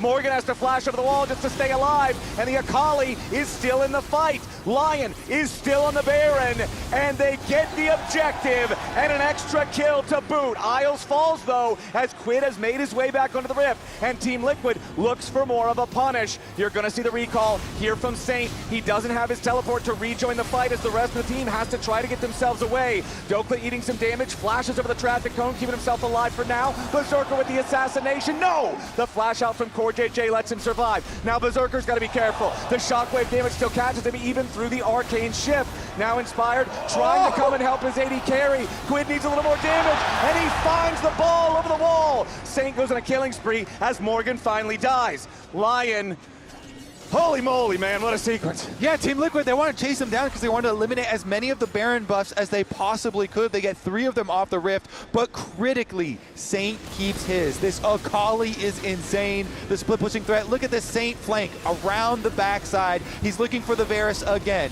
He deleted Yon last time. He knows he doesn't have flash this time, so he went for the flash engage. He hit the E. He got out of Core JJ's ultimate. It was just beautiful there by Saint on the wraparound. This Akali is destroying Team Liquid. the Baron, they were able to use it to draw Team Liquid in, focus them, and then they get the assassination. You know, Kali is a pain in the ass. Yep. Have you tried to match? Every 80 carry ever. Exactly. And remember the last time, y'all even had Flash, and Kali just doesn't care. Here we go, though.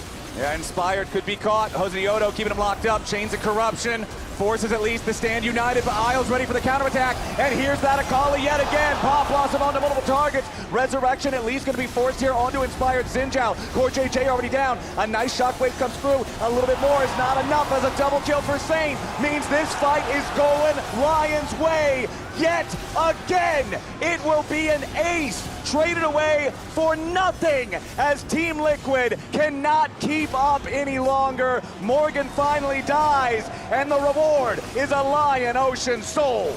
Team Liquid played the early stages of the game well, but Lion just out-team fight them at every turn now. The Assassins doing their work, good flanks, and good kills, as you say. Not only is it a soul, but they're also going to take over a bunch of tower money. Here's another look. Inspired still has his Guardian Angel, so they're happy to kind of play the fight slow. Look at the mini-map. Akali is walking over, so they're buying time. They have the Shen ultimate now. They make the re-engage. As Akali arrives, Isles went for the headbutt combination. Corjide buys a little bit of time with the ulti, but it doesn't matter. They're all here now. The rest of Lion have arrived, and they're going to be able to get the assassination again. You see Saint into the back line. It's ridiculous. It's actually insane. Saint here, the first team all-pro mid laner, now has a death cap on the Akali, and he was murdering the back line of TL before he had the death cap. And for those of you guys that missed the end of day press conference yesterday, one of the questions posed to Core JJ was, how do you evaluate Lion's style? What are their win conditions? And he thinks for a second and he says, farm and farm and farm and farm, and then you win. And that's what Lion did this game. I remember back at the 23-24 minute mark, I was saying, I feel like Lion haven't done anything so far this game because they hadn't. They were still in the farm and farm and farm phase. And then we get to the fights. We get to that dragon fight that changed the flow of the entire game. That was the pendulum swing where we went from farm and farm and farm to win. And now Lion stand poised with a 7,000 gold lead, with an Ocean Soul, with a gold graph that drops straight from the pretty blue mountains of Team Liquid into a sea of blood. And it's the Akali causing all of that violence. And it's not like that Akali's the only threat or anything either. Okay, here we go. Now he's under threat. Yep, he's already used the smoke. Shockwave pulls him back. Subjugate there, but no, again, Dokla's Stand Uniteds are keeping his team protected anytime they're under threat. And you have to protect that Akali because he's worth 1,000 gold. He's a fully stacked bounty on him. So TL trying to attack him, and they do get the Stand United out for themselves, but you know, that is kind of a drop in the bucket at this stage in the game. All right, Team Liquid. They were in control for so long, but now it feels almost impossible to navigate these fights to be able to keep your Varus and your Orianna safe against this Akali. Look at the itemization. There is no Guardian Angel. There is no Seeker's Arm Guard. There is no Zhonya's Hourglass on these carries. There's nothing to really protect you from Saint. And Saint is literally full build. If he could just upgrade that ring into a Medjai Soul Stealer. Get the book right now, if he felt like it.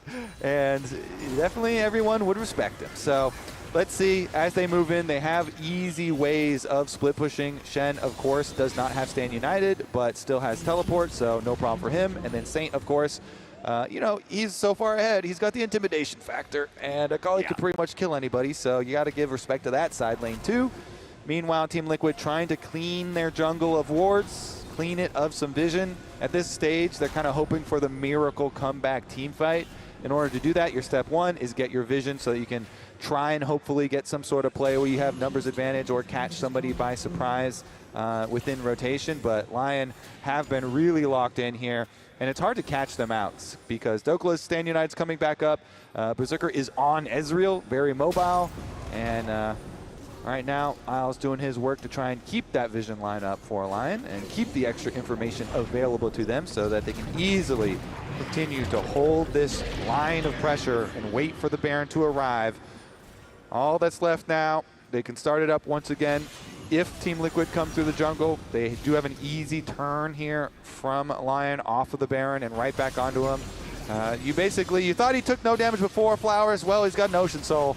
He's got an Ocean Soul and a Death Dance. He's not taking any meaningful damage ever at all. Inspired and Berserker starting up the objective. Saint hanging off to the side. Again, you've got to track the Akali. Core JJ trying to do just that, but instead he may die. Pop Blossom at least forces the stasis out of Saint. Now protected by the Stand United as they try to burst him down, but Saint is still alive. DokeLaw arrives for the two-man taunt as Jose Diodo and Morgan have to try to get back even further. Berserker still firing Mystic shots. Saint looking for his re-entry into the fight as the Ocean Soul heals him back up. Morgan tanking here in the front line. Very difficult to hurt the Scion. But again, it's Lyon not under any real pressure. The Ocean Soul will make sure that unless Team Liquid can find a kill, they won't find anything at all. Yeah, Lyon are very happy if you trade some cooldowns here and make the fight long. They're just able to get lots of value out of the Ocean Soul. Team Liquid, though, they didn't take much damage at all, so they're fine to try and come back and re-engage. Okay, Isles gonna be focused here at the start. True Shot Barrage comes through there from Berserker as he and Inspired are about to finish the Baron already, and they've got it. Saint goes over the wall. DokeLaw absorbing the damage of the carries while Morgan does the same on the left side of the fight. Berserker goes forward. Morgan still under a little bit of pressure, down to about 40% HP now as Inspired jumps in, finds the knockup with a 3-talon strike, goes defensive with a Crescent Guard. Lyon continuing to push forward, but now deciding to pull it off a little bit further. Elder Dragon is in 45 seconds, and Lyon wants to be prepared. Yeah, it looks like they do have bot lane pushing, but going for the resets here after they've acquired the Baron. Gonna go spend a little bit of money first. Let's see about the setup. Okay, immediately teleporting back out. So Saint as well as Isles going back to base first. Quick little pit stop here. Berserker as well gonna go spend. So we have a little bit of time then on the reset here for it. 20 seconds on that Elder Dragon and Team Liquid. This is your hope, Flowers. You're just hoping some sort of miracle happens in this. Maybe there's some crazy skirmish where the dragon gets low, you can steal it. They still have a very beefy front line, but becomes a little bit more problematic now. Okay, they're going for the split push. DokeLaw here, he does have a Stand United, so he's going to go up to the top side, put that extra pressure. It's going to be answered by Yon, who also has a teleport of his own. All right. DokeLaw applying that top side pressure as Team Liquid know they can't afford to let this Elder Dragon go. This is probably their last chance here in the game. Berserker and Isles posturing aggressively. Inspired wrapping around the side of the fate, but it's Saint who's already gone in. Pressure onto Quid. They've got the Orianna down to 10% HP. Isles is ready to follow it up as Inspired continues the chase. Quid is running for his life as Team Liquid tries to scatter. Morgan stuck in the middle of everybody. Defensive Chains of Corruption will not be able to save the Scion, and Team Liquid is forced away. Saint is actually a demon. He is an absolute demon here on the Akali. Just putting so much pressure. Quid has no flash now. Got completely chunked out on the Orianna, so he has to go all the way back to base. Yeah, you didn't kill him, but he's no flash and back in the fountain now, so they're starting up the Elder. DokeLaw over the wall. Yon at 33% HP. DokeLaw goes in for the two-man taunt. He finds Quid. Again, the Orianna barely hobbles away, but they cannot fight. Both carries are nearly dead. Berserker already finds the first. Quid's about to be the second. Saint dives in. Saint goes legendary. Elder Dragon is acquired, but Elder Dragon's not even needed. A double kill for Berserker, an ace for Lyon, and that'll be the end of game one. Woo! Okay, well, Saint looking like the devil here, and Team Liquid, they're going down in game number one. They are going down in game number one, but they were ahead for so very long. It all came down to that critical dragon fight. Once Lyon had their items, once Lyon farmed it up, Lyon were a problem that Team Liquid couldn't solve. They'll take game one. What an opener. Team Liquid in the early stages of the game, lots of good moves by them, but Lyon just take over in these team fights, and the Akali goes unstoppable. Let us know who your player of the game is in this one. I'm telling you right now, I'm voting Saint. Lounge, what do y'all think?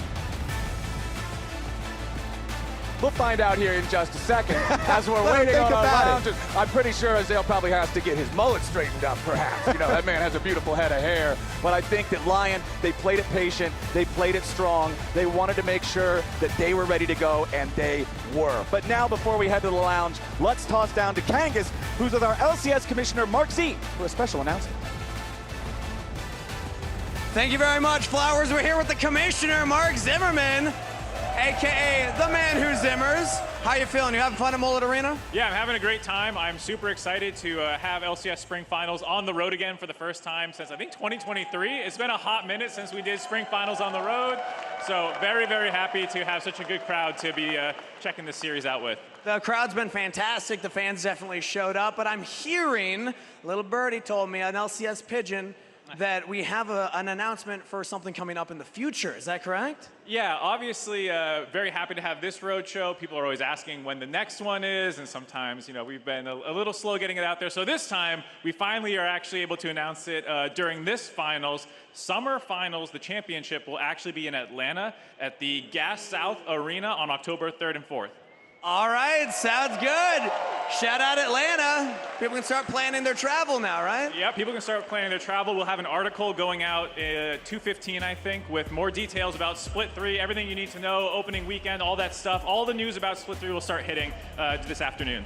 October 3rd to 4th, Gas South Arena, Atlanta, Georgia. That's awesome. Thank you so much, Mark Z, for that. Any shout out you want to give for the fans? Let's get them to make some noise for you, right? Yeah, of course. Shout out the fans for showing up, throwing down. Hopefully a better series today than yesterday. TL, please bounce back. Just get a little bit more for the fact that we have such a nice crowd here.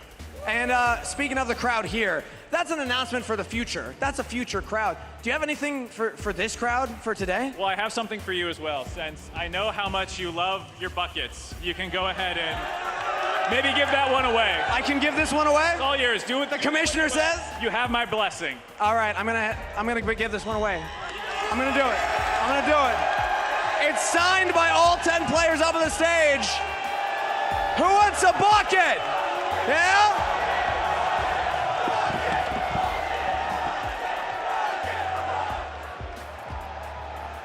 What about over here? Anybody over here want a bucket? This was a bad time to go get snacks. That's all I'm gonna say. What about here on the floor? Anybody on the floor want a bucket? I can't accept the bribe. I'm sorry, sir. Oh, there's a lot of loud fans. I can only give it to one. Who's gonna get it? Make some noise, Mullet Arena.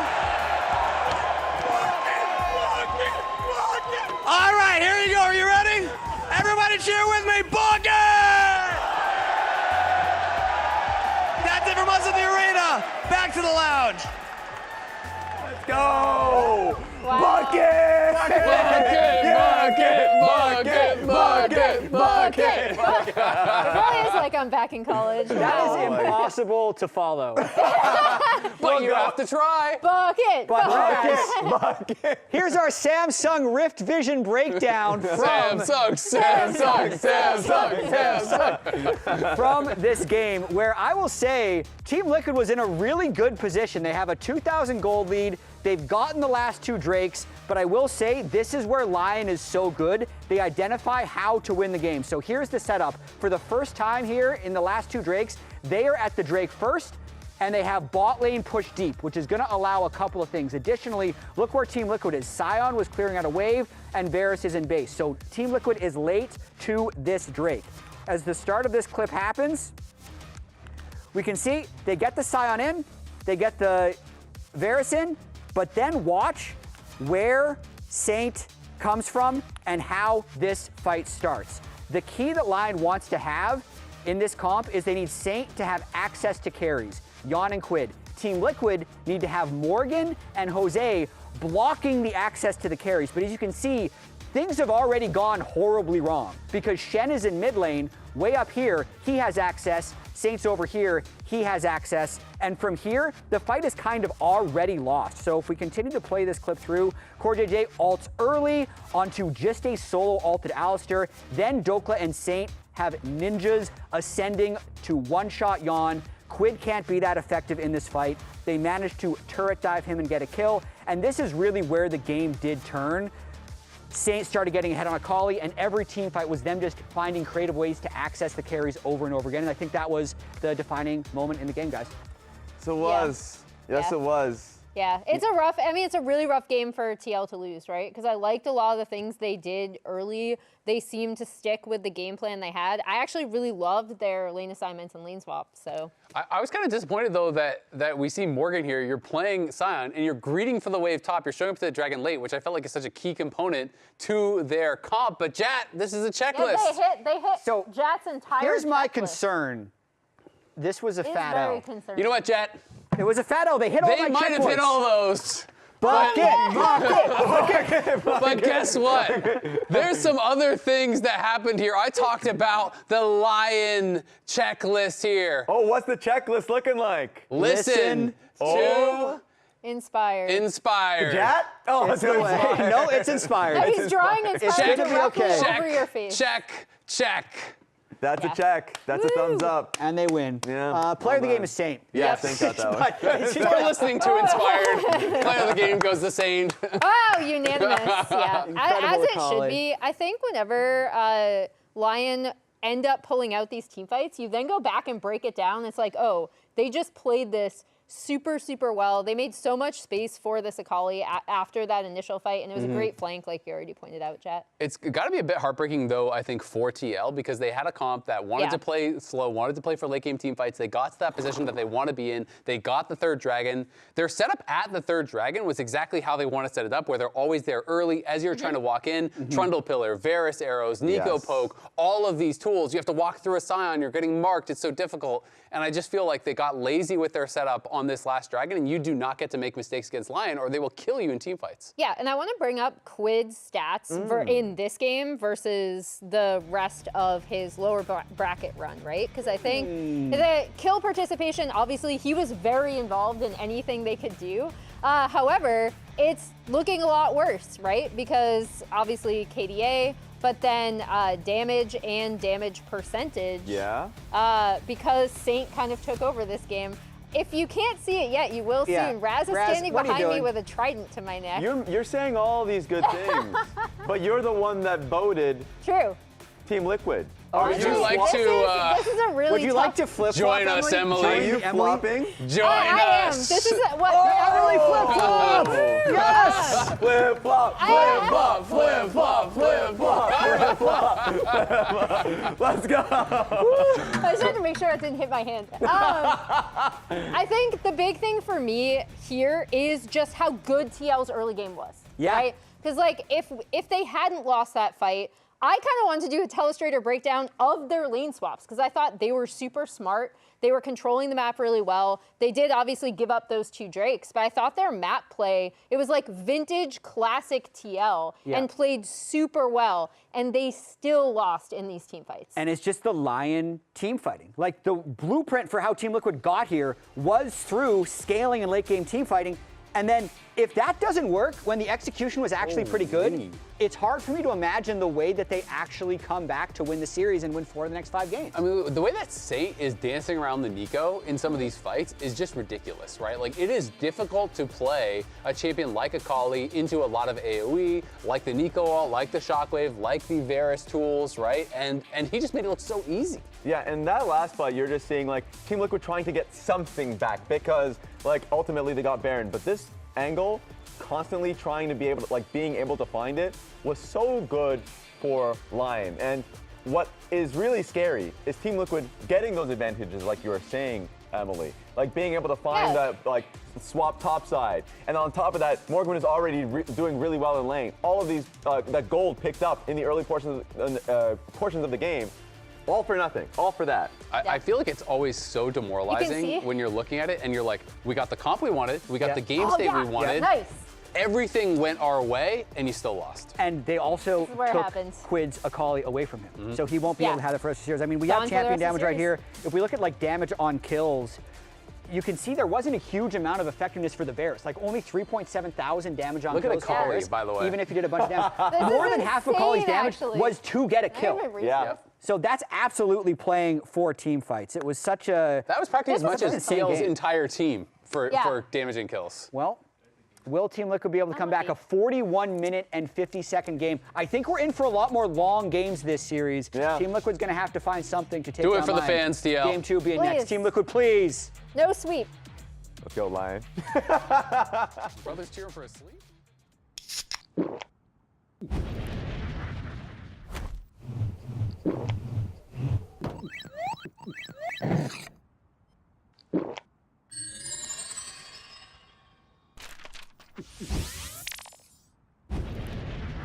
Red Bull gives you wings. All right, shopkeeper time. What are we doing for this build? First pick, 564 miles of range. This should last us a while. What's next? Lane economy is key. Okay, how about 30 miles to the gallon then? It's a high tempo pick. We can't neglect power. How about 329 HP? We can buy one more item. What about vision? The map's fully lit. We're not missing anything. All right, let's get this show on the road. And Rez, hey, support means support. No running off this time. That was just a one-time thing! Rich in the ground before Dove can even get there. In time to try to knock out as Impact gets bursted. Don't feed. Get fed. Scan the QR code for deals only on Uber Eats. Hello? Whoa. Mama Gorgon 85 lives here? Yep, that's my mom. The absolute legend who went from gaming on her phone to ruthless online streaming slayer with no mercy for any living thing is your mom? Hey guys, apples with peanut butter? How is this possible? With AT&T wireless and home internet. Hey, text me if you need anything. Level up your connection with AT&T wireless and home internet, now available across the nation. No, she's so nice in real life.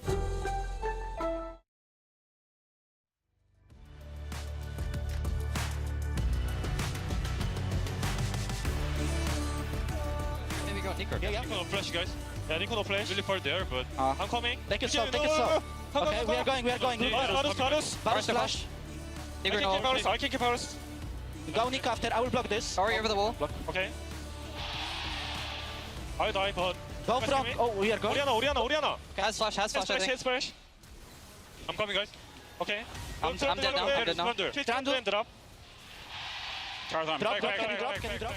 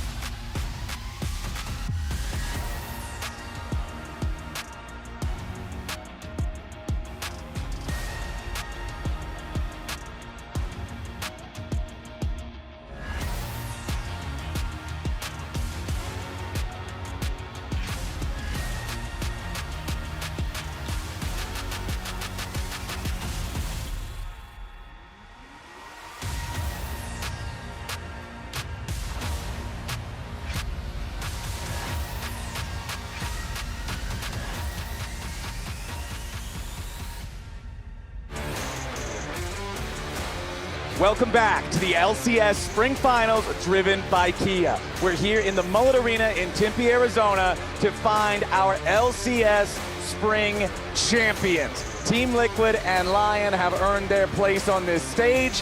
And for the first 25 minutes of game number one, it looked like Team Liquid had it all under control. But then the Lions pounced at the fifth Dragon fight. They took control of the game, and they never let it go. They earned themselves their game one win. Man, I was really worried for them too, you know. I was like, well, they're not doing a whole lot yet. Yeah. But they are notoriously one of our slowest teams where they're always willing to give things up if they don't think the circumstances are absolutely perfect for them to fight. Yeah. And then when they choose their circumstances to actually fight, if they keep winning like that, then they just absolutely take control of the game. And so Lyon are able to take game number 1 right out of Team Liquid's hands very emphatically. Especially Saint deserves the shout out. The Akali constantly putting that pressure onto the Team Liquid carries. The low mobility Varus and Orianna constantly. We heard the comms listening. They were scared for their lives. They were like, what do we do? The Akali is so annoying. However, they also were unable to deal with the rest of Lyon as well, even though Saint did have the spotlight on him. The rest of them doing their jobs in the team fight as well.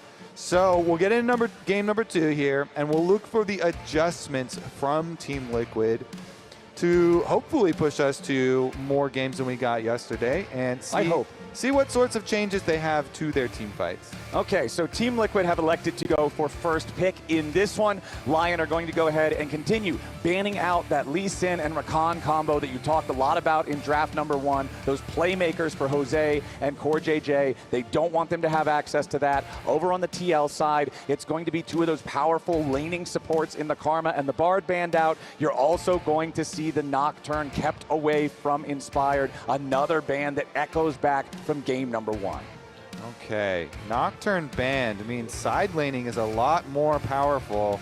Ryze, I feel like Ryze is really high priority right now with Orianna and Akali both off of the table from the previous game.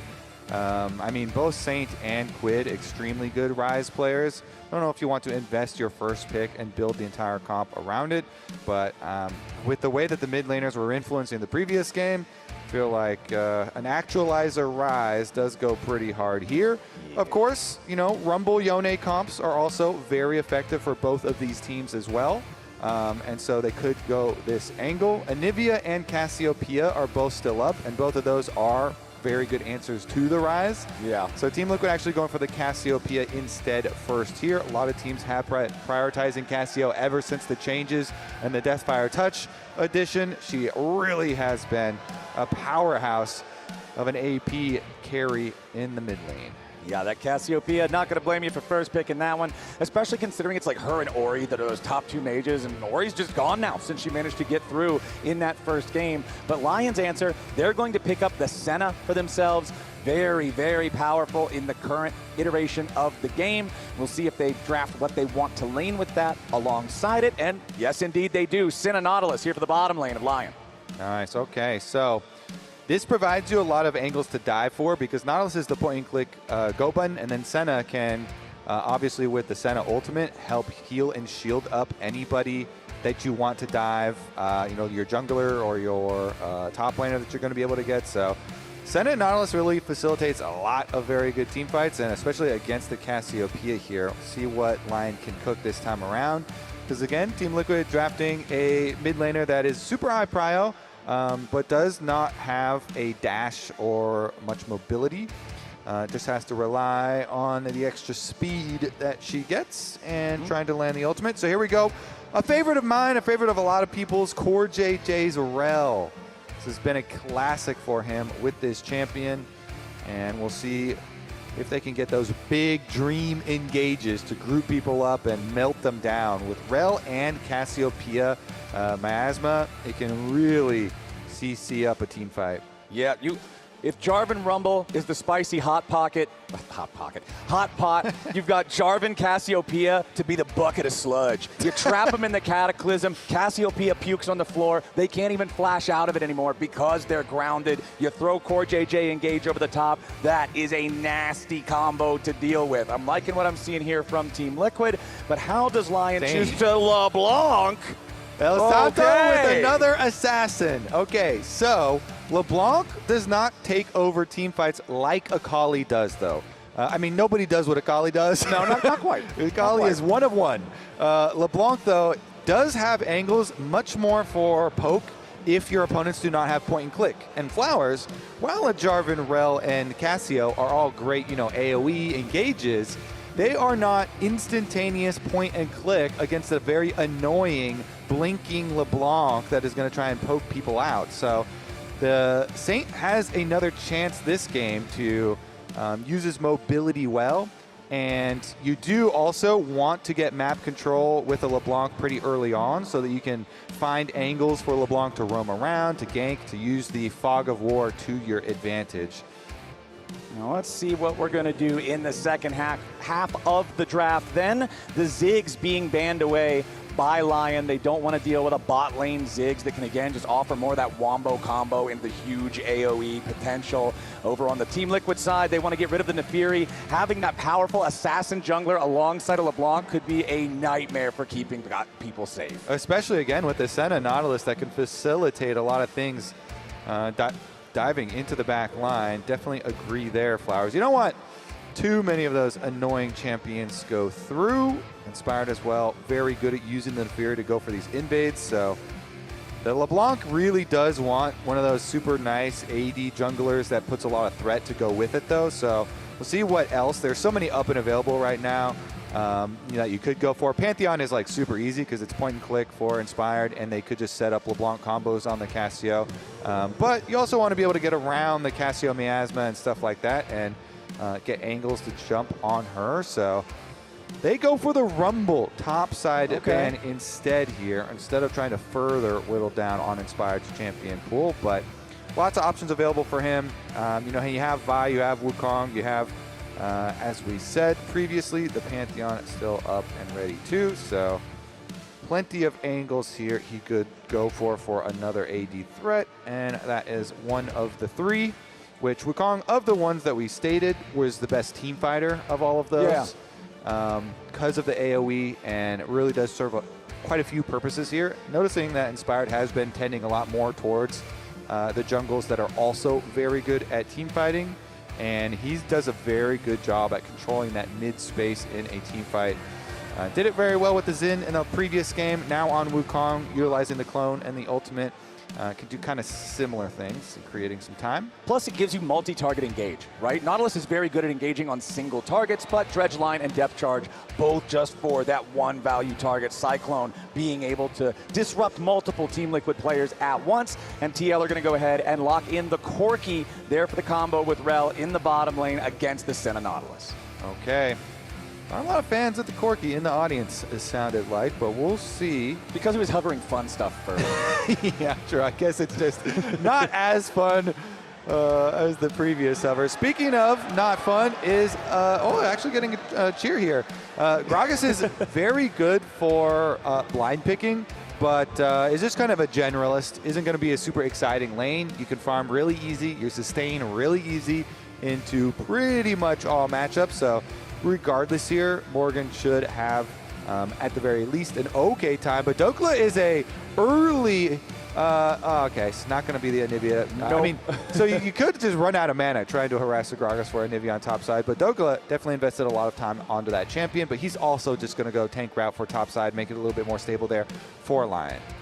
All right, so two very different goals, it feels like, with these comps.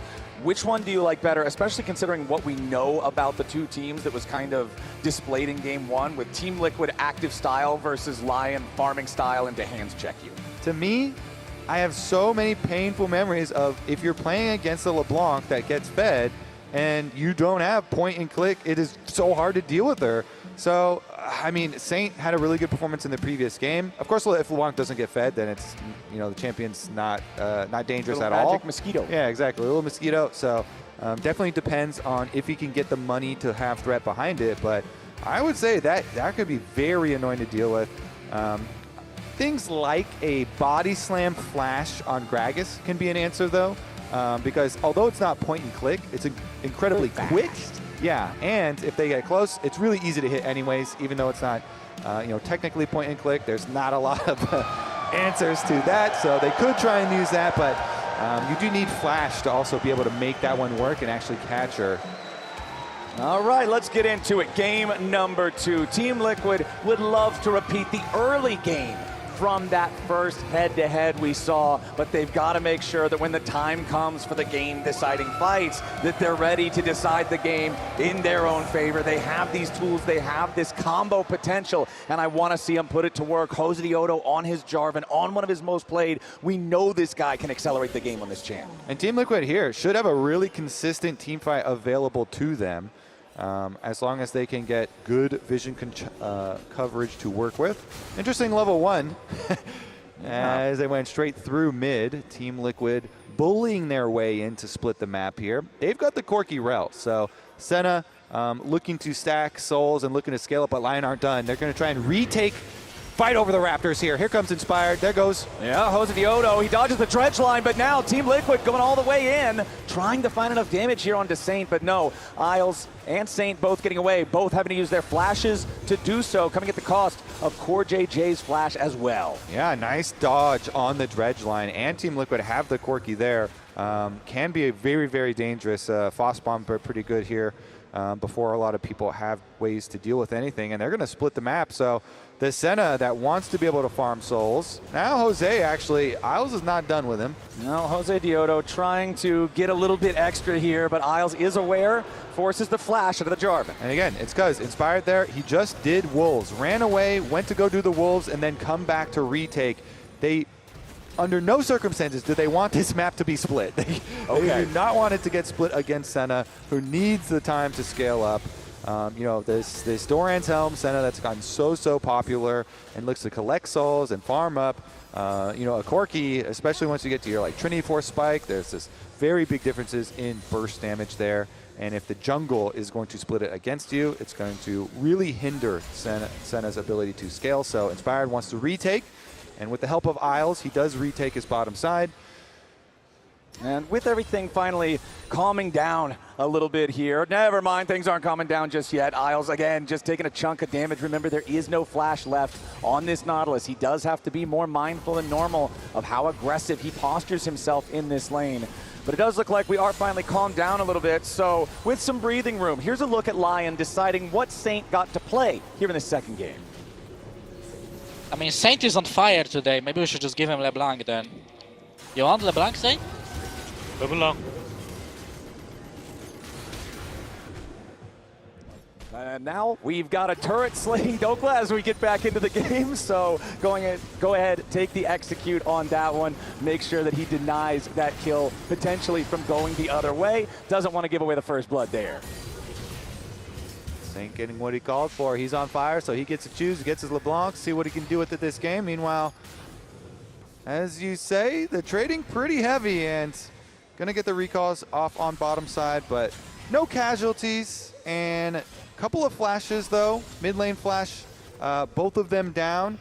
Isles, of course, as we saw on screen, had taken a lot of damage previously and early, so junglers have some options here, Flowers. You know, flash invested from Jose when Isles chased him down on the bottom side. He doesn't have flash to go with, but you can still try and you know, look for some extra jungle pressure around the mid lane where both mid laners have invested their flashes pretty early on in this game. The early skirmish from the invade doing a lot in that area. And see if we get any roam timers for the support as well. Again, if you're bottom lane, if you can open up, get the extra pressure there, having a Rel or a Nautilus roaming up towards mid lane can be a huge determining factor. But Saint himself is taking his extra time, doesn't see anything, an actual look to make the play on top side, so says, okay, fine, I'll head on back here to Quid and go pick this up. This is actually a pincer movement. Look at Inspired's coming too. Yeah, they want to see if they can find the angle here on the Cassiopeia. Quid stops Saint from immediately jumping in with the miasma, but now Inspired has arrived. Quid knows he's in a tough spot, tries to slither back to safety, but there's nowhere to go. It's first blood for Inspired. Wow, what coordination there. I mean, yeah, he looks on the top side. There's not an opening for the top side play, but then they just talk with Inspired and say, hey, yeah, this guy's trying to push the wave. It's a non-cannon wave, so he knows Quid really wants to get that one in, so you can try and push quick, get your timing to go back, and they just call Inspired to wrap around the other side. Saint canceled his recall, came back to lane from the top side, and able to find the extra kill here. Again, with the no flashes on the mid laners, it was primed for an attack from jungle. LCS jungler win rate here, all time with a minimum of 25 games played. It's Inspired at the very top by only a couple percentage points over Umpty and Blabber. Some old names in the odd one, and Svenskeren also showing up in that top 5. But just goes to show, whether it's the old era or the newer era, it's Inspired who's at the top of the mountain. It really feels cool to see other names like the odd one up there as well. As Svenskeren talking about the older school dominating junglers, but yeah, Inspired has really just risen to the top of the LCS. He has done so well being over here. Mid lane under attack again, but Jose just trying to come hover here because LeBlanc constantly going in. Very, very annoying to deal with. Again, without point and click on the side here at 4TL, this could get out of hand. And with the nice little pincer they had on mid lane to abuse the Cassiopeia when Cassio had no flash. Does make that annoying, but here we go. Cassio gets the honey fruit to heal right back up and try and burn down this dragon. Yeah, the Cassiopeia is so effective at being able to DPS neutral objectives, but Quid staying in the brush for now as Isles is going to step forward immediately. CoreJJ goes into the engage, and that's Inspired under a lot of pressure, but Team Liquid's going to be careful themselves. Saint makes his way into the fight, tries to go forward and finds the kill under Jose Diodo. Lyon is just team fighting better. 6 minutes into the game, they collapse on TL, and TL collapse in front of them as that's 2 dead, going the way of Lyon. They'll take the objective on top of it. And Lyon were 1 step ahead. They brought the extra man. They brought the Cassante hair. Big Dokes walked his way to the dragon fight and can teleport back to the top lane. Look at the mini-map. He was walking over. So Inspired walks up. He's like, okay, you guys are going to flash engage on me, use everything. They use Cassiopeia ult and everything there too. So Inspired was still able to get out the backside. And then since they also got the enemy low there, Assassin LeBlanc slinks on in, and Saint is laughing his way to an extra kill here. It's going to be another good game for him on a very mobile Assassin. And Spawn's reaction, well, I guess that happened. That's frustrating one, man. I mean, they had their call, and they were focused on going for the flash engage onto enemy jungle, but Inspired still had clone, and Inspired didn't even have to flash out. Just able to turn around, get out of there, and it opened up a very big counterattack opportunity from the rest of Lyon to punish, and they did better prep. They're the ones who had Dokla walking over from the very beginning, so they have the confidence to move forward too, in addition to having the early stages of the fight go their way too. Then they just teleport Dokla right up to the top side, and Lyon off to a very good start here in the next game. But Team Liquid, they're not done yet. Doing some grubs here. And CoreJJ trying to keep watch. Yeah, CoreJJ trying to keep Saint at bay as the grubs, they're only started, but not even a single one finished by Jose Diodo before Lyon brings in enough firepower to force TL back. Now Inspired can step forward and start up those grubs himself. Looks like TL's just going to go ahead and give up on it. So Inspired should be able to pick up all 3 of the grubs as the team maintains its almost 2,000 gold lead. Berserker continuing to farm down here. 23 stacks on the Senna. Like you talked about earlier, Kobe, all it's about in the early game for this champion, stay calm, farm up, and get to the point where you are just unmanageable. And I do want to highlight a little bit as well Dokla, because him getting the teleport advantage and being able to walk down there for the team was a had a sizable impact. Oh yeah. Obviously, game number 1 also was pretty much all about Saint, or a lot about Saint and Inspired, but it's worth shouting out that Dokla was player of the series last time that Lyon and Team Liquid played. He has done a lot for this team as far as playing weak side, absorbing ganks, doing things like getting the extra little teleport advantage for objective plays. Can also be very, very impactful. It's how these top laners can really have an impact. And since Morgan had used his to go back top lane, opened up a little bit of team play here. And now Flowers, we're sitting in a world, well, where CoreJJ is in a brush, but we're sitting in a brush. I don't know. We're sitting in a brush, in a world in a brush. And he's going to desync their recalls, but we're in a world where Lyon are already 2,500 gold ahead with the grubs, with the dragon, all the objectives to their name. Dokla's proxying here, so you get the extra timer for yourselves, and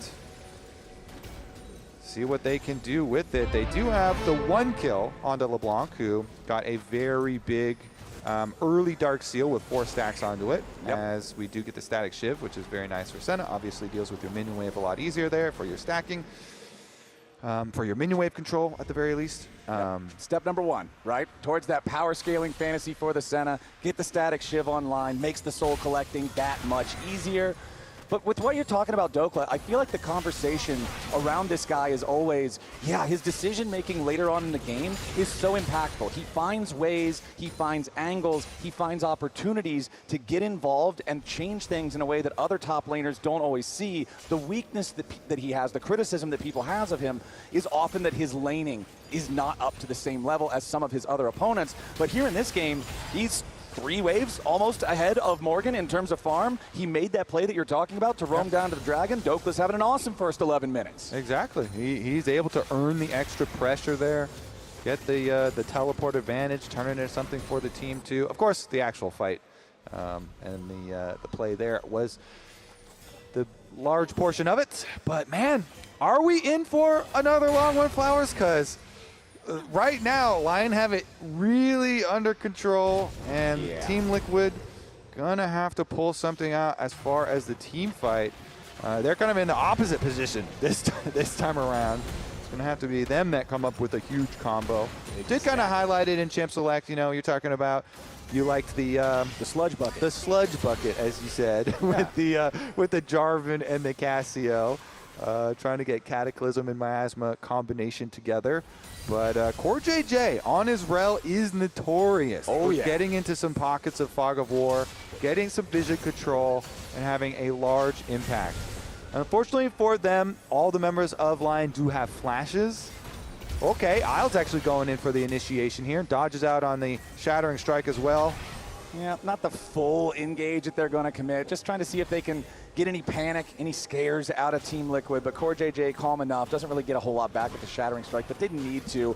It does, however, mean that Lyon still has total control over this bottom side river. The LeBlanc is still so scary with the Luden's Echo already completed. That Dark Seal for the extra early kick that you were talking about. It just means that if you're trying to approach these guys and you don't have enough information, you're really running the risk of getting one-tapped somewhere. So Lyon just earned themselves an essentially uncontested second Drake here. Go up 2-0 in that objective count.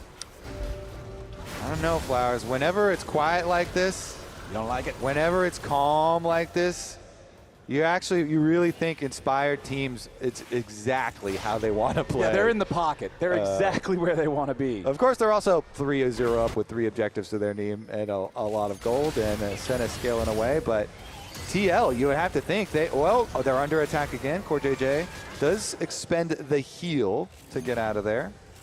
But that's going to be the end of that. You could see Isles wanting to get in there with the dredge line to Spider-Man close enough, maybe follow it up with some CC to try to slow Core down, but no, he was just simply too far away. Up here on the top side with the Kanik Rookern done for Dokla. He is even less afraid of this Gragas than he was before, and he didn't seem to be particularly interested earlier on in the game.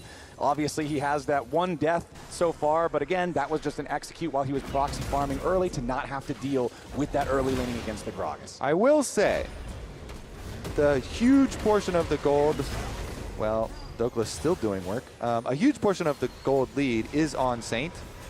He's about 1,000 gold, which would, be about half of it there. And if the LeBlanc does make a mistake, then that champion, that champion, if you make mistakes on it, then you can throw away leads fairly quickly and become ineffective.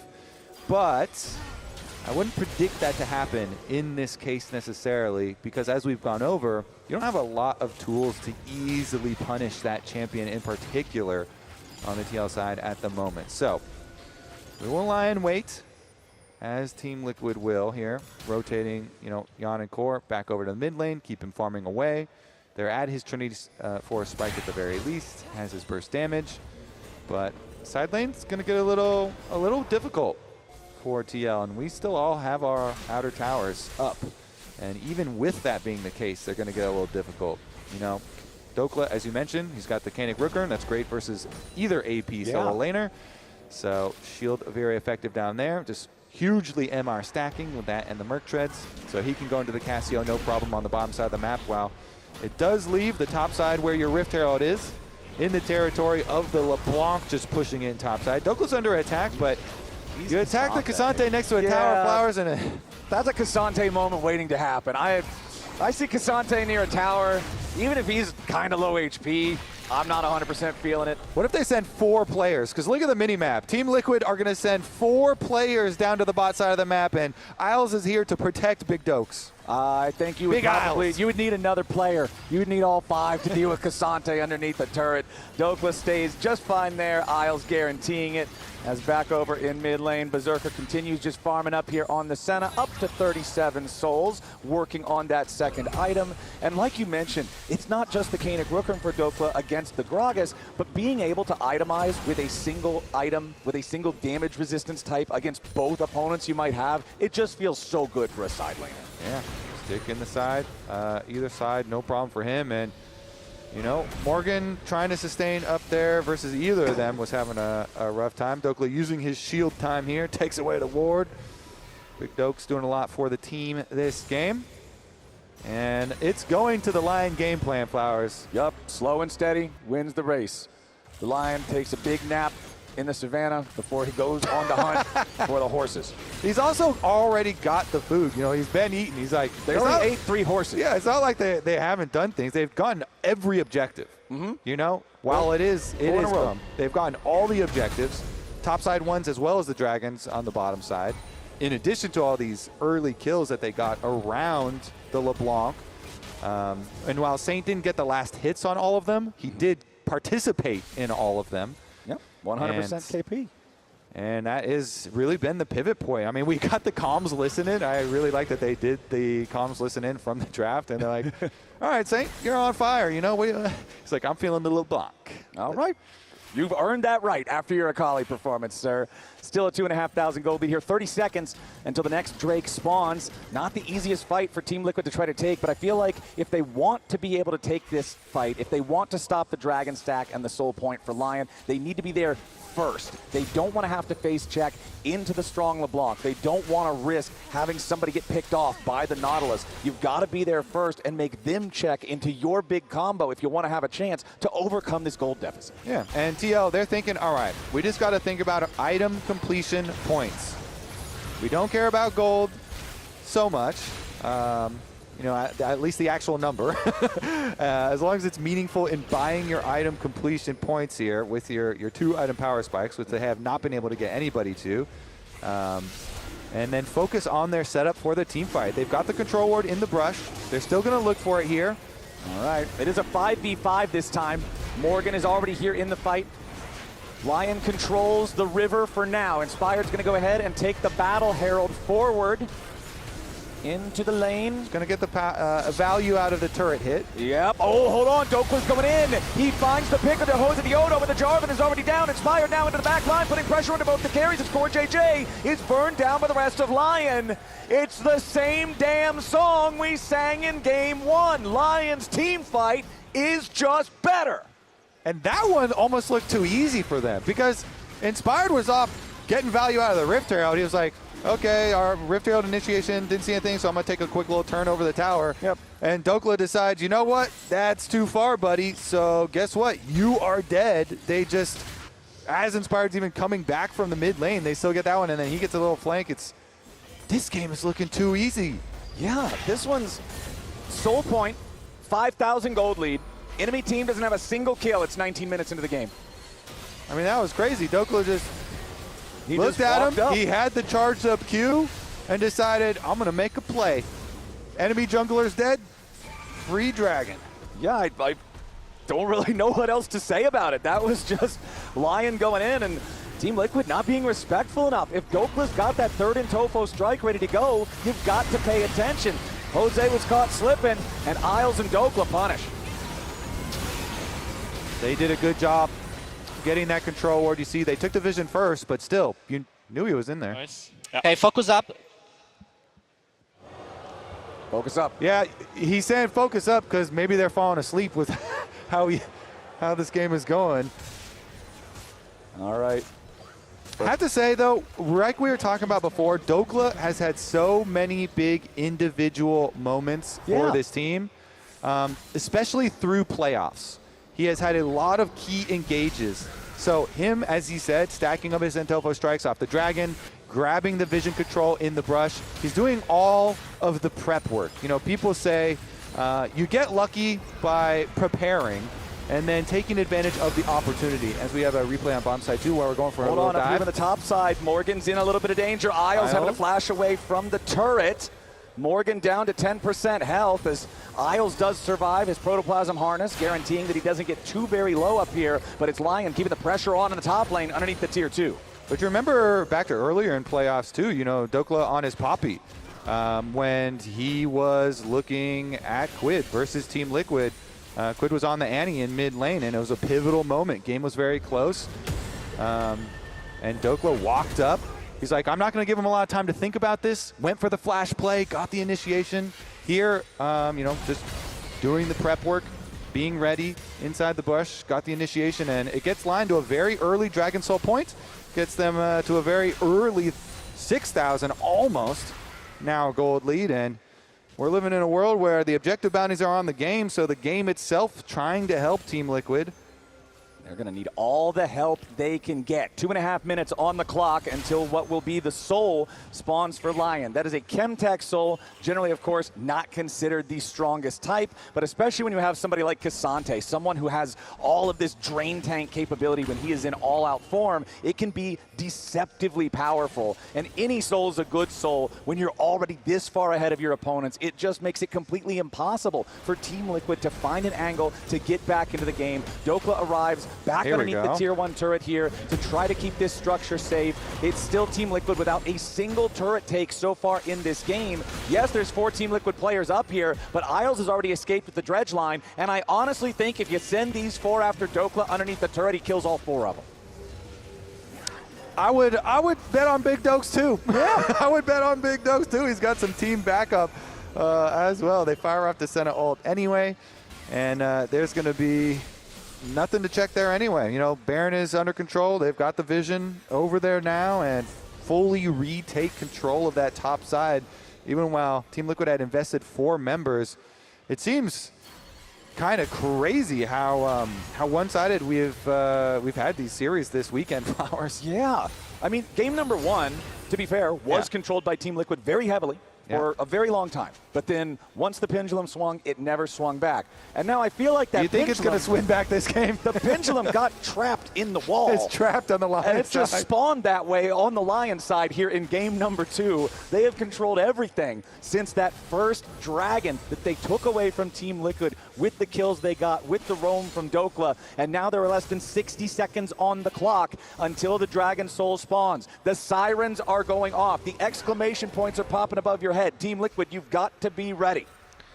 Problem for them is that the 3 items are already coming in for Lyon here. Berserker has the Hex Optics here with the Senna, who is going to be a bit painful to deal with and is going to get mid priority very quickly with the static shift. So Lyon are going to have bot lane priority and mid lane priority in preparation for a Dragon Soul, only 20 seconds away. Team Liquid are here, but can they pull out the team fight?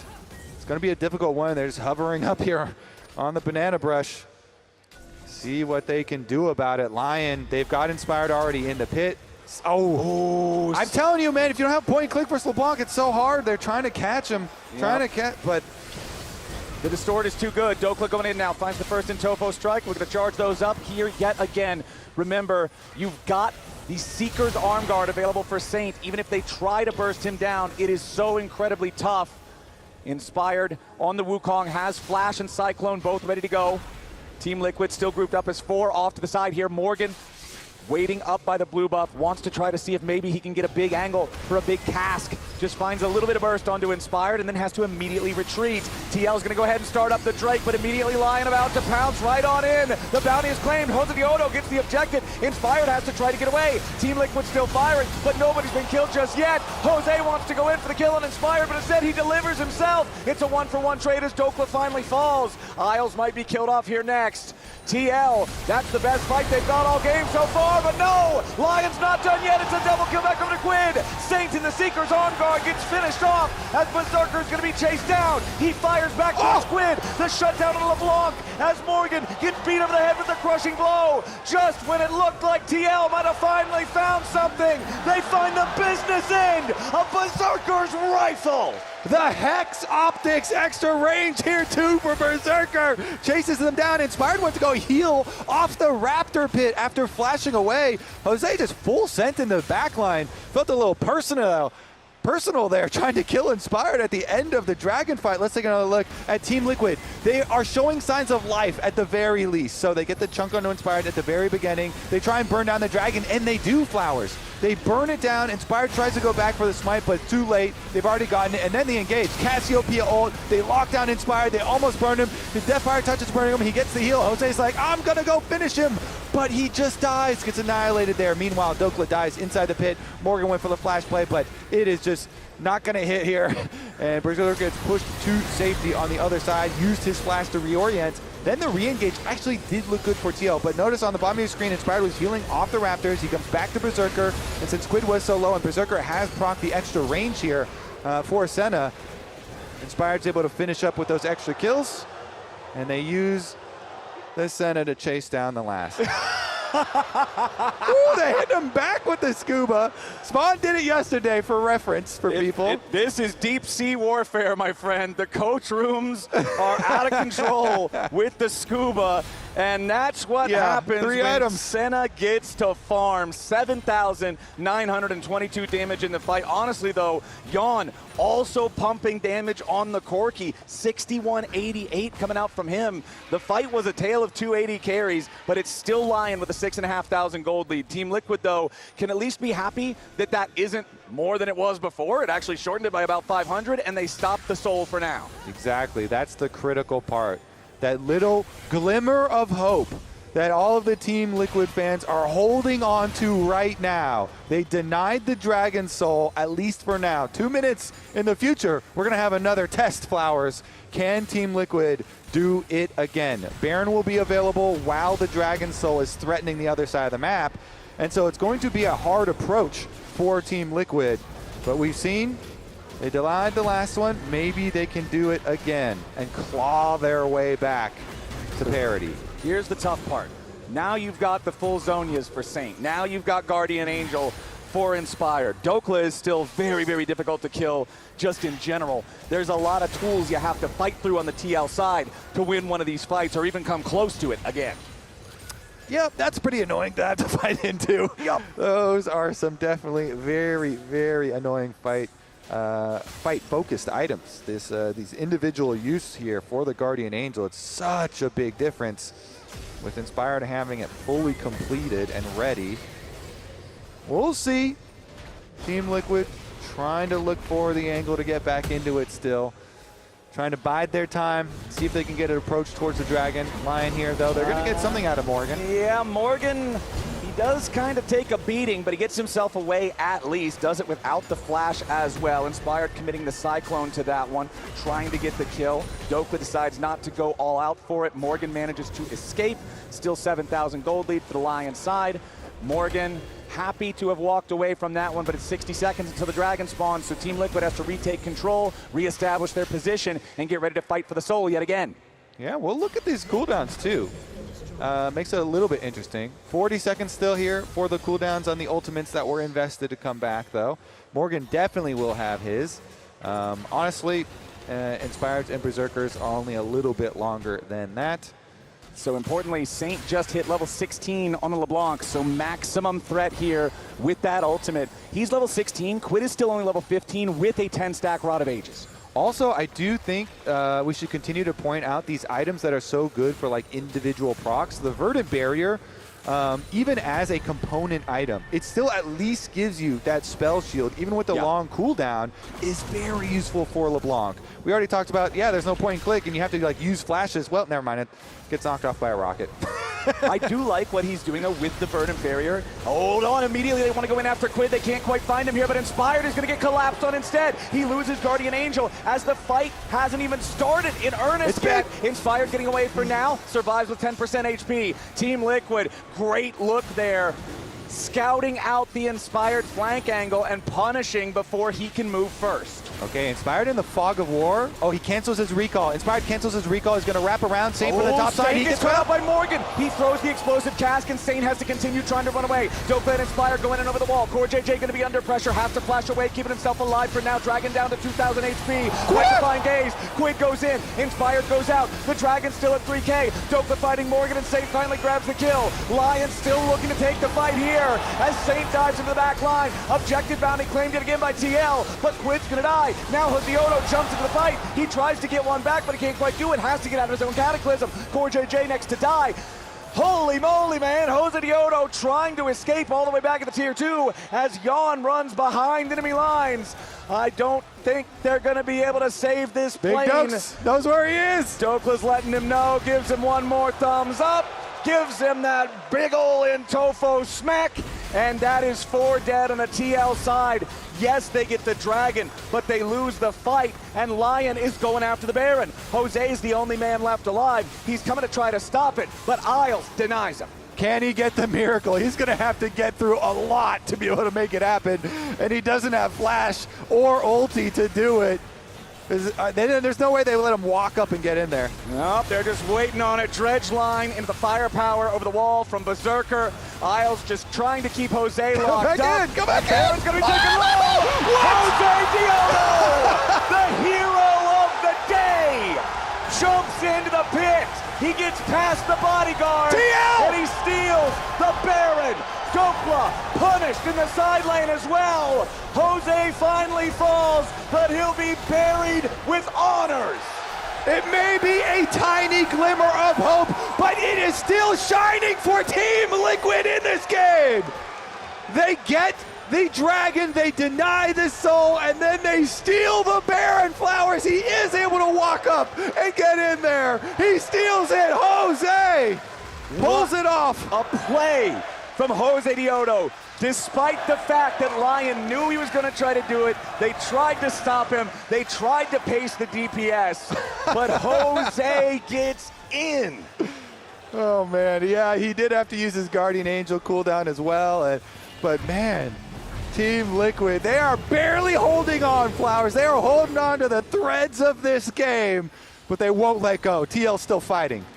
They have stopped the Dragon Soul twice. They have stolen the Baron. We got Dragon, no GA. Are you gonna steal that shit? Maybe. 16레벨 찍고 2k HP. 신놈인데? Oh! Nice job, Jose. Got it. Hey, we are in really good spot now. You gonna steal that? Yeah, maybe. Good comms. You gonna steal it? Yeah. 2k HP.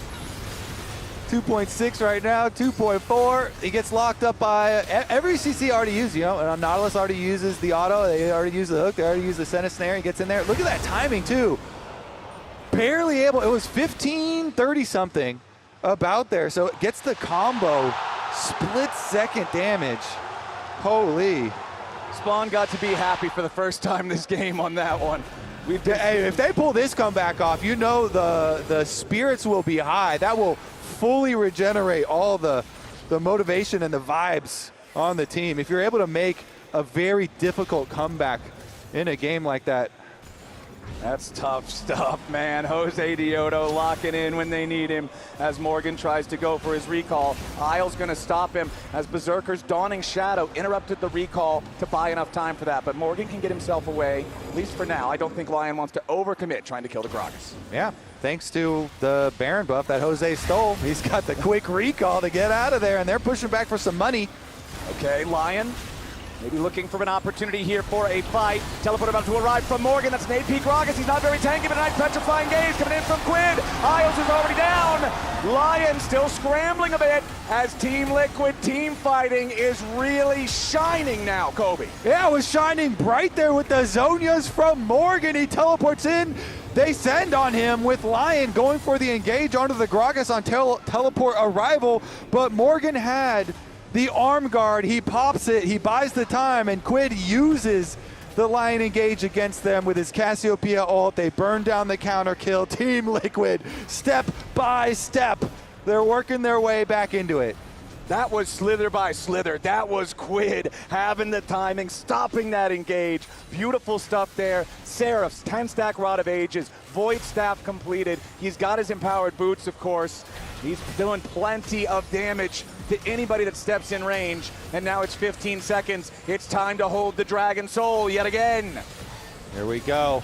Round 3 of Dragon Soul fights. Team Liquid, again, they've got control of the banana brush here with the control ward. Jose lying in wait, but Lyon can just force them out. They brute force. They walk their way in. A little bit of a flank there. Morgan decides against it. Gragas coming back to the team now. Yep, Morgan does not have his flash. Flash is available on everybody else on the TL side. Keep your eyes on Core JJ on that rel. But Berserker's range is such a massive threat. The Dragon down to 3,000 HP. Dokla going in. He drags the enemy jungler away from the fight, but it's still going to be slain. Jose Diodo is working miracles with the smite in this game. Core JJ knocked in with a Magnet Storm, but he doesn't have the damage. Now Inspired knocked into Resurrection yet again. Core JJ surviving with the Throne of Blossom Harness, but he can't quite do it. Saints trapped in the Cataclysm as Quake goes over the wall. Inspired looking to chase, but no. Gunned down by Yon. Team Liquid still fighting. Saint alive for now. Berserker still firing. It's a 3-for-1 trade. It's the 3rd time we've seen this. The Dragon claimed by TL. The fight goes to Lyon. They're not done yet. I mean, they're trying to chase him down, Berserker. Team Liquid, their AD carry falls first. Jose Diodo's got to keep running. Lyon looking for even more. Long death timers now. Yeah, they're going to make him pay for that one, Flowers. Jose, the miracle worker, got back into the pit after Cassante ulted him away. Does deny the Dragon Soul, but Lyon are going to make him pay for it with an inhibitor here. They are pushing hard. Yeah, this is very scary for TL. It's still 10 seconds before Quid's back alive. Lyon are pushing towards the Nexus. Jose and Core are the only two around to try to defend it. Jose's already knocked into Guardian Angel. Core JJ staying alive for now. Jose cannot escape this one. First Nexus turret also gonna die. Quid makes his way back into the rift, and he forces Lyon back. But it doesn't look like they're all the way back. Berserker, so strong on the Senna. Level 18 now with all that range. Morgan finally rejoins the mix, but the AP Gragas has just bursted down. Berserker goes godlike, and Team Liquid's Nexus is exposed. Core JJ trying to defend still. Yon finally respawns, but it's too late. Lyon take game 2. They move to match point. Oh my goodness. Still do make them work for it at the end, but Lyon in the end, they still get the Nexus. They've been denied the Dragon Soul multiple times, but they'll take the victory in game number 2. That was crazy. The Baron steal into that last Dragon steal. I thought for sure Cassante took him all the way through the damn Dragon Wall, and he just said, nope, I'm going home. Went right back in, secured it anyway. Jose Diodo fighting his hardest, but it was still the Lyon victory. It was the early fight at the Dragon that gave them the lead they had all game long, and it was Berserker's Senna carrying things home. Now let's go ahead and toss things down to Kangas. What a way for that game to end. That was crazy. How are we feeling about that one, Mullet Arena?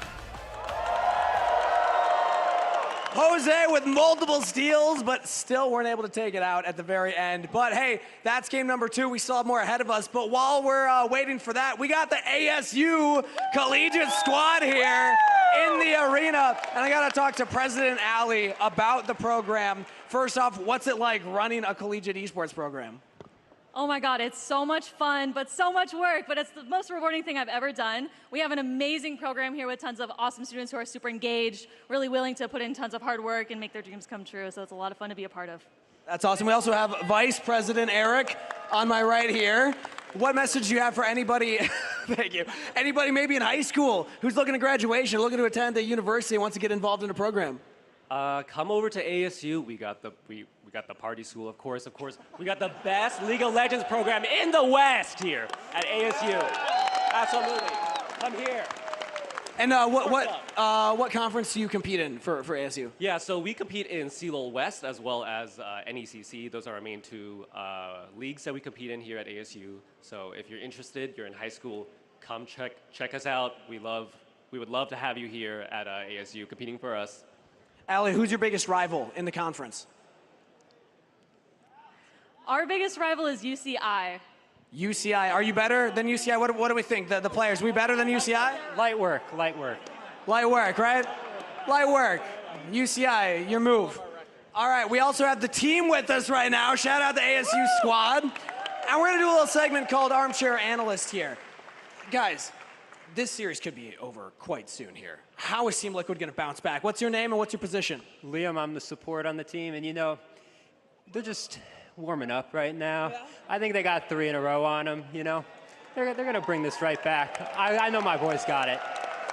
A lot of Team Liquid fans out there hoping for that as well. How are they gonna do it though? Give me that Reddit armchair analyst approach. How does Team Liquid win game 3? You know, I think Core JJ, he's the best support to ever do it, in my opinion. Carrier's got nothing on him, and he's just going to go out there, he's going to run the map, and he is going to bring 3 straight, and they are winning this. Where were you during the super hot take segment? I feel like that would have been a great one for that as well. All right, what's your name and what's your position? Tyler, I'm the coach for the varsity team at ASU. Used to play support. I think Core JJ needs to be able to play the map, so he needs to be put on like Bard, Rakan. He needs to get a champion where he can roam, impact things, shut down Inspired. That's how Team Liquid's gonna get back in this series. I'm hearing a lot of bards from the audience as well. Do we agree? All right, sick. What's your name? What's your position? My name is Hazem. I'm the ADC on the varsity team. And shout out. And you're a challenger player, right? We were talking, and you've been flamed by Saint in solo queue. Is that correct? Yeah, Saint is not the biggest fan of me. What did you do to earn Saint's ire? You know, sometimes you have a couple bad deaths in a game. ADC's a tough role, man. Come on. Do you have any message for Saint before you give your armchair analyst? You know, I'm a big Lyon fan, but sometimes it's a little hard to be a Lyon fan when you're getting flamed by your players that you're watching. So if you could just be a little bit nicer in the future. That'd be nice. Yeah. For the students out there. All right, put yourself in the role of a Reddit analyst, though. Armchair analysis. Let's actually take from Lyon's side, though, because we've heard a lot of Team Liquid's side. How does Lyon close out this series? I think we just need to put Berserker on a scaling ADC. You know, the Inspired himself, he says, all you got to do on jungle is farm. All you got to do on ADC is farm. So you just sit there, farm up. Team Liquid hasn't been able to really play the map, keep Rakan and Bard down. And they're just going to outscale them and win the game. That's awesome. That's awesome. Where's the jungler? I want to hear from a jungler on the team. Oh, right over here. All right. What's your name? Hayden. Hayden. What does Jose got to do, man? He did so much work in that game. It's like he's doing everything. He's winning all the smite fights. I feel like he's on all these plays early. I think he just needs to keep doing that, keep snowballing the game early. Don't let Inspired farm up and outscale him. Stack those Drakes early. Get those skirmishes, be at objectives first. I think early game, Lyon's been at a lot of objectives first that have really like turned the map for them. So I think they just need some better setup for the objectives, and they need to keep playing the early game like they did game 1, just out-rotate them, get the gold lead, and shut Inspired down and make sure Berserker can't scale. I loved all that, but counterpoint, if he's there first, he can't steal all the objectives, which is kind of cool, right? That is true, so maybe he does need to do a little bit of running it just to get those clips. A little bit for the clips. All right, give it up one more time for ASU and the squad here. That's it from us. Let's throw it back to the lounge. Sweep, sweep, sweep. Oh, Raz, it's true. You ready? Yeah. Oh, I got you right here. Batter up. Blue. Oh! That's a 3-0. I got a few back in my days. I'm a good batter. That's looking tough, but enough of Raz. We got to break down this week's Pagoda moment with some team fighting from Lyon that looked eerily reminiscent of something we watched in the pre-show, so you'll recognize this if you were sticking around. So Lyon is looking to actually set up here for a fight. You'll notice Morgan, top with no TP. Dokla took a base, and he's going to use this time to actually just run straight down. You can see Berserker as well is moving over from the bot side. He had just lost his flash, and you are playing with a LeBlanc who needs to have space created because there is Petrifying Gaze, available. There is obviously the Flash Stun available here. There's a lot of CC, so Inspired is going to try to move forward and again, make TL spend abilities on him. He knows that they're going to have the extra man when Dokla arrives, so he steps forward, Q flash immediately in from CoreJJ. Quid is going to look to actually follow up here as well. Hits the Petrifying Gaze. They use the Flag and Drag. They spend all of these tools, but Isles is peeling on the side. And guess what? Miasma is now down. The Flash is down. The Petrifying Gaze is down. And look at the root here landed on multiple people from the Senna over the wall as Berserker arrives. This sets up perfectly for Saint. Saint goes forward with the Flash, hits the chains, takes down Jose. Cassante arrives. It is a complete destruction at the team fight here from Lyon, and once again, it is Inspired starting it up. And this is the fight I was talking about. This is them against C9. Inspired, again, knows he needs to create space for Berserker, and in this one, he steps forward. C9 overcommitted onto the Jace. They spend all their spells on him. They do kill him, but they lose the fight, and it just felt like we were watching the exact same fight twice here, which I thought was so interesting because, again, we're seeing Inspired's philosophy here in action where he knows, I just need to create space. We have the extra man, make them spend their cooldowns, and I trust LeBlanc and Senna and Cassante to carry the fight. We've been seeing a lot of plays like that. If you guys see any plays like that, remember to go to where these play. You know, you got to spam the pog emote in the chat. Because I feel like, at least, even though I'm saying this, even though I'm saying it might be a sweep, even though I'm saying it's a sweep. You're saying it's a sweep. It might be. But like Jose Leota's making it interesting. He made it really interesting. interesting. He really did. And I mean, like, compositionally, you could see Windows back in. Yes. I think we talked so much about going into this series about how much TL like relies on Quid, right? They trust him enough to first pick Akali. I actually really loved hearing earlier in comms from Inspired about Saint playing LeBlanc, because I think Saint's been having a great series. So let's listen in on that in case you didn't hear it. I mean, Saint is on fire today. Maybe we should just give him LeBlanc then. You want LeBlanc, Saint? LeBlanc. I guess Saint's just like LeBlanc. You want LeBlanc? LeBlanc.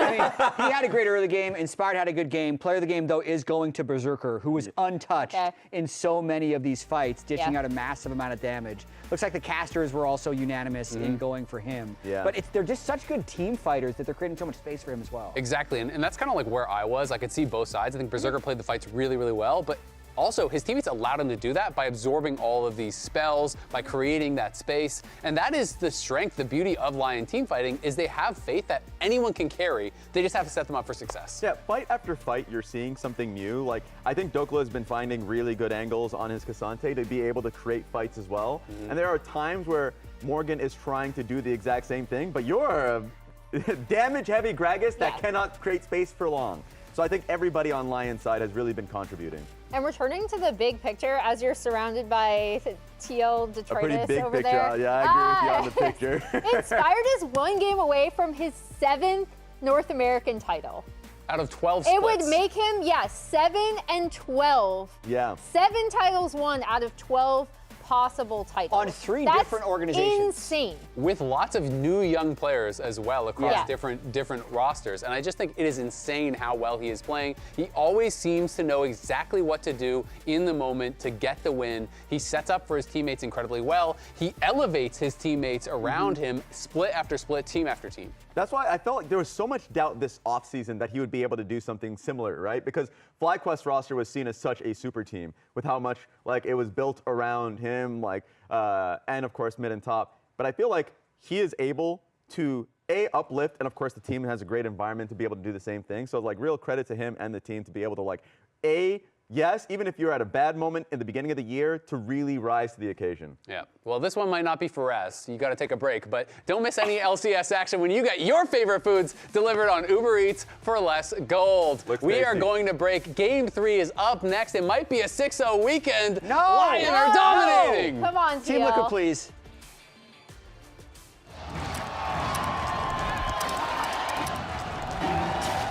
Red Bull gives you wings.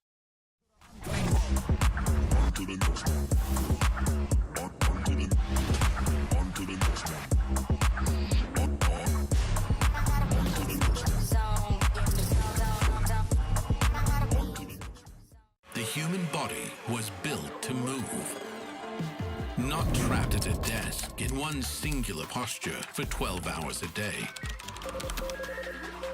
It's time your chair evolved. This is Secret Lab Titan Evo.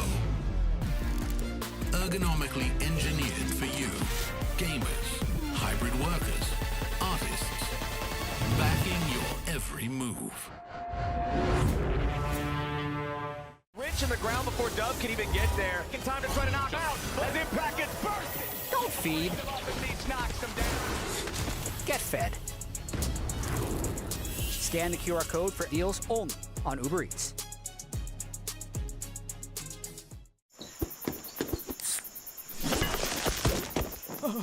Red Bull gives you wings.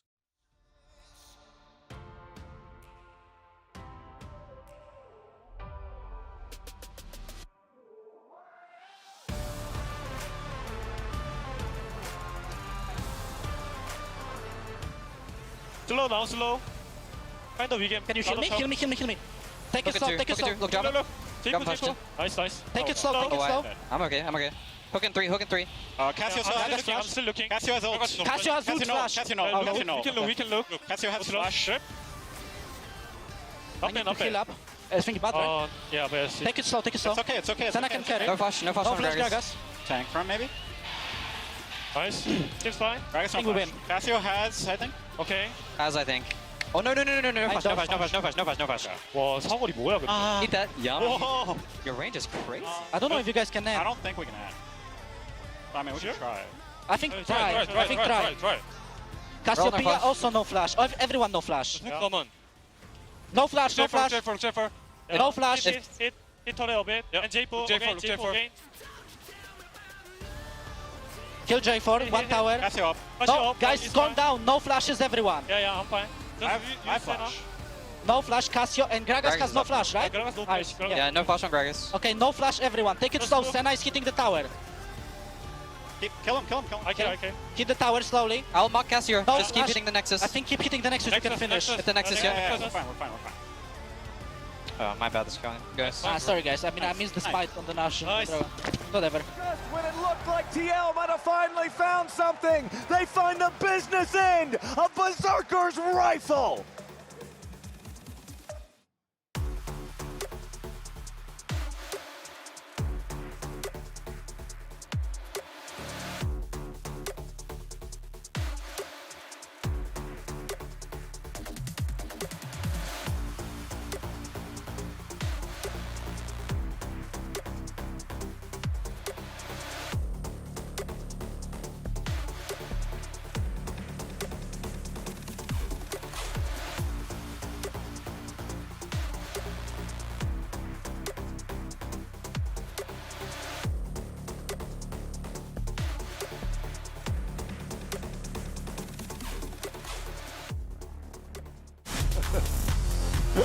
Welcome back, everybody, to the LCS Spring Finals, driven by Kia. We're here in Tempe, Arizona, in the Mullet Arena for what might be the last game of the split. Don't say it! I don't want it to say be. it, I would Flowers. love to get to a game number 5, but so far today, Kobe, Lyon has been superior. They were behind in game 1 until they scaled and took over. In game number 2, they were ahead from the very first fight. And even though Team Liquid had a couple of crazy plays, Jose had a couple of crazy smites, it wasn't enough to hold the line, and Lyon had found themselves now at match point. They certainly have. Let's get right into the draft for game number 3. TL need to make their adjustments now. Let's get into it.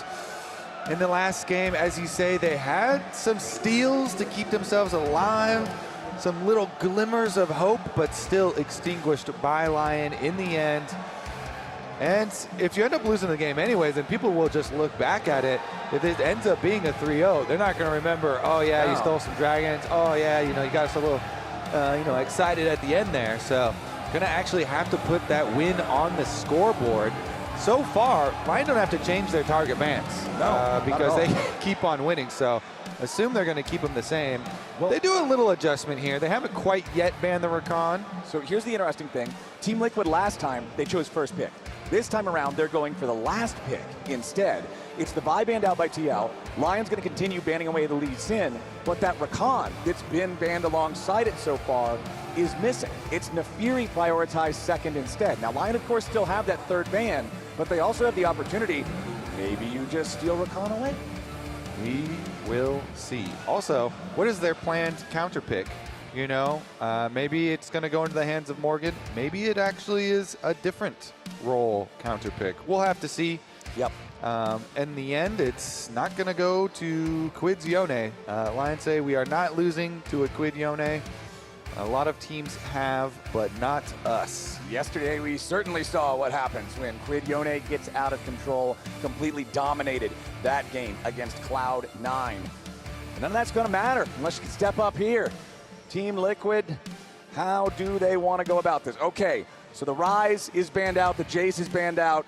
However, Rakan is up, Bard is up. Both of these champions can be such huge playmakers. I'm curious, what is Lyon going to prioritize here?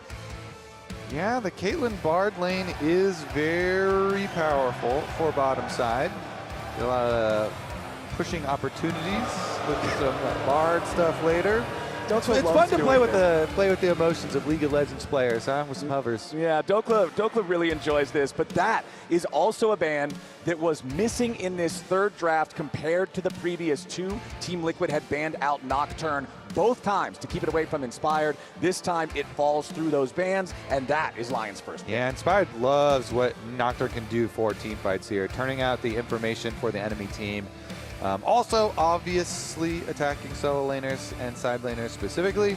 But TL, okay, looks like we are going to go right to the old comfortable here. The Xayah Rakan, Yon and Core JJ. Rakan goes through the bans, and they immediately snap it up for him. He has a world championship skin on Rakan. He is extremely good at it still to this day. He has not lost a step. Still lightning quick engages from him. And it's not just his Rakan. Yon also has been our best Xayah player so far this year in the LCS. And Xayah is great against Nocturne too. Nocturne wants to dive in, create that massive backline threat, pop the carry, and Xayah can just pop that Featherstorm in retaliation to keep herself alive. Lyon now gonna go ahead and draft the Yunara Lulu, the hyper carry combo here for Berserker and Isles. The thing is, it's always kind of is still fun for the Nocturne too, because if you get your Fear Tether on the Xayah, even though she jumps up, and it'll proc when she gets right back down. So you can still stick on her. We'll see though. Yunara Lulu has definitely not had a tremendous amount of success. We'll see though. The Victor definitely has in the hands of Quid. So see if they can pull it off again. Reliable wave clear there in the mid lane. Locks right. Is that Locks dance? I haven't seen that. I think that's what his dance is. This guy's got all the moves learned. As we head into the second half of the bans, Silas is the first one banned away by Team Liquid. Okay, I mean, that is a Saint special for sure. Oh, yeah. Saint and Inspired, Nocturne, and Silas combination has been devastating. Yon does not want to get hit with that again. No. Because it was literally, he was playing Xayah last time he got hit with that. Yeah, that's not good. Saint and Inspired won the entire game. So that right there is a trauma ban. That's what we're going to call that ban, Flowers. That is a trauma ban. Normally you see those people ban what they just lost to in solo queue, but that is one of the bans. You know, this isn't quite solo queue. This is a little further back than your last game on ladder, but Ornn's going to be banned out now by Lyon as well. They don't want to deal with Morgan on that big tank, that massive engage there in the top lane. Certainly not, and they won't have to this time around. What can it open up a little bit more, Rumble priority here if there's no Ornn answer? It's a very common answer into it, and Rumble plus, dive stuff like Nocturne, get there towards the back stages. I don't know. Let's see what they're working with here as they move up. Another Saint champion, the Ahri, also going to hit the bans. That's a crazy Bard poster, bro. I wasn't going to touch on that, but yeah, you can't help but notice, huh? No, it just kind of jumps out at you. Ambessa going to be our final ban alongside the Ahri here in this second half of the draft. As Team Liquid, we still need to see what is the top laner, what is the jungler. You know you're going for last pick, that's what you chose. So I expect the jungle to be the pick here. Save the top laner for the counter pick. Is Griffin in the house? Are they not? No! Oh, it's still another Griffin It's champion. the Dragon. Get a camera on Griffin right now. Where's he at? Yeah, did he party too hard last night? Maybe we don't want a camera on him. But there's the Rumble I was talking about. Let's see if they end up going through with it. They don't have a tremendous amount of CC to actually keep people on a Rumble Ultimate. No. But that has not stopped them before. And Big Dokes has been a very successful Rumble player. Utilizes it quite well, especially even in weak side. He's usually very good about his timings, using ult to clear waves. Doing quite well, even without attention. The Shyvana, though. Back to the Shyvana. This another one of these Griffin champions. These things are very farm heavy, and you cannot become inefficient. You can't pay too much attention to your lanes when you're playing Shyvana. You have to keep your farm up. You have to keep stacking, and you need to keep your power level very high relative to the rest of the laners in the game, relative to the enemy jungle as well, because you are really a stat champion, and it does benefit a lot when you have primary engage like Rakan, because Shyvana can do a lot of follow-up. Rakan is a little bit quicker, gets the setup for the CC.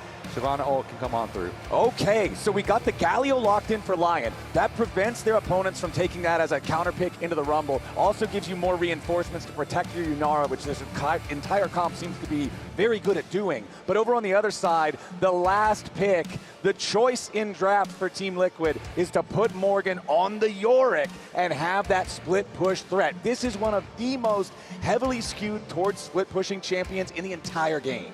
Yeah, and also a good answer into the Rumble individually. When you have a Shyvana in the jungle, you want all your laners to be capable of themselves, because as we said, you don't want to pay too much attention to your laners. Got to keep your farm up, and you also want to, if you can, obviously try and grab an extra camp here or there if the opportunity arises for a good invade angle. But we will see here, because Nocturne plus Galio, I mean, that's a good dive combination right there. You get the Galio coming down on top, and that is some CC to hold people in place for a Rumble ult. So very long range dive possible here from Lyon. They can attack that Victor, and the Victor might have some trouble in the side lanes. But we'll see if the Nocturne Galio can put that pressure on the low mobility carry. Because if you cannot, we have seen the damage output that Victor can do. We'll also see if we get more than 3 games here today. So far, it has been Lyon triumphant in both. Whether they started ahead, whether they started behind, they found their way to the Team Liquid Nexus. Team Liquid looked so strong yesterday, sweeping Cloud9 in that preliminary match here before the finals to earn their place against Lyon. And now they've got to find success against this hypercarry Yunara, piloted by Berserker. Find success with this Yorick in the side lane and be able to play the map well to enable him to succeed. And I like seeing that, particularly again from Team Liquid, because I think that historically this is one of the best LCS teams in terms of map movement. And it's not in question at all if Inspired is one of the best junglers we have had in North America. We've been showing stats both in-game and on the analyst desk all day long about how successful Inspired has been, and Inspired doing that invade, as you saw, on the red buff. So he was able to go in through the top side of the map, and then I believe circumvent this defensive Raptor ward. Yeah. As that thing is, okay, so that thing sees about to the edge. Yeah, perfect. Thank you, observers. And so he has been able to circumvent that vision as well. Now he walks over it, so Shyvana will get the information. Jose knows. Mid lane has to flash too. They're getting the pressure on the Victor even earlier than expected. Flowers forcing the flash, and Inspired had just showed there. So flash for flash trade in mid lane, but really Shyvana knows, all right, well, I've been counter jungled. How are we going to deal with this? Because Inspired usually will cross back to try and defend. They have a red ward here for Team Liquid that sees Inspired clearing his own Raptors, and Inspired then does a little bit of a wiggle outside of the vision because he knew exactly the placement. So he wiggled down towards his red a little bit before crossing back, and now he's actually doing Wolves instead. So Jose, at the very least, will be able to compensate with the blue. Yep, hopefully Jose can get away with this for Team Liquid's sake here in this series, as Morgan is now going to rotate down into this enemy jungle. Inspired secures his wolves, though, just moves on to his Gromp. Jose is going to be able to move out in time without any threat. You mentioned it was flash for flash back in the mid lane, and I think Lyon is more than happy with that, considering Victor is so vulnerable without that defensive summoner spell. CoreJJ taking a couple hits here, as he did have to man this battle station all on his own for a moment, as Jan recalled himself. But now that we don't really have any action after our initial invade, let's go ahead and listen in to Lyon hyping each other up now that they're at match point. Nice job this game, guys. Let's keep doing what we are doing. Win in peace, lose in peace, just play in peace.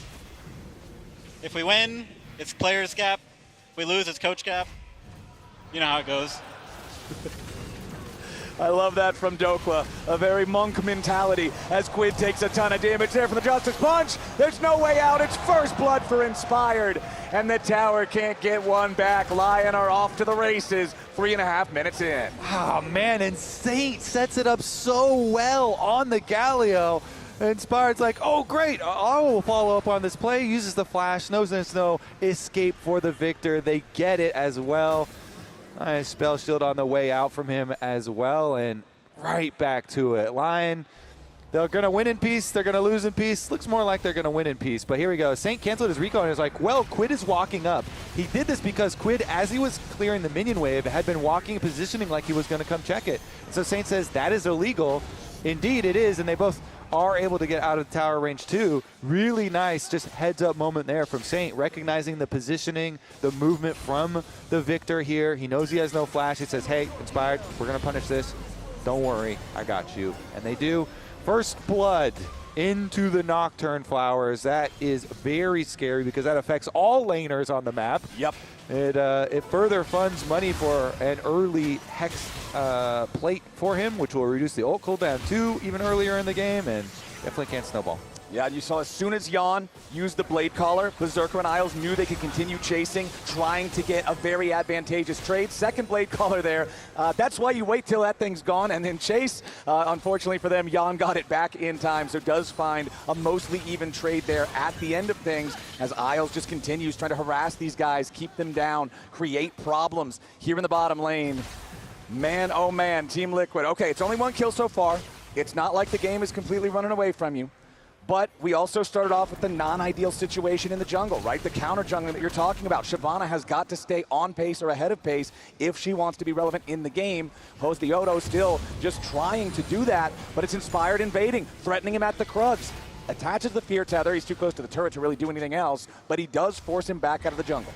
Yeah, luckily for Jose, he's been able to clear his entire jungle and scrap together the rest of it just in time. So does remain at parity for now.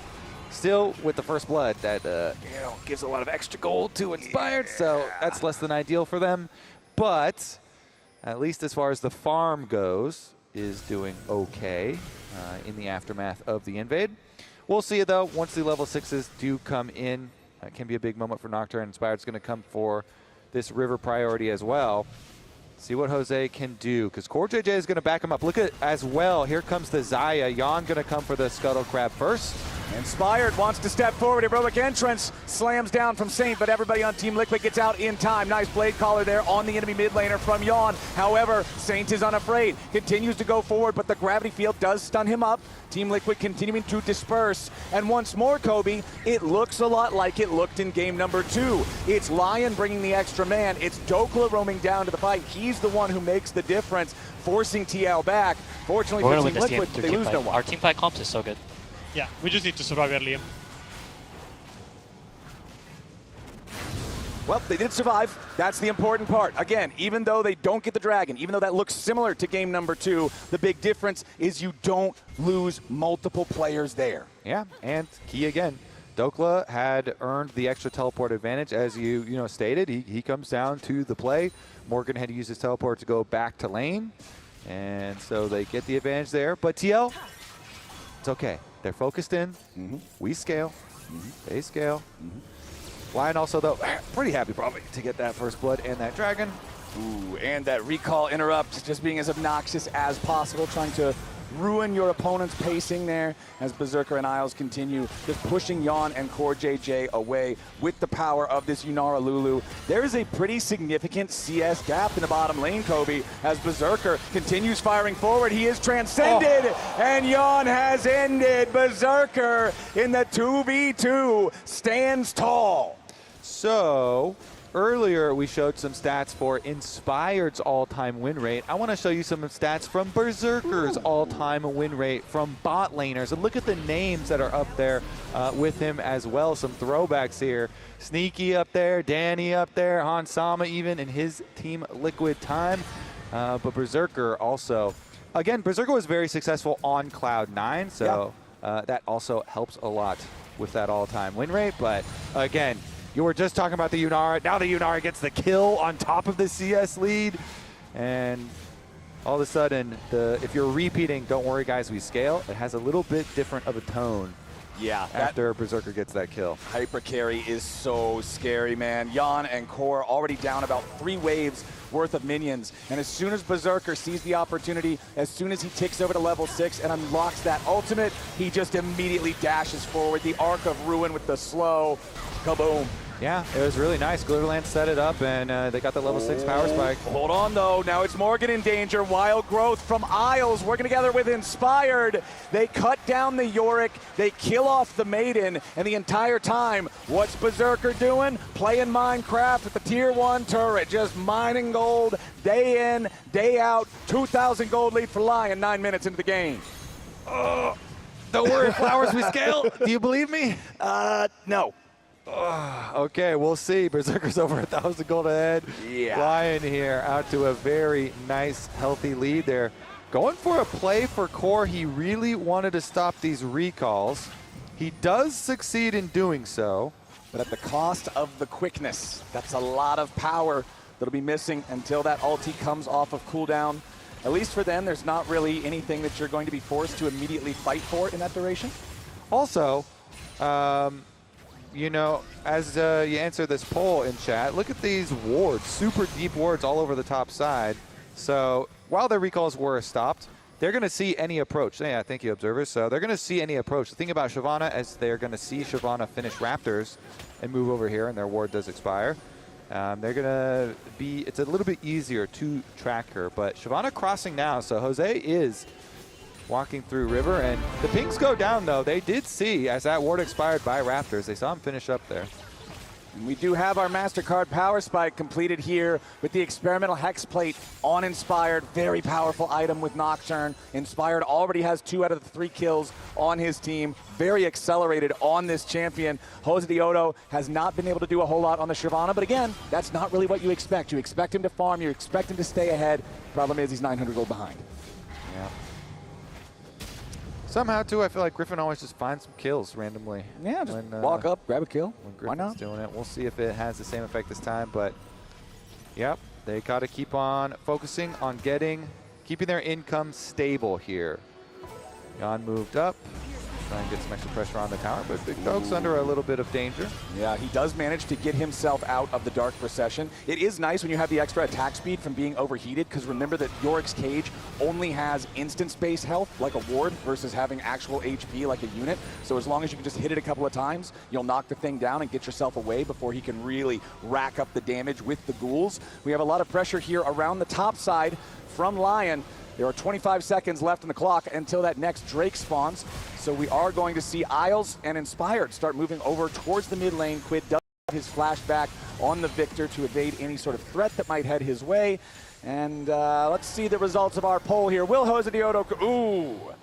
Chat does not have faith in Jose in the kitchen on this one. We'll see if they are vindicated or proven wrong. Berserker makes his way back down to the bottom lane, just continues farming up on this Yunara, has his Kraken Slayer well on his way to being that hyper carry they went for. First items coming online in multiple different roles here. Hallowed Radiance completed for Saint, gives him all that extra wave clear with the nice explodey effect. Over on the other side, Blackfire Torch for Quid, stacking towards some of those dots. Unfortunately, Yon still a little ways away from getting his first one done, but at least that call is down to 21 stacks, so should be able to cash in on that soon and alleviate some of this gold deficit. Yeah, game still definitely playable for Team Liquid. Still focused. Still trying to pull back this series, even though Lyon making a very good showing here in Tempe. See what they can do as far as the setup. Should be bot lane push, mid lane push as well for them, so pretty easy for Lyon. And you're going to see the recall here from Jose anyway, so he's just going to go straight back to base. They're going to sacrifice this one, and Lyon, they're going to get another objective, Flowers. Yep, they are going straight for the Drake. You've got Berserker there with that Kraken Slayer I mentioned, inspired with the Hex Plate. It's just, it's a scary thing to check into. Team Liquid, it's only the second Drake of the game. They're not going to bother trying to fight for that one. Too much risk, too little reward. But that does mean that, yet again, it's Lyon controlling neutral objectives. All 3 Grubs, both Drakes so far. Now 2 minutes until the Rift Herald spawns, and Dokla is shoving the wave in on Morgan. Jose Diodo still farming up. So when do we see Shyvana show up? So one of the problems is, well, I mean, yeah, first you do need your Training Force, so he's got Training Force, and Spear of Sojin is super nice too. But one of the problems, when Shyvana does want to show up, the enemy team has a Lulu, and Lulu makes fighting as Shyvana very, very problematic, very difficult, as does a Galio. Kind of hard, so we'll see. I'm kind of leaning towards chat's answer, but we're going to have a pivotal moment fairly soon here, as everybody is going to try, as you say, and play off of some of their first item power spikes. They're moving in. Team Liquid want to make the position here for the Dragon. They're getting there very early. Resets are coming in for Lyon, though. Yeah, that Dragon's still a ways away. 4 minutes until the next one spawns, but the Rift Herald here in 55 seconds. That topside river is completely dark, though. Nobody really investing early towards that objective, as Isles does just want to continue playing supportal combat against Core JJ. Slow him down with the Glitter Lance a little bit. See if you can scare him back. They know that they have battling control wards here in this Tri-Brush. They'd love to be able to clear out the Team Liquid vision. There's your Arc of Judgment over the wall, shows that Berserker is here too, and that means that Team Liquid can't really afford to keep playing this game of chicken over the warded brush. The ward battles, Flowers. Everyone's really feeling those ones. We're getting back into it. Those cost 75 gold each. Those are expensive. You got to defend wards. Those. They are. And the classic chance coming up. We'll see, though. Okay, Big Dokes is on the move. Dokla here on his Leandri's power spike, getting deep in the jungle, getting enemy vision through enemy jungle here. Ooh, they're thinking about a possible play. He did cancel his recall there initially. All right, Jose, level 10. 2/3 of the way to level 11, to the bigger, badder Dragon form. But Inspired still has that gold lead here on the Nocturne. The only individual gold lead on the Team Liquid side right now is Morgan on the Yorick in the side lane with his own Trinity Force completed. Going to try to allow Dokla to step up a little bit here. Jose Diodo standing on a control ward, so he knows he's not seen.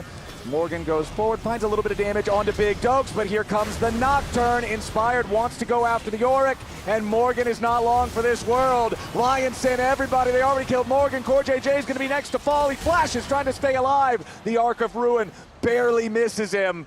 As Team Liquid, you could see Jose was thinking about trying to make a move on the Dokla, but it's Lyon who strike first. They grab the kill on the enemy top laner, and they earn themselves control over the Herald Pit. Yeah, you could tell, Team Liquid, they were feeling the play coming. They even invested the teleport from Quid to try and get up there, but Lyon just with the full commit, using the globals, are able to make it happen. And even in the aftermath here, they're going to be able to get the Rift Herald as well. Dokla uses his teleport to get right back up there. So Lyon, they grab the kills, and they're going to keep the objectives coming as well. Yeah, Jose level 11 on the Shyvana. Or are they? But he's losing a lot of HP here. All right, so they do get chased out. Okay, nicely defended there from TL. They don't want to start it up themselves here just yet. As you can see, that gold lead that I was talking about for Morgan, well, it's down to only a couple of minions now. Here's another look at how the play happened.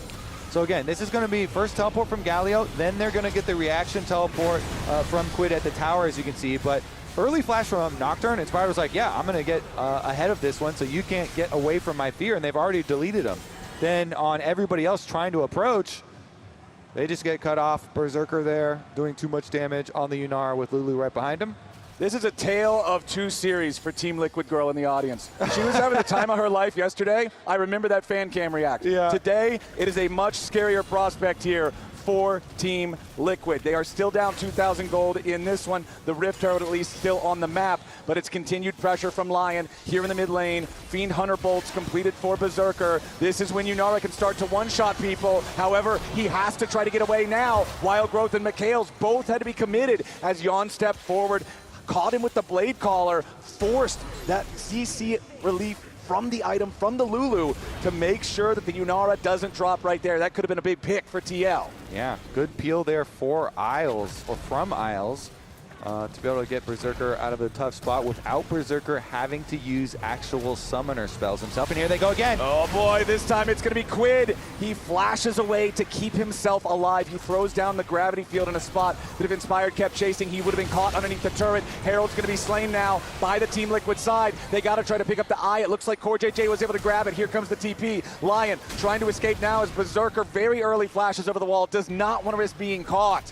Nice move there from Team Liquid. They get Quid away after Lyon tried to make the move, and then TL earned themselves the Herald. So they use their teleport, though, too, to go for the pincer play. So Morgan teleported over there, so Saint does get a turret plate on the bottom side and answer. But yes, Team Liquid, they did get their objective, and Morgan's going to get first tower bonus for TL to chop the gold lead down a little bit. Jose now is caught. Yep, Jose Daejeon not where he wants to be. Defensive Dragon trying to fly away. Saint continues the chase here as Jan and Berserker fire back and forth. Berserker winning out on these four now. Jose Daejeon again going to be in trouble with the Justice Punch coming in, but the taunt won't connect. Here comes Quid on the side. Saint with the flashback over the wall, staying alive for now. Jan taken low. Berserker takes him out.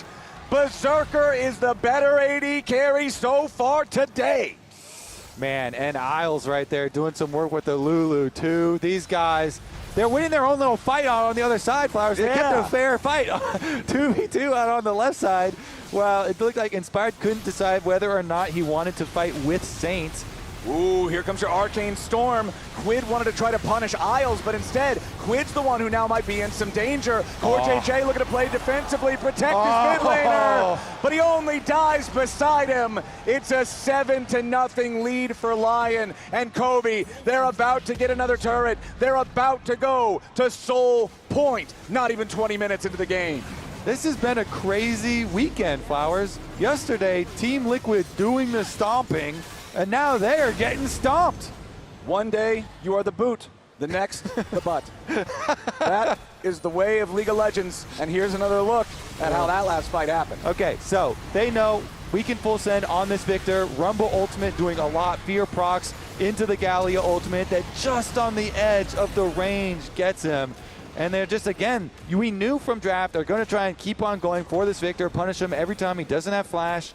And they do. Nice turn there from Lyon. In the previous little play, too, when they were fighting over the back of that jungle wall, creating a lot of space to set up for the Dragon, they are able to get a lot of cooldown advantages and then turn it into objective plus more kills. So Lyon, once again, set up very well in this series. And with the gold continuing to flow towards their side, the objectives as well, only 4 minutes away from a very early Dragon Soul, Hextech Soul at that. This is so scary. I'm struggling to see the comeback condition for Team Liquid without a Lyon blunder. Of course, obviously if Lyon do something very silly, Team Liquid's able to punish that, sure. But Berserker is 2.5 items already on this hyper carry Yunara. Saint having a great time. He's got his 2 items completed with the Imperial Mandate now also fully done, has the Swift March, Stridebreaker done on Inspired, Bloodletter's Curse for Dokla just to melt that magic resistance off of everybody. And you already mentioned it, but Isles has been doing a great job on that Lulu, making sure that Berserker can play aggressively, supporting Inspired when he dives in and tries to find additional kills and additional plays. Team Liquid going to drop the Herald here in the mid lane. This is the one objective that they have earned themselves so far in this game. How well will they be able to use it, though? What in the hell? All good, all good. Oh, okay. All good. That is, I was not expecting that. I'm not sure what was going to happen. I didn't expect that. The Herald, it felt like you did expect it because you asked the question. Jan now getting burned. Yep, that equalizer though, trying to get TL forced all the way back. I was expecting something creative, some sort of like drive around the back side of the terrain, but no, that's not going to happen. CoreJJ now might be in a little bit of danger. He gets slowed down, Inspired on the flank, but the rest of Lyon just shoving up the mid lane. Yeah, they can't get back to mid here for TL. Lyon are keeping him out. Berserker's going to hit the tower. Yep, he's just farming plates. TL still trying to approach as Inspired finally flies in. He's looking to go after the enemy mid laner. They've already killed off Quid. Yon tries to escape, staying alive for now. Inspired still has the wild growth. Team Liquid still trying to get away. Not the Maiden, too. Die. Arc of Ruin slows down Yon. Blink your eyes, the Maiden's gone. Lyon just taking anything they want from this jungle as the blue buff is their next victim. 4,500 gold lead, 22 minutes in. Well, well, well. Looks like Lyon have all of the choices available to them. Team Liquid gonna have to start getting a little bit more desperate here. Only 2 minutes for the Dragon Soul. And they're gonna need to clear out a pocket of vision, get a surprise play, maybe a dream, a miracle Core JJ engage or something. Maybe some sort of Jose steal to get an objective bounty, Flowers? Well, he certainly had the smite key dialed in the last game. He'll have to do it again in this one. Jose Diodo still at 0-0-0 in this game. I mean, honestly, considering the team has no kills or assists at all, that's a very good score because it means you haven't died at all. Yes, that is the tragedy of this is that objectively 0-0-0 is the best score on the team right now for TL. That is the state of the game. Low action score, though. Yeah. Low action score, 0 to 8 overall. 5,000 gold lead for Lyon. Dragon Soul spawning here in 60 seconds. TL has to find a way to steal this away. It has to be a crazy steal from Jose Diodo because I fail to see how you would actually be able to win a team fight and stop them from getting not just a soul, but a Hex Soul. Yeah, definitely would be super powerful, obviously, for them. All right, I have been liking, by the way, the new mandate when people have been building on Galio, you know, because does effectively work on 3 of your abilities, including your ultimate. And the damage amp, quite nice for your team as well. And when he keeps on landing stuff onto the Victor, it's what we were talking about from Champ Select, where constantly putting pressure on him. This time around, Quid has Flash. So the dream for Team Liquid is alive. Can they do it again? In the previous game, they stopped multiple Dragon Souls that were in Lyon's grasp. However, this time around, down 5,000 gold, gonna have to do it again. Quid here with Flash on the outside. Can he do it? All right, here comes the TP. Immediately, everybody from Lyon has arrived. Team Liquid gonna start up the Dragon. DPSing pretty slowly overall. Saint is standing on top of a ward off on the flank. The equalizer already arrives. Yon's got to be careful. Quid doing the same. They turn out the lights. Jose Diodo goes in. Jose steals it again. Inspired has to try to get away now. Team Liquid have already stopped the soul, but do they want to go for a little bit more? Dokla's going to be taken down to 1/3 HP as Core JJ can't find the engage. Berserker with a wild growth. Massive taunt coming out of Saint. He locks up multiple targets, and the dream dies right in front of TL. They may have stopped the soul, but Lyon shoot him straight through the heart. Oh, you said it, Flowers. They're going to get the kills, and guess what? That means Baron as well for Lyon. Even though they don't get the soul, Jose comes up with another smite steal. He does it again. Let's take a look. For the Team Liquid fans, they can at least hold on to this. The smites have been true. Combo nicely gets that one, 1380 something we saw at the end, and then they tried to push forward. But now Jose, he can't get in though. There's no way he can get actually inside the pit. Doesn't have his ult. There's no flash, no dragon form. Dokla's just going to try to burn him down as the heroic entrance arrives. That's a rampage for Dokla. That's a Baron for Lyon. That's a death for Jose Diodo. And now Lyon have a 7,500 gold lead. They've got Baron for the next 3 minutes, and they got a 5v4 for the next 30 seconds. Yeah, it's definitely looking good for Lyon's chances here. They were the lock-in winners this year for LCS, and they have locked in for finals in spring as well. They're looking to become the 6th, wait a second, as Saint is going to have to run away. Doesn't think he's in any danger. The 6th North American organization to win back-to-back titles if they can complete it here. So far this year has gone well for them. And even though both these teams are going to MSI, you've got to remember, there is a big difference between going to MSI as the 1st seed and the 2nd seed. For anybody who missed it, T1 just qualified to MSI as the LCK 2nd seed that's in the play-ins. You know how many teams get out of play-ins? 1. So that means whoever loses this series, if you want to play in main stage, I don't even think you're going to get there. Hold on, Quid's taken down to 10% HP. Hosdioto firing back. Berserker is low. Equalizer down over the top, and Dokla hits him with the airstrike. Hosdioto's going to get burned down next as CoreJJ tries to run. Dokla still in hot pursuit. The long-range power of the equalizer, finishing off the kill onto Quid. Jose dies with him. Kobe, 15-0? Yeah, you can hold on to the smite count, though. Smite steals, how about that? 1. It's like 15 without the 5. I don't know if that's as good.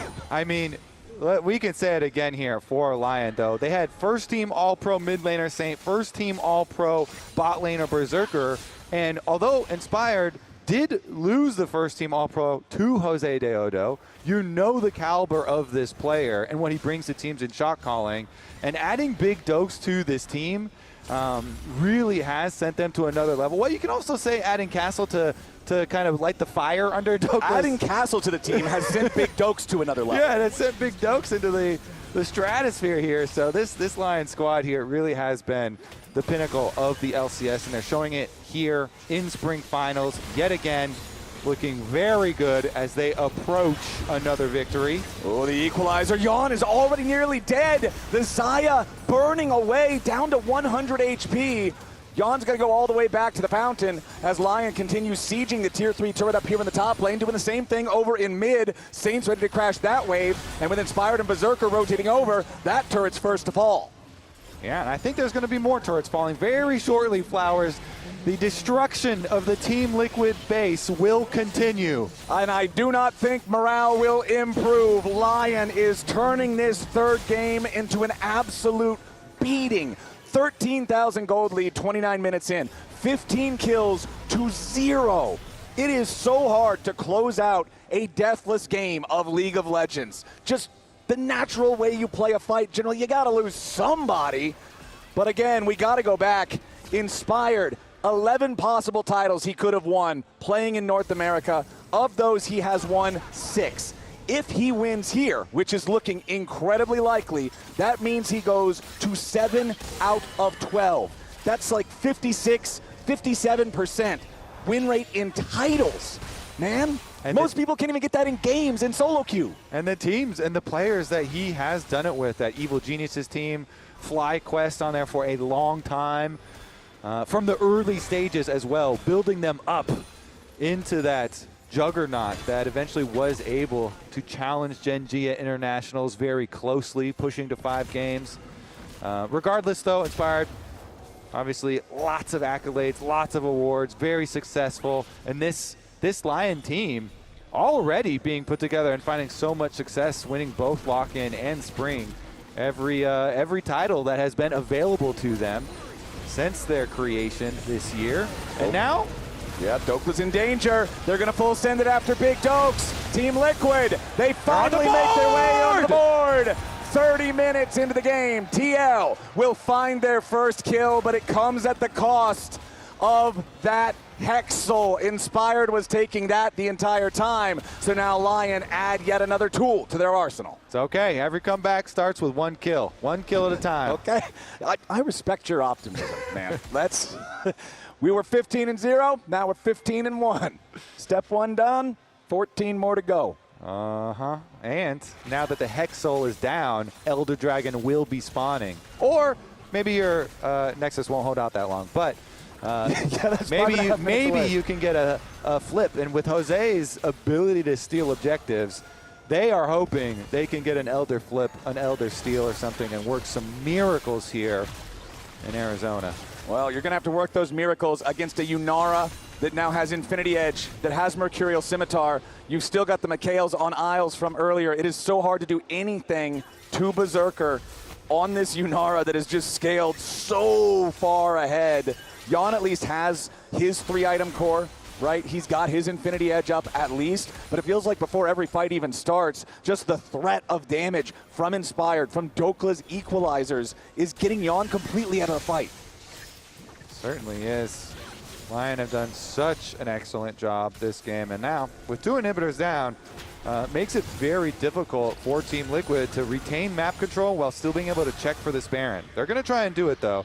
So taking control of the vision leading over to the Baron is their first step. They're trying to work their way into their own jungle here, retake some control, and then hope for a pathway for another Jose miracle.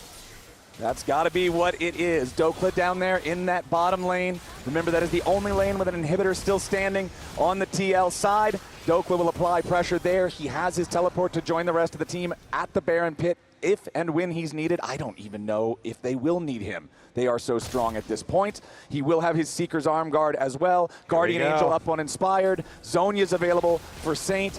So many defensive tools for everybody on Lyon. It's hard to pick anyone.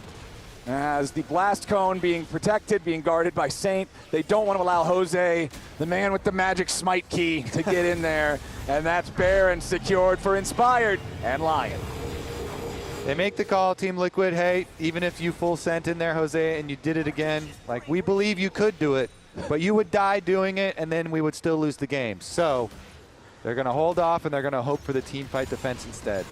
And the Maiden once again falls in the top lane as Saint's going to continue pushing that one forward. You can see the timers in the bottom left, means that the top and mid lane inhibitors are about to respawn. Saint wants to make sure there is pressure on them as they do. Quid's going to be forced to go up there and answer that push from the Lyon mid laner. Meanwhile, Dokla grouping up with his bottom lane duo down in that bottom side. Now that they've got the Baron, they're going to look to force down the last inhibitor turret. Make it a 3-inhib game. Put those double super minions in every wave and seal the deal here on this final. And the pressure closing in on Team Liquid. This team that was recrafted around Yon and Core JJ. This team built to try and win the LCS. They're going to have to pull out every single stop that they have right now. The base defense is holding for now. Top side's already been broken, though. Saints got the super empowered by Baron up at the Nexus Tower already. Yeah, that mid lane inhibitor is about to be knocked down again.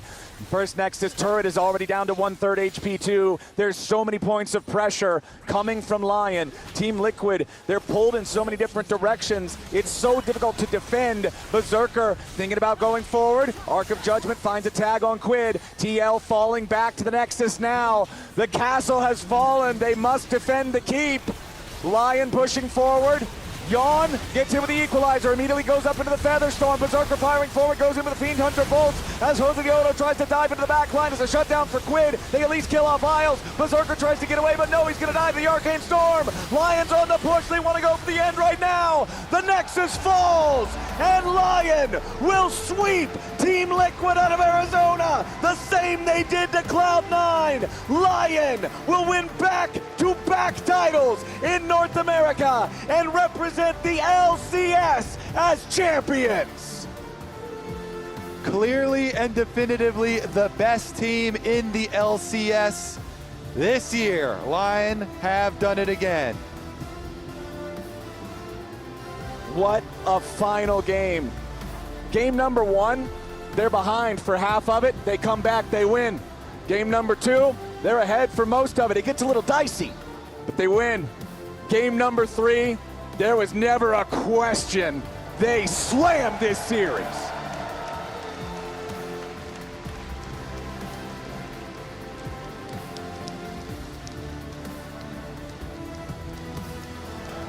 Well deserved. Performance after performance from Saints. Take a bow, Inspired. Another one for the trophy case. That thing's gonna need an expansion soon.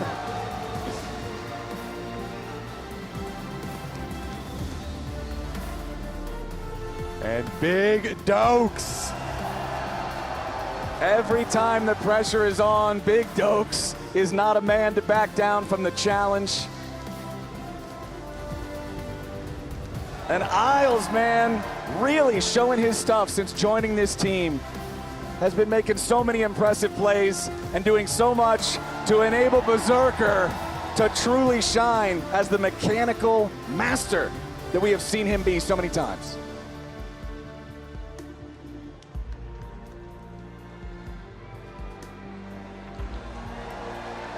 Reign over defeating his former team, Team Liquid.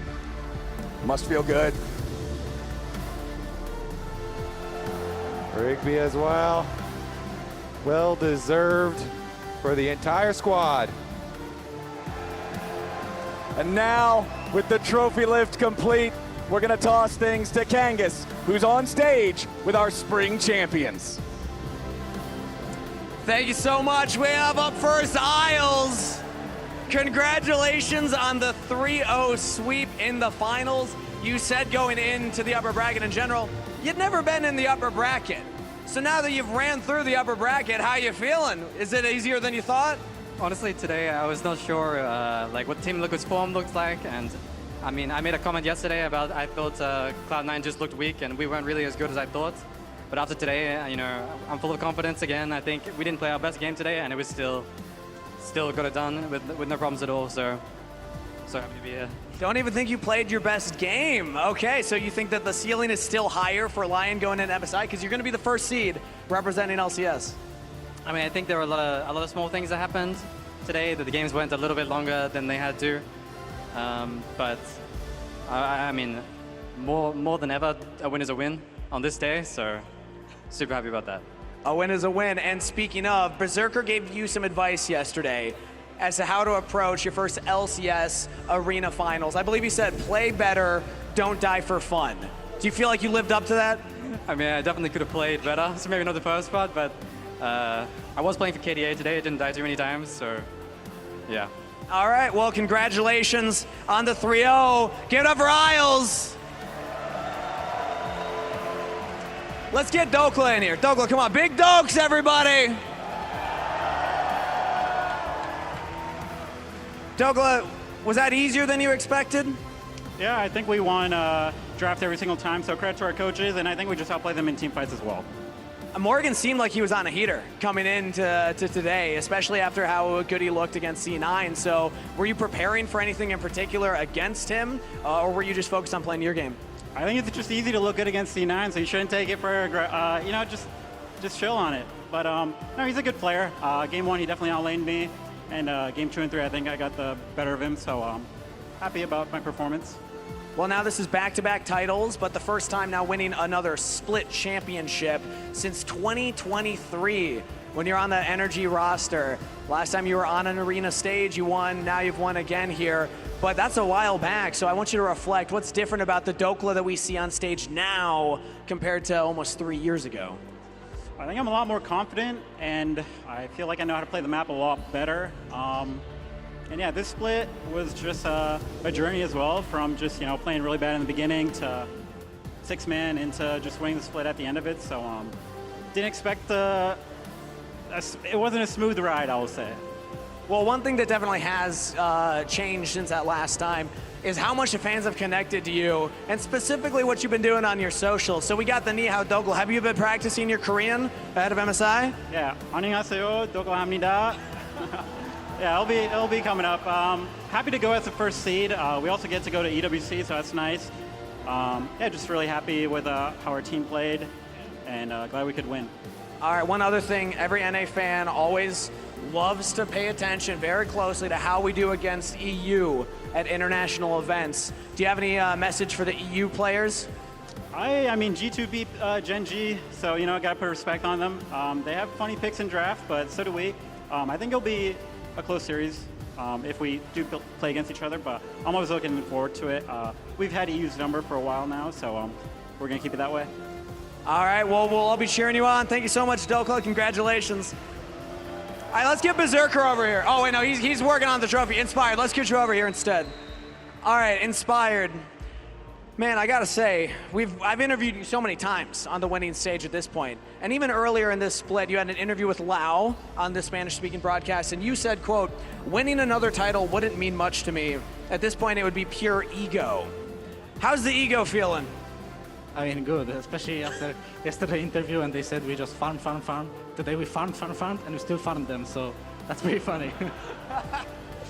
Hey, the style worked. The important part was the win after all the farming. I got to talk, though, about that game, too. It got a little close. Jose Daejeon with 4 smite steals in a row. So talk about Jose and playing against him.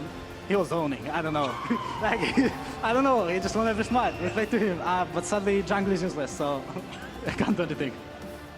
So who on your team do you want to give credit for getting you across the finish line in game 2? I think everyone did pretty well, but the game from the beginning to the end felt unlosable because of mid gap. I feel like Saint just played really well every single game. Yeah, I think well played to him. I knew he's gonna be a better mid laner today, but I didn't expect him to like solo carry every game, so well played. Yeah, Saint was on a heater. I gotta ask as well, final question for you. Lyon has been coming together as a team. It feels like every week you're getting better, the team's getting more coordinated, and first stand didn't go as fans were hoping. Do you feel like you have a better shot at MSI with how the team's performing, and what are your expectations going into MSI's first seed? I mean, Genji didn't make it, so we can't lose to them this time. Other than that, I don't know. I think it's gonna be interesting. I think we took a lot out of the first international we played, because I think the guys didn't really play international tournament before too much, especially Ice and Saint. And going into this one, we probably are gonna get more scrims as well, because there's more teams at the tournament. I don't know what to expect, honestly, but it's for sure gonna be fun. Well, I'm sure the fans will still be behind you. Thank you so much, Inspired. Congratulations on the 3-0. Berserker, let's get you over here. Give it up for Berserker, everybody! Berserker, I gotta say, you have a chance to go to international again. And LCK, your rival, Guma Yushi, just qualified as first seed for LCK. You're gonna be have a chance at least to play against Guma Yushi at MSI. How do you feel about that? Well, whenever I played against Guma Yushi, we got like 20-minute game over, so I want revenge. You want revenge. How are you gonna get revenge against Guma Yushi? I mean, HL is a really good team, so I mean, we should like able to just like survive early level. I mean, Cannabis like passing is kind of insane, so we should like survive early line first, and then I mean, if we keep fixing about like mid macro, then I mean, maybe we have a chance. So yeah, I mean, we'll just keep working about that. Yeah, just Saint beat Zeka. It's easy as that. All right, any message you have for the fans that have been cheering you along in your championship run? I mean, thank you for cheering us and me, like, first. And then, I mean, we're going international again. And then, like, we got a lot of experience, like, at the first stand. So I'm pretty sure we're going to do better, like, at MSI. So, I mean, wish you good luck to us. Thank you, guys. All right, thank you so much, Berserker. Congratulations on the win. Now let's welcome Saint over here. Saint, the tallest player on the stage, and also your Kia Finals MVP. Congratulations, Saint. Incredible performance and an MVP award for you.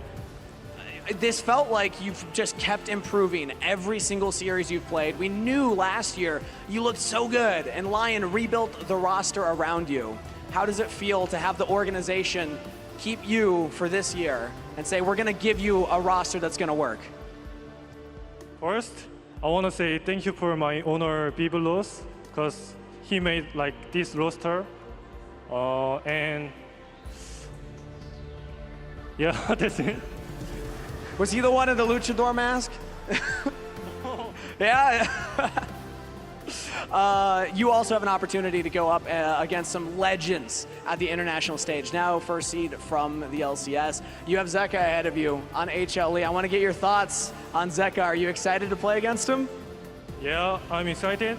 Also, I think if we don't lose the smite fight, I think we can have a chance to win them. So as long as Inspired is hitting the key, right? Well, actually Berserker said as long as you carry, that they can win at international. So are you going to carry for the team? Sure. A lot of pressure, yeah. Any final messages that you have for the fans that have been cheering you on? Thank you for coming and thank you for watching this game. Also, I always think about fan to like I have a chance to play here. Thank you. Thank you very much, Saint. Congratulations, a well-deserved MVP. Once again, give it up for Saint, your Kia Finals MVP. And give it up for Lyon for a 3-0, your first seed from the LCS going into MSI. That's it from us here on the stage. Such a great performance by Lyon. So clearly our #1 team in the spring. Never dropping to the lower bracket and just demolishing Team Liquid. I feel great about the one flip-flop I made. Yeah, flip-flop That was Game one, one. probably your first flip-flop. Yeah, I mean, I do Little think handshake. that game one, amazing, was kind of a harbinger of what was to come, right? Because if TL could not win from that winning position, and because Lyon were able to come back in so many of those team fights, that kind of set the tone for the rest of the series. And look at the smile on Isles' face. I mean, that guy has been through so much losing. To be on a good team, he's really showing up. The Lulu ult he had in this last game was insane. I think Isles had a really good blocking series. the Rakan, that was crazy. And like throughout this split, it feels like the critiques that the teams have had of each other, of just like, hey, we needing to play a little bit better. I feel like the critiques and overall pressure that the team has put itself under has been working. Like they have been playing really well individually. Double has talked about his own performance at the beginning of the split in comparison to now. Like I feel like they've really glowed up. Yeah, I agree completely. I mean, it is interesting to talk about because we haven't seen him throughout all the playoffs, but Castle joining the team, I do think was very beneficial to them. I remember speaking to Dokla, I've spoken to Inspired about this as well, and they were just talking about like, he is motivated. And Dokla told me himself when they got Castle, he's like, I'm motivated. Like, I'm going to fight for this spot. Like, I'm going to show that I am the better top laner. And I think that did light a fire under him in a way that has pushed him to really excel in playoffs as we know he can. And the person in front of you, of course, is Biblos, the owner of Lyon, who the first shout out that Saint gave to was, thank you, Biblos, for creating this roster. From last year to this year, I mean, like, it was the biggest point of conversation. Inspired coming into this team, like, having Berserker from Korea come back to North America to also join them. And, like, I feel like overall, the entire development of this roster and the journey that they've had from the beginning of the year till now has kind of shown what they are capable of. Yeah, and I mean, it's also shown that getting Inspired is a pretty good start to a roster in League of Legends. That's a good start. It's a pretty good start. Really I mean, they start. shelled out for him, and in lock-in, they had a rough start, and people were like, ha-ha, it's not going to work. Wasting money on Inspired. Well, that's back-to-back titles here for Inspired, for Lyon. They are on fire, and they are going to be our deserving representative, but Berserker is going to be the player of the game. I really felt like his kill on Yon in bot lane started the snowball rolling. This was a pretty contested vote, but I think he's very deserving. Yeah, that's also why I picked Berserker in this, because it felt like that lane, and we saw it yesterday too, right? Like that lane is picked for the comp against Nocturne specifically. If that lane ends up just going even or doing well enough, that then can become a problem in later team fights. So Berserker getting that kill in bot lane I thought was super, super important, and he played just super well throughout the series. Yeah, it feels impossible to kind of play into that kind of composition if a Yunara Lulu really gets going like that early on in the game. Like, how do you be able to play a Shyvana at all and try and take any fight into that plus a Galio? Like, you are so stacked with any kind of defensive like utility that it was just an impossible to like snowball to deal with. I mean, just zooming out a little bit for the entire series is just their command of their own team composition felt so strong, and they always seemed to have a unified vision of how they wanted to fight. And I think when we heard the comms listen-ins, Inspired is a very strong voice in comms. And I know whenever I've heard them talking outside of game and lock-in when they were struggling more, they're just consistently hammering in, getting on the same page in every team fight. And it's usually Inspired doing the majority of the talking. And I think these are the, Berserker won a lot of player of the games, Saint won player of the series, and I think they deserve that based on what we see. But to me, that's based on what you hear. much of, based on what I hear outside of the game, so much of this does point back to Inspired and the growth that he encourages in the players that have potential. Yeah, and I mean, I think another person when we do comms listen-ins that we're hearing a lot more from is Saint. And he was the finals MVP as well. So I also think MVP. Just like he's been able to really flourish on this roster after initially, like, you could tell how sad he was last year when he kept performing really well, but the team just couldn't come together, couldn't get the wins. He absolutely popped off in a series where all we were doing going into this was talking about how, well, Saint was first team All-Pro, but it was Quid who was popping off in the lower bracket, right? He completely shut him down. And if your mid laner is playing exceptionally and you have the confidence from your team, enough so where Inspired is like, he's feeling himself, you're like, is LeBlanc good? The answer? LeBlanc. LeBlanc. Absolutely. I think that's something that Saint is so good at, is when he's having a good day, when he's honestly on it, like in terms of like finding angles in team fights like this. Give him the Assassins, give him Silas, give him LeBlanc. He will win you games. He's inverse De'Aaron Fox. That guy you put on the bench, Saint you put on the floor. On that note, let's talk to Kangas, who was with Spawn for a Loose Side interview. Thank you very much, Lounge. I'm here with Spawn. Thank you for taking the time to do an interview with us. I know it's got to be tough after a series like that. So I just want to start off with, where are you at as a coach reacting to what just happened on stage? Yeah, obviously it's really frustrating because we had such a great playoff run. I think like our series versus FlyQuest and C9, we showed up in a much different way. And then today, game one felt like we had control. And after we lost that one, kind of was hard to regain control of the series. And Lyon, you got to credit to them. I keep saying it. They're one of the most clutch teams in the region.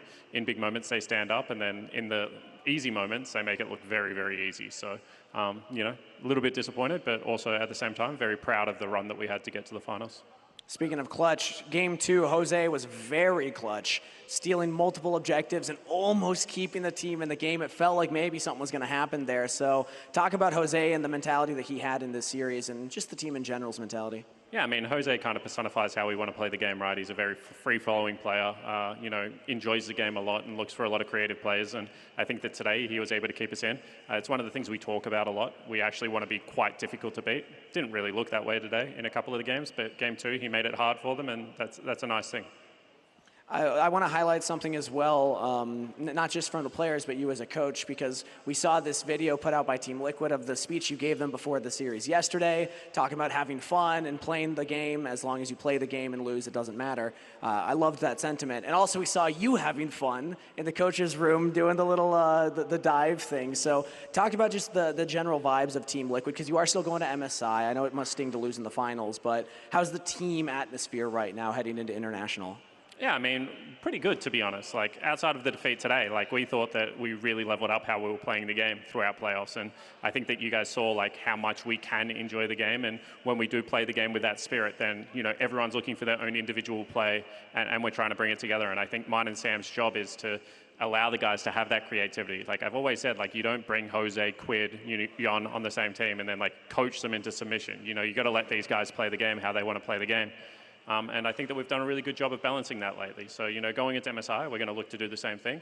Obviously, we need to have some structure to our game that we'll try and implement off the back end of this series. But overall, like, we're really happy with how the team environment and atmosphere is going. And it seems like we have each other's back at the moment, which is really nice.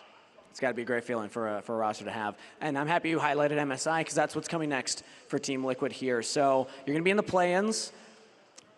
T1's also going to be in the play-ins. What are your thoughts about your chances of making it out and making it into the group stage at MSI? I mean, it's always hard, but actually my goal as a coach when I became LCS coach was to beat T1. And when we played them at EWC a couple of years ago, I actually thought we had them. It was very, very close, 1-1, and then we were very far ahead in game number 3. They're an incredibly hard team to beat, but I love playing them. I always feel that every single time I do play them, I learn a lot myself as a coach, and all my players take a lot out of the experience as well. So, you know, we played them in Casper Cup, didn't go well, so hopefully we can bring a different flavor to this time. And I think that, you know, all the teams, it's not just T1, you know, you look at the rest of the team in play-ins, they're all very, very good teams. So we're going to get some invaluable experience, and the goal as an NA org is to make it internationally, get that experience, bring it back to the region and level people up. And I think that when TL and Fly were at their best, that's what we were doing. You know, now Lion's that team, they've got to bring some stuff back, and we've got to do our job too and make sure that the region keeps getting better. And that's what the goal is. One other team, I'm happy you highlight just all the experience that you can get, because one other team is KC. So Europe, are we going to beat EU? Well, let's forget about T1 for a moment. Can TL beat EU and beat KC? I mean, I've never lost to Europe, so like that's just facts. We beat KC last time we played them. Like, I don't see why it would be different this time. Fnatic got towed a couple of times when we played them as well. Haven't had the honor of G2, but maybe if we make the main stage, that'll be there. So, we love playing Europe. It's a lot of friendly rivalry. I actually think KC is a really good team at the moment, so we won't sleep on them. But, I haven't lost to Europe once, so I don't know why I'd start now. I love that win record. Thank you so much, Spawn, for coming on and chatting with us. Give it up for Coach Spawn, everybody. That's it from us on stage. Back to the lounge. Spawn stats. We love more Spawn stats. We do love Spawn. I would run through a wall for that man. His team tried to, which is why they weren't playing so well afterwards. I know, maybe I shouldn't, honestly. But really nice to hear from him, and also nice to hear, again, this is a pretty tough loss to take, right? But they are looking ahead towards MSI, and that was kind of the goal, was really qualifying for an international, and hopefully the boot camp will help them out, because that play-in tournament is rough time. It's a tough one, but I do like the sentiment from both the winners in Lyon and in Team Liquid, that they talked about the experience that they got away from internationals, from First Stand, from the previous iterations of Team Liquid and MSI, like a lot of those experiences. Yes, in terms of bettering the region, but also just you go. I think Lyon will look so much better going into MSI than, of course, coming back from First Stand. Yeah, absolutely. And I think that's going to be so interesting to see how that develops. So I'm down for it, though. The hell are you guys doing up there? Let's get off your phones. They're waiting. Enjoy the moment you just won. They're reading Reddit. They're sending out banger tweets. They're flaming people. Send positive messages so they can read them, This guys. is the behind-the-scenes content we've been waiting for. Send the positive messages now. They may be looking. Yeah. He's crafting his next monologue, scripting it out. Well, thanks to Lyon for being an incredible champion. Also, a huge thanks to all of our sponsors for this split, who allow us to do what we do, allow us to put on shows like this, to get on the road like this to Arizona, where the crowd kicked ass. We are sorry that there was no more than 6 games. The crowd was amazing. You guys are amazing. They would have been bumping if there was 10 games. They were bumping with 6. Yes. Yeah. What's more than bumping, Raz? Give me a word. Belly bopping. That's amazing. That's it for us. If you want to stick around, we'll be doing a press conference with the Spring Split champions, Lyon. That's really what we're showing Dokla and Inspired for. Thank you for watching the 2026 LCS Spring Split. And make sure to tune into MSI play-in starting June 27th at 11 p.m. Eastern, 8 p.m. Pacific time. Very watchable. Over on the Riot Games YouTube channel. The LCS will return on July 25th for the summer split. July 25th! We'll say that during MSI as well. You're going to check the socials. We'll see you back for summer. See you there. See you guys. See you at MSI. Boom! Good luck. Welcome back to the LCS Spring Finals driven by Kia. We're here in the Mullet Arena in Tempe, Arizona to find our LCS Spring champions. We can look. Casio has flash. Up and up. I think bad, right? Yeah, but Take it slow, take it slow. It's okay. Then I can carry. No flash No on flash, Gragas. Gragas. Tank from maybe? Nice. Seems fine. Gragas think we win. Casio has, I think. Okay. As I think. Oh, no flash. 와, 사거리 뭐야, 근데. Eat that. Yum. Whoa. Your range is crazy. Just when it looked like TL might have finally found something, they find the business end of Berserker's rifle. I'm gonna ult. Finish. Go slow, go slow. I will slow out, flash out if I need to. Yuri coming slowly. Take it slow. Rakan wants to flash in. Rakan wants to flash. Look good. Look here. Come. Coming. I have Mikhail's. Shyvana has flash. Yeah. Baron's up. And Lyon will sweep Team Liquid out of Arizona, the same they did to Cloud9. Lyon will win back-to-back titles in North America and represent the LCS as champions.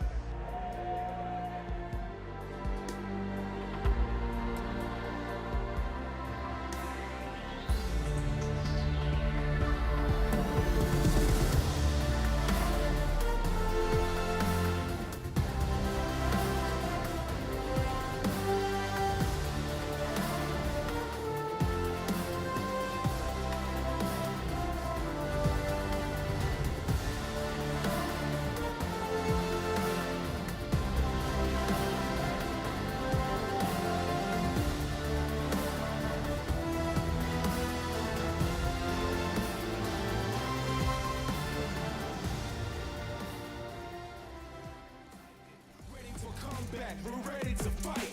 Fearless of the enemy, we'll fight to survive. We are born to be conquerors. Rise to the top, gonna be the new emperors. Dragon slayers, earthquakers, bone shakers. Standing on the edge, born to be champions.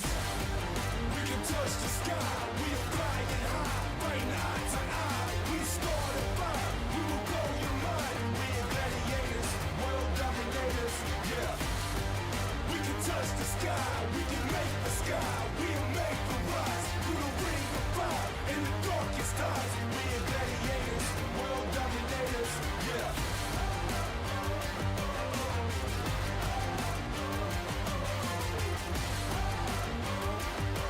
We are gladiators, you can come and hate us, yeah.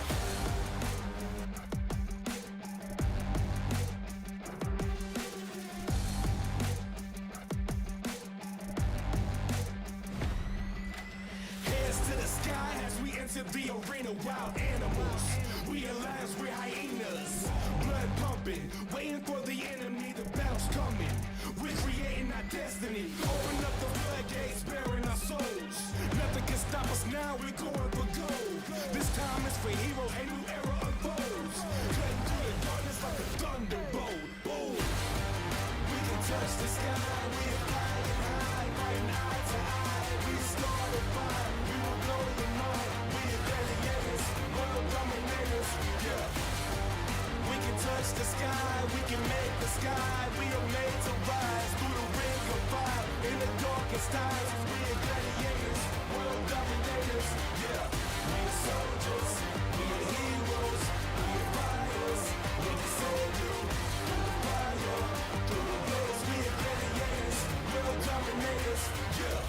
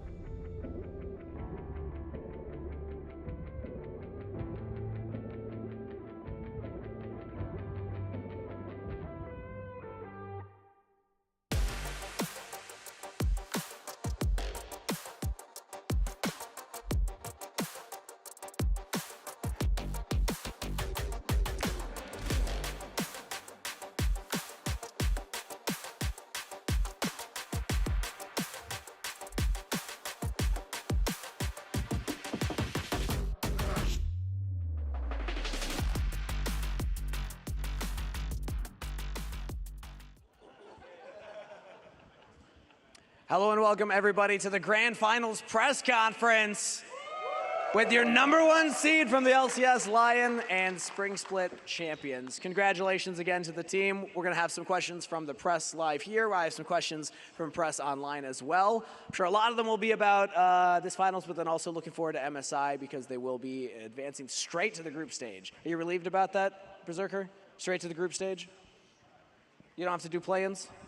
What did you say? You don't have to play in play-ins. Does that feel good? Oh yeah, I mean I can rest a bit more, so I'm really happy about that. Yeah. All right, well, let's take our first question from the audience members then. I don't know, you might be going to stream, but we can't hear you here in the venue. My name is Hazem. I play on the ASU team here. Sorry, so it got a little heavy for Saint over there. So my question was for Saint. I am getting confirmation that the mic is not on. Can we get a different mic for the press? While we're doing that, I'll read out one of the ones from online, but it looks like we'll need a different mic down there. We'll read one from Sheep Esports, from Luis Mario Reyes. This is question for Saint, so mid laner and MVP, Kia Finals MVP. The question is, you never got to debut in the LCK. You're returning to your country now, representing North America, and will have the chance to play against HLE and T1. How will it feel to play against the best in the world in your country? First, this is like really good chance to run, and I don't think we can like hardly beat them, but I think if we if we're doing better, then we can beat them. Hopefully I have a chance to beat them one time at this MSI. Thank you. You're giving us a lot of confidence there, Saint. All right, come on, Doug. We can beat them, right? Big Dogs, we can beat them? Yeah. Yeah, we can beat them. All right, cool. Is the mic working now? Perfect. All right, let's hear from the audience member then. All right. My name is Hazem. I play on the ASU team here, and I just wanted to ask. So I've played with Saint a few times, and usually he's not the nicest in chat. So I just wanted to know how you got your name.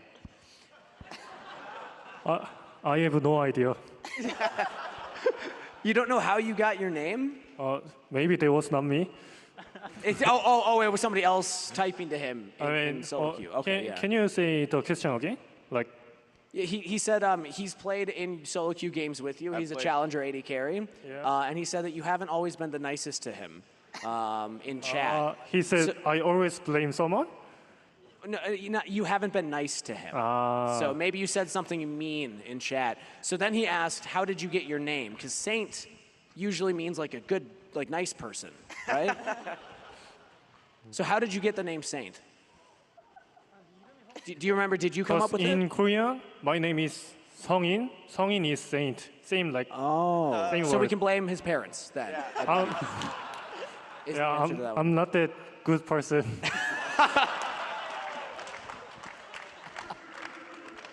Thank you for that question. That was great. I told him, by the way, that if he's ever in solo queue with you again and you type at him, he can just say, nice getting carried by Inspired. But now you just won MVP in finals, so I don't think that even works anymore. All right, anyway, let's take the next question. Yes, this is Cloud from Cloud Media. My question is for Dokla.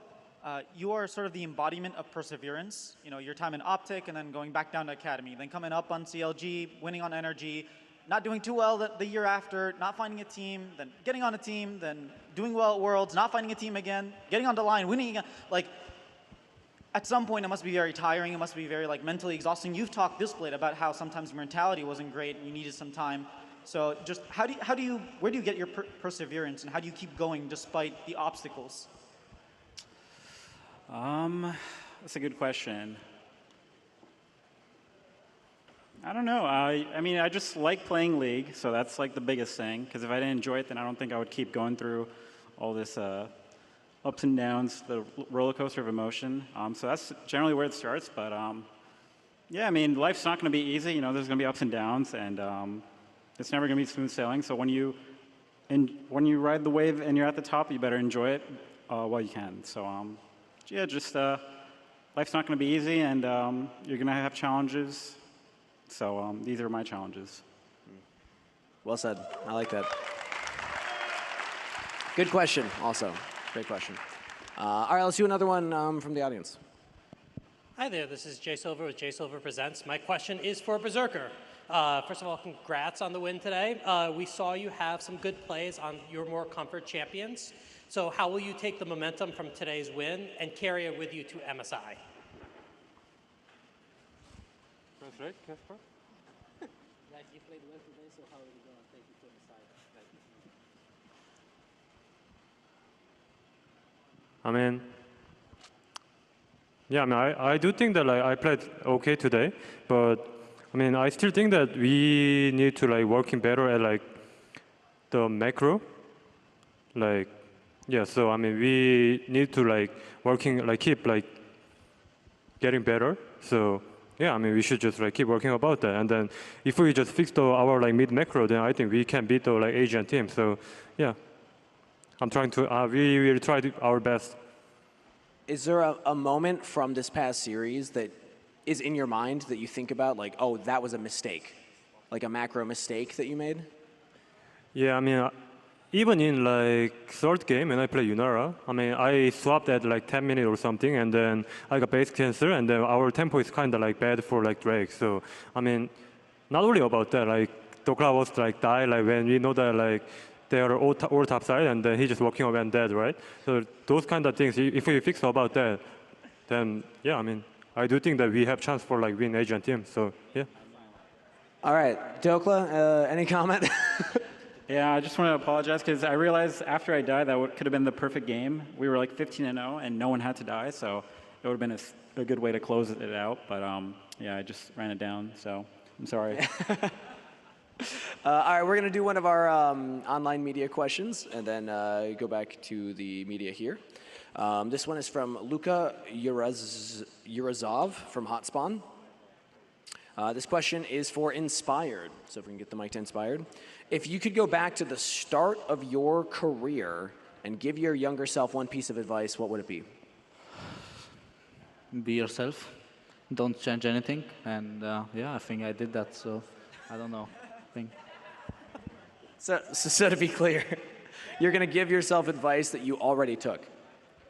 Yeah, I think I would tell myself advice that I probably knew from the beginning, that if I want to win, I need to just be myself and trust myself and play well. Yeah. I love it because that is the most inspired answer I think I've ever heard. That was a great one. All right, let's take another one from the media here. Hi, my name is Reagan, or Miss Chum Chum. I'm here with a question kind of from the community for Berserker. Berserker, your gameplay is always like super inspiring. You went insane. Berserk even, which you said is how you got your name. I kind of want to know, what is it about this current roster, this current team? Because you won in 2022 with C9, you went to Korea, you grinded for a little bit, you came back, right? So what is it about this team that allows you to play with the confidence and the aggressiveness that we saw today? Because you went insane. I mean, for like last year, I mean, I was like keep losing, right? So, I mean, beginning of the season, I thought like I played like not bad. I mean, I actually thought that like I'm playing good, like even in LCK, but like we are keep losing, and then, I mean, be honest, like I was kind of like lost my mind, like from the like split 3, I guess. So I mean, I was kind of like didn't have confident, but like I mean, I'm playing like in Lyon now, and then we are on the split, and then even I went the what's the call first 10. I played with the like BLG or like G2 like or like HK team, and then I mean I still play against them, and then I feel that I can win these guys. So yeah, I mean I just have confidence about that. So yeah, I mean I'm just playing still aggressive, and if they trying to hit me or something, then I just have confidence for the like can dodge. So yeah, I mean I'm just playing like that. Amazing, you did a great job. Thank you.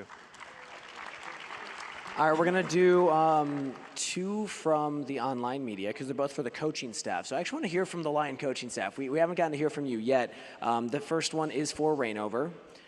As a former professional jungler, this is from Luka Yurazov at Hotspawn. As a former professional jungler, what is your opinion of Inspired as a player in the jungle role? And then follow-up question, do you think he is currently the best Western jungler? Yeah, I mean, for sure he's currently the best Western jungle.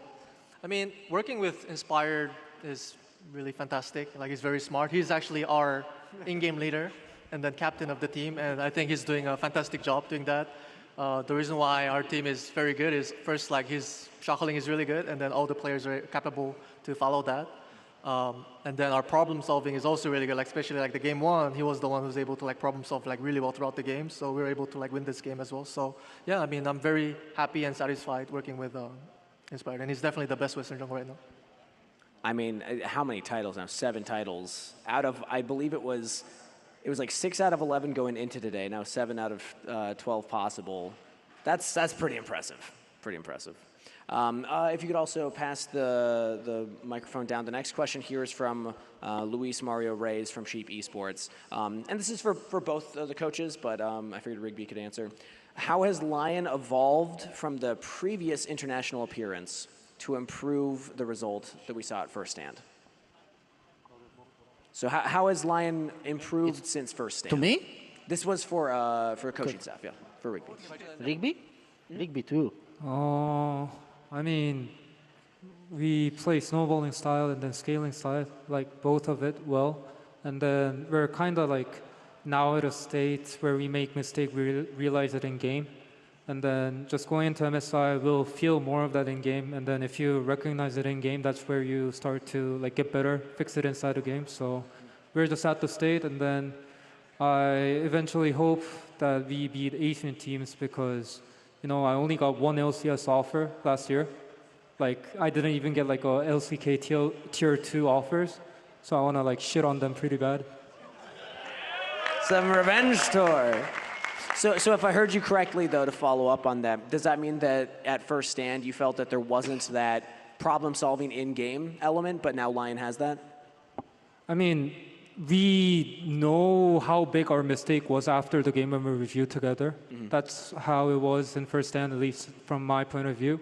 But now, even in scrims or even when we like play on game, if there's like a mistake happen, we know we have to do something, you know, to make up for the tempo or force a play somewhere. And then that's like the good characteristic of Asian teams. And then we're now recognizing it like Casper always does. And then the rest feels like the atmosphere too. So yeah, I think it's going to be way much higher chance for us to win at MSI than First Stand. That's a confidence I like to hear. There we go. All right, we'll take another in-person media question. Yeah, so this is Cloud again. My question this time is for Inspired. Inspired, last year you made it to MSI on FlyQuest. You guys had some really great synergy, your strategies, the way you guys played as a team. You were all on the same page. You're trying to do that now with Lyon. You have talked about like the struggles of trying to figure out how to all play the same kind of League of Legends that you envision. How far away do you think you are from that last year's FlyQuest roster, that high that you had at MSI? I mean, how far away? I don't know. I mean, on FlyQuest I was trying my best to win. Here I'm also going to try my best to win. It's hard to answer that question. Sure, I mean, at the end of the day, it's a team game. I can just help the guys perform, but in order to be the best teams in the world, we need all play really well and not make mistakes. So it's not going to be just up to me. I think everyone from us will have to play well, be confident, and yeah, I think that's what I was trying to do on FlyQuest, and that's what I'm doing here right now.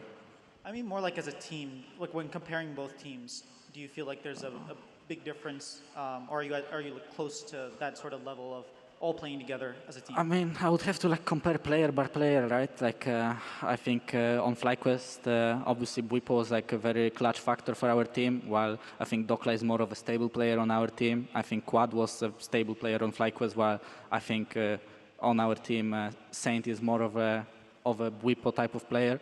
So I think, yeah, I think we have a different dynamic here than I had on FlyQuest. I think stylistically, mid lane and top lane is very different to what I had on FlyQuest, and yeah, I guess we're gonna try to make it work.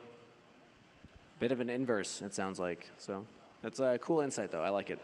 We're going to take a question from the broadcast now. This one is for Isles. So, Inspired, if you could pass the mic down for Isles, support down here. So this question is, for context, put yourself a year back. You were playing for Dignitas for 2 full years. Oh boy. And the question that we have for you is you've kind of flown under the radar a bit in the LCS, never quite finding success until now on Lyon. So how would you describe the feeling of having a roster around you where your true form can shine? I mean, I'm very blessed to be sitting here.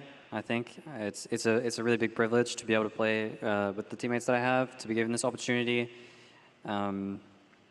You know, it's crazy that I'm sitting right now on a stage playing a video game in front of people that came here to watch me play a video game. That's pretty crazy. So I think they had fun doing it too.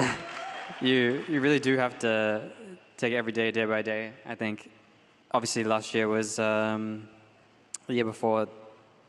Honestly, like even in retrospect, people make it sound worse than it was. I think obviously I was in the slums in some ways, but it's all part of the experience. I think I learned a lot of things, not just in League, but about myself as a person through these years. It's really important. And yeah, I mean, I guess just the experience of playing with this team and having players that hold you to a high standard, keep you accountable, and support you, and give you that sort of confidence. I think after first stand, I really felt that that energy that we're really not that far behind. And yeah, I mean, the JDG series in particular, I thought was like so winnable, and just even just this finals weekend, it's a big tick in my box that we 3-0'd today, and I still think in my head that there's so much room to grow. So I'm really excited for MSI and really grateful for my team. All right, thank you so much, Isles. Let's, do we have any more here in person? Isles, I'm going to come back to you on this one. So you will be facing off against some of the world's best supports. Who would you like to face off against, and what will it take to beat them? I mean, there's no slouch, I think, at MSI. Even teams not just from Korea and China, even teams like the PCS teams, I think there are so many strong players out there. Honestly, I was really excited to play against KC. I think they're a really exciting team to watch as well. But yeah, I mean, just having the first taste of playing against someone that you haven't played against before is something that I think is interesting. Not every support necessarily plays exactly the same way. And I kind of want to play against Delight, to be honest. I think Delight, maybe more than anyone else in the world right now, just when he has that angle, he's just so great at pulling the trigger. And yeah, just having that experience about someone who doesn't hesitate to the highest degree, I think is something I'm really looking forward to. Do you take any inspiration from players? Because I feel like when it comes to support, the player that always comes to mind is Carrier and his wacky picks. Do you ever take inspiration and like try out some of his picks? I mean, for sure. I think everyone does, but I think, honestly, I wouldn't say Carrier's overrated. I think he's totally deserving of the praise he gets. I just think some of the other players are underrated. I think people don't give enough credit to players like Duro, to players like Delight, who are so solid, and they might not be as flashy at times, but sometimes it takes a little bit of a closer look to see how good some of these players are, and I respect all the teams so much.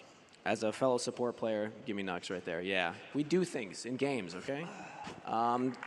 Yeah, round of applause for the supports out there. Next question is for the coaching staff again. So Rainover, I see you still have the mic. This is from the broadcast, and it's referencing actually the fact that Dokla, in his post-game interview, credited the coaching staff for winning all 3 drafts, all 3 games. So the question is, would you credit that more to this being an easy team to draft for, or do you just think your preparation against Team Liquid Alienware was specifically good today? I mean, I think our team just generally has a bigger champion pool. Like like as a coach, when your players are able to play every champion, it's just really easy to draft. And I do think compared to Team Liquid, our players were able to have like a way better champion pool. And then just big props to Rigby. He has been prepping draft really well. Like even today's match against Liquid, his plan was really good. So Yeah, my job's generally easy when all my players know how to play every champ, and my coach is very smart over the draft. That's awesome. Let's take another question. We have one from a fan, actually. Yes. Berserker, yesterday you were asked to give advice to Isles, and your advice given to Isles was play better. So my follow-up question to you is, did Isles play better today? Yeah, I mean, I think so, yeah. I mean, compared to like when I first saw him, like he's improved a lot. So, I mean, he did well today, I think. So, yeah, I'm kind of proud of him. I like that. We're proud of Isles. Great question. Great question. And that's going to be all the time that we have here as well for the post-match press conference. Thank you so much, everybody from Lyon, for coming on and chatting. Thank you so much, everybody in the audience, for sticking around and cheering, all the members of the press online and in person for asking some great questions. And best of luck at MSI as the #1 seed. It's going to wrap it up here, though, for us in Arizona. Thank you for tuning in, everybody at home. Thank you again, Mullet Arena, for being a fantastic crowd. Next time you see us, we'll be at International at MSI. We'll see you there.